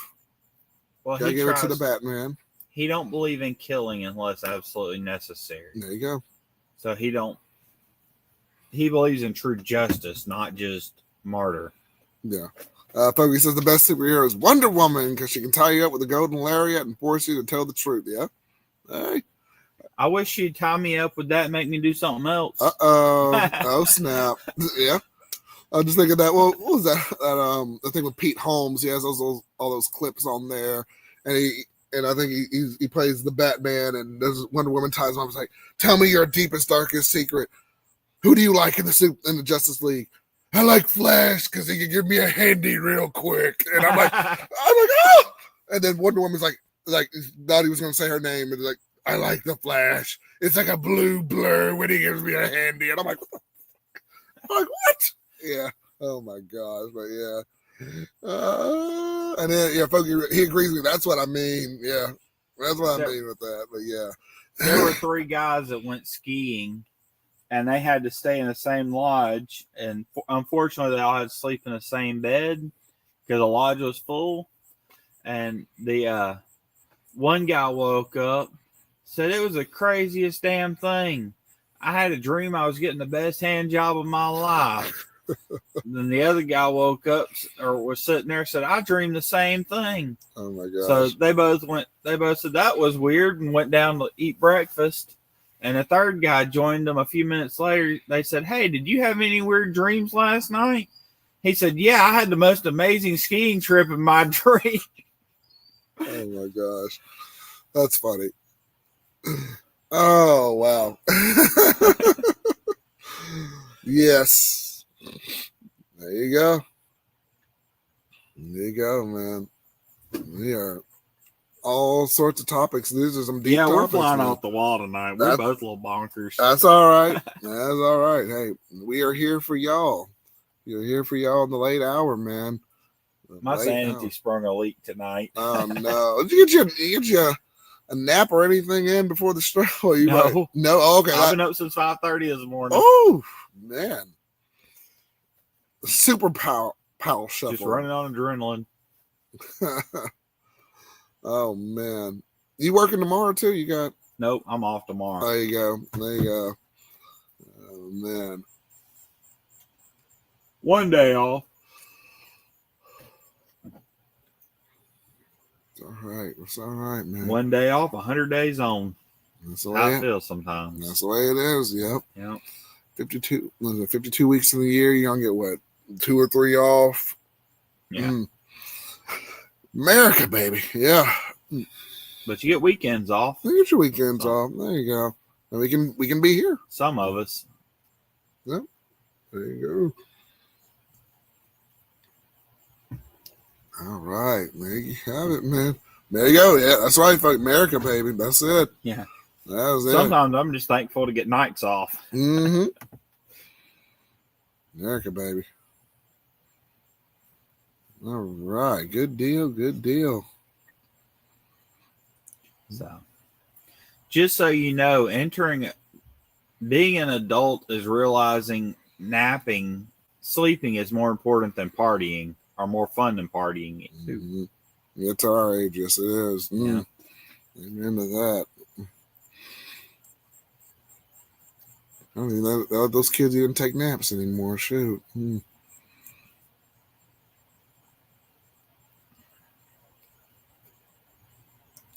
And I'm actually smoking on a different cigar a little bit. I put the other one out. Beautiful Camacho. Thank you. We're going to retire the wrapper right over here.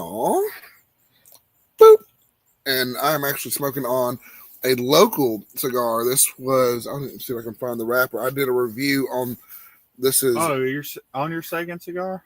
Kind of. This is the one I picked up and I'm going to finish it off. Oh, okay. This is, if I can find, it's a local one I did a review on. It was the Cigars and More. This is the Maduro Cigars and More cigar that they had. This is a local house blend. But I did the Connecticut one on my last video. Y'all go check that out. And yeah, this one's pretty good. This one's pretty good here. So I've actually picked it up off the latter third of it, and I'm just kind of enjoying it here. But yeah. Well, I'm going to tell you guys I'm sorry, but that's about the end of it for me. You can stay up a little longer. Yeah, man. Yeah, I'm probably going to wrap this up. Once I finish, I'm going to wrap this up. Yeah. Call it. Yeah, I'm surprised. We were at the 3 hour and 54 minute mark. Hawkeye, he hung out with us.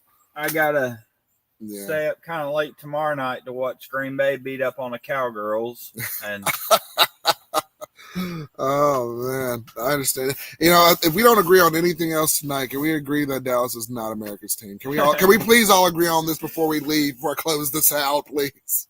I think we can all agree on that. But yeah, man.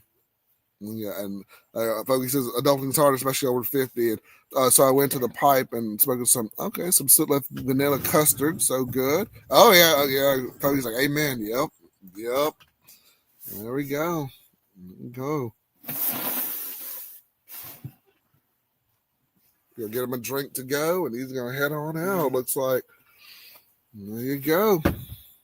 Why do you grab these Cokes? You don't drink Coke. I do sometimes. Oh. I'll drink one every now and again. I've never seen you drink Coke. That's what I say.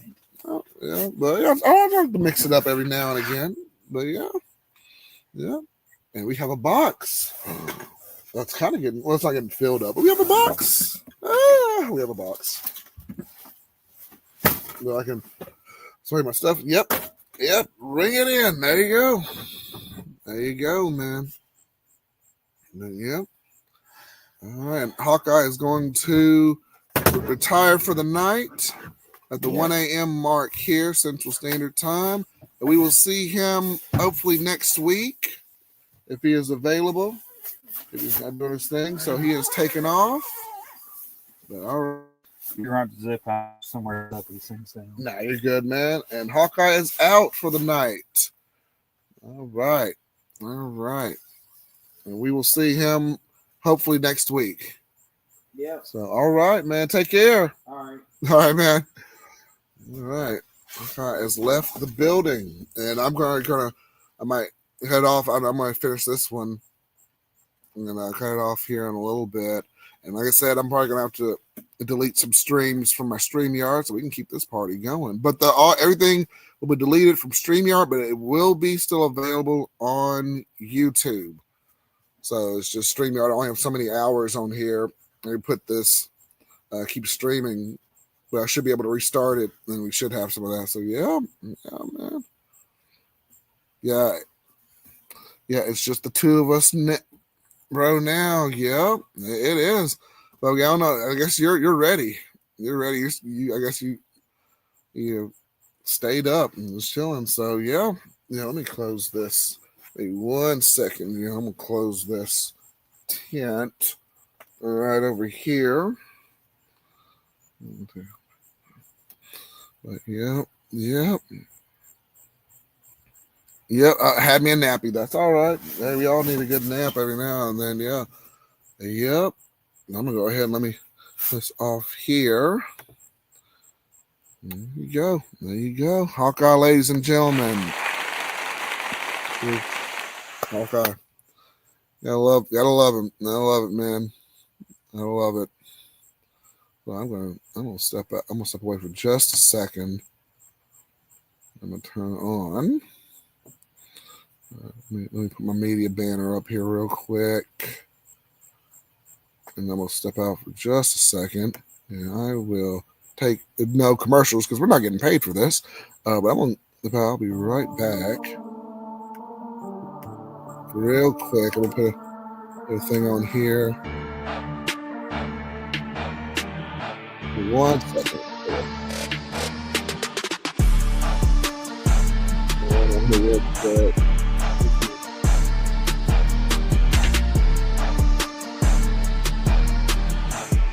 I'm trying to find.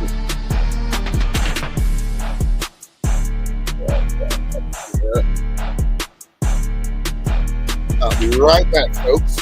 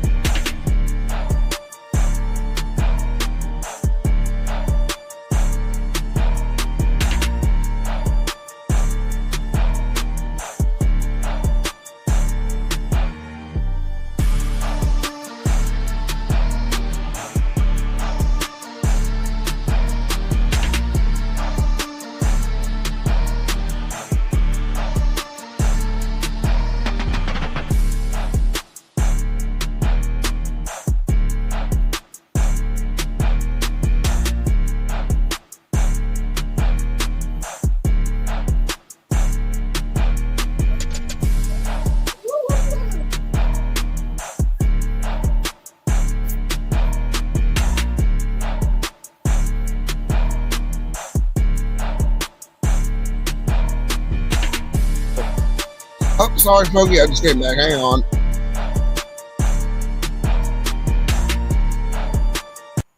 All right, I just had to step away for just a second. Sorry about that. All right. I'm trying to find my other thing to put on there. Sorry, the music was a little bit loud on there.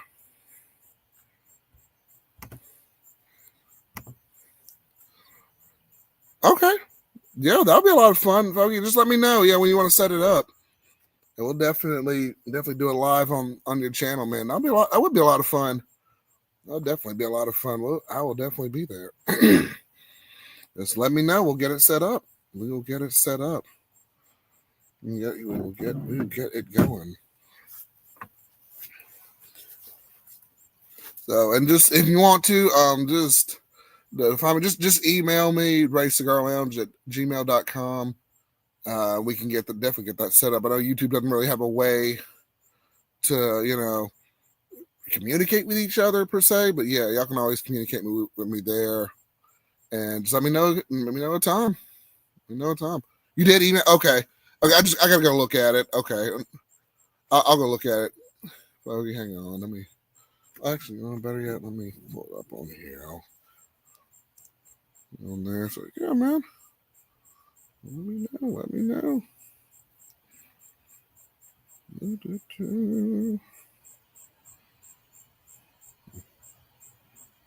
Oh, nothing's coming up.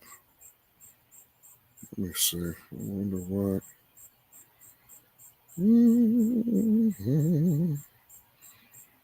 Okay, just send me. Why it's not coming up on here? Let me still have to go back. Okay, I don't see it in my email or my inbox. I don't know why it's not coming up on here. Spam, my spam folder. Everything in there. Okay, let me. Okay, but you can definitely do it live on there. Did you want to do it on this coming up Wednesday or hump day or anything? Just let me know. Why is it all accounts? I don't know why it's not showing up. I gotta clear out my inbox. That. But I will, right here, I can just pull it up on here. Let's see if I can go to my Who account.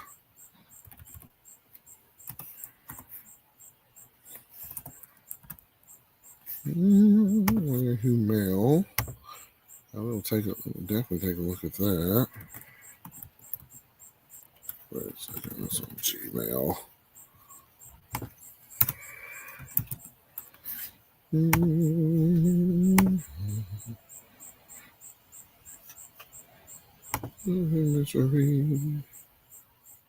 Oh, there you are. Okay, folks, I see you. I see you now. Yeah. Awesome, man. Yeah, I gotta clear out my inbox on my phone, but I got you. Yeah, no doubt, Foggy. I got your email.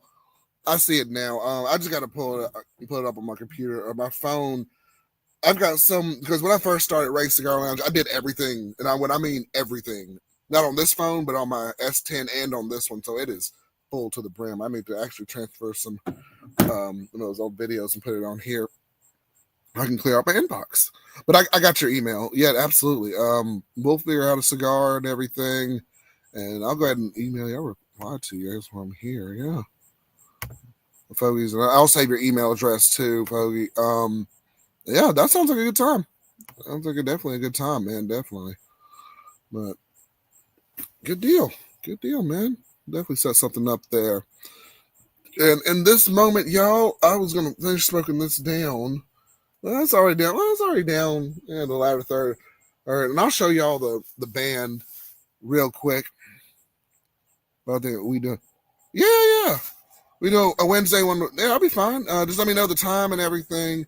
I shouldn't be doing anything on Wednesday. I'll also have this set up too. Actually, I'm just going to leave this out. Usually, I take down my setup because I'm in a tent, and I think the weather is going to be okay for me to leave this up for a little bit. But yeah, absolutely, absolutely. Let me put it on my calendar too. Let me go ahead and put that on my calendar.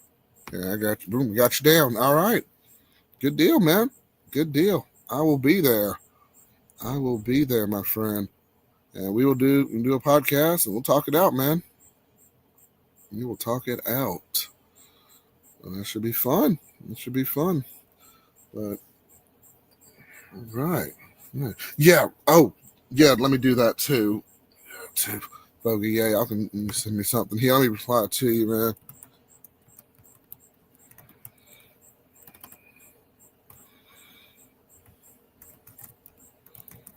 Just let me know when you get this.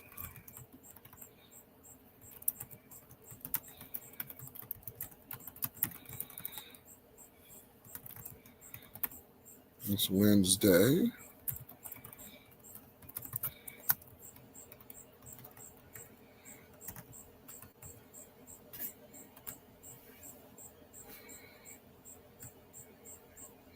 All right, yeah. So we can actually send some of our favorite smokes to each other here. That'll be a lot of fun. I got you down. All right, I got you down for that, Mr. Fogey. That'll be a good time there. And here's some times that nope, I did not want to give you my address twice. There we go.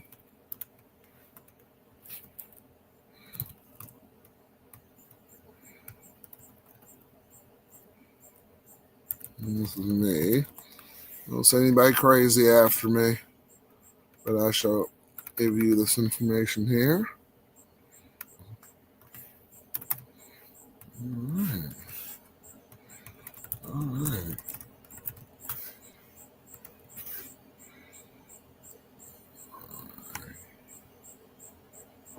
Okay. All right, just sent that off to you. All right, cool. All right, man. Yep, sounds good. Yeah, once we get some matches, there we go. And let me know, since you're the one hosting it, man, just give me something that, maybe you enjoy smoking, or it's probably something I've never had before. So I'll definitely looking forward to smoking that and everything. So I just sent you my info there. So yeah. And anybody, if y'all want to send me anything, it's raycigarlounge@gmail.com. Just let me know who you are, like Fogey did, and we'll get it popping, man. We will get it hooked up. We will get it hooked up here. I'm going to star this email too. All right, cool. Add you real quick too, Fogey. Cool. All right. Good deal.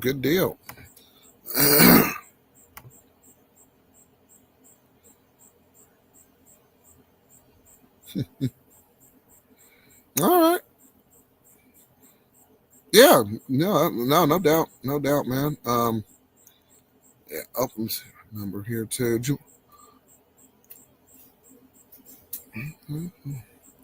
Cool. I'll send you my digits too. Okay. Cool. I'll send that to you as well. Reply to that too. All right. Good deal.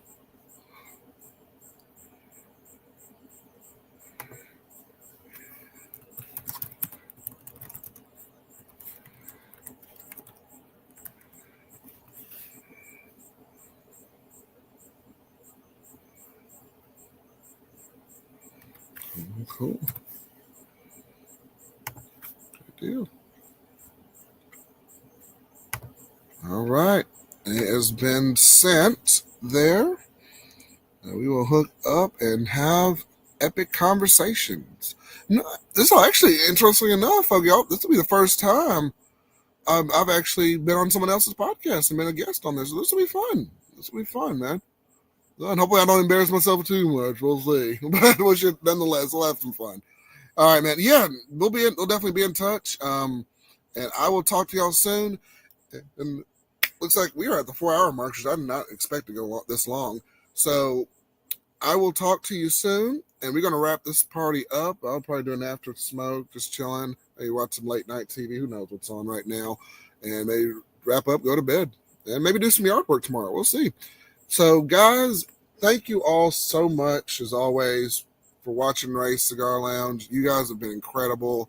And I'm glad that myself, thanks to Hawkeye, thanks for everybody that's come in. We've been able to entertain you guys. You know, we never really have anything like super topics, but y'all know how we do, as we did tonight. We talk about everything from the, SEC to is there any life out in Mars? Is the government hiding stuff from us? It's always good cigar talk. So appreciate you guys, as always, being a part of the Raised Cigar Lounge community. And as always, if you're still watching and still available, click the link, like, comment, subscribe to the channel. We really do appreciate all the support. If you really like us, look at that QR code, scan it, and just give us a little something, that would be really helpful. You want to send me stuff like Fogey did, message me on racecigarlounge@gmail.com. You want to do a podcast, any sponsors want to collaborate with us, just let us know. I'm always available. I know I'm always on the go. I'm always, I'm available to do that and try and help out. So definitely looking forward to it. We'll say Wednesday's the time, so we'll be on Fogey's channel on Wednesday. We'll hash out a time. I'll put it on my channel. He'll put it on his, and we'll go from there. And as always, guys, have a great rest of your weekend. We will see you here on Ray Cigar Lounge, as always, Saturday, 9 p.m. Central Standard Time. We're going to wrap this party up. It's been good. Thank you to everybody who's come in. And that is going to do it. I love you guys. Y'all take care. And we going to end this party. Good night. And make sure I got a ton of content, so I don't just do live streams. I do have videos. I'll try and see if I can do a cigar review. Hopefully I'll get it out tomorrow, but we'll see. And that's it for me. Y'all take care.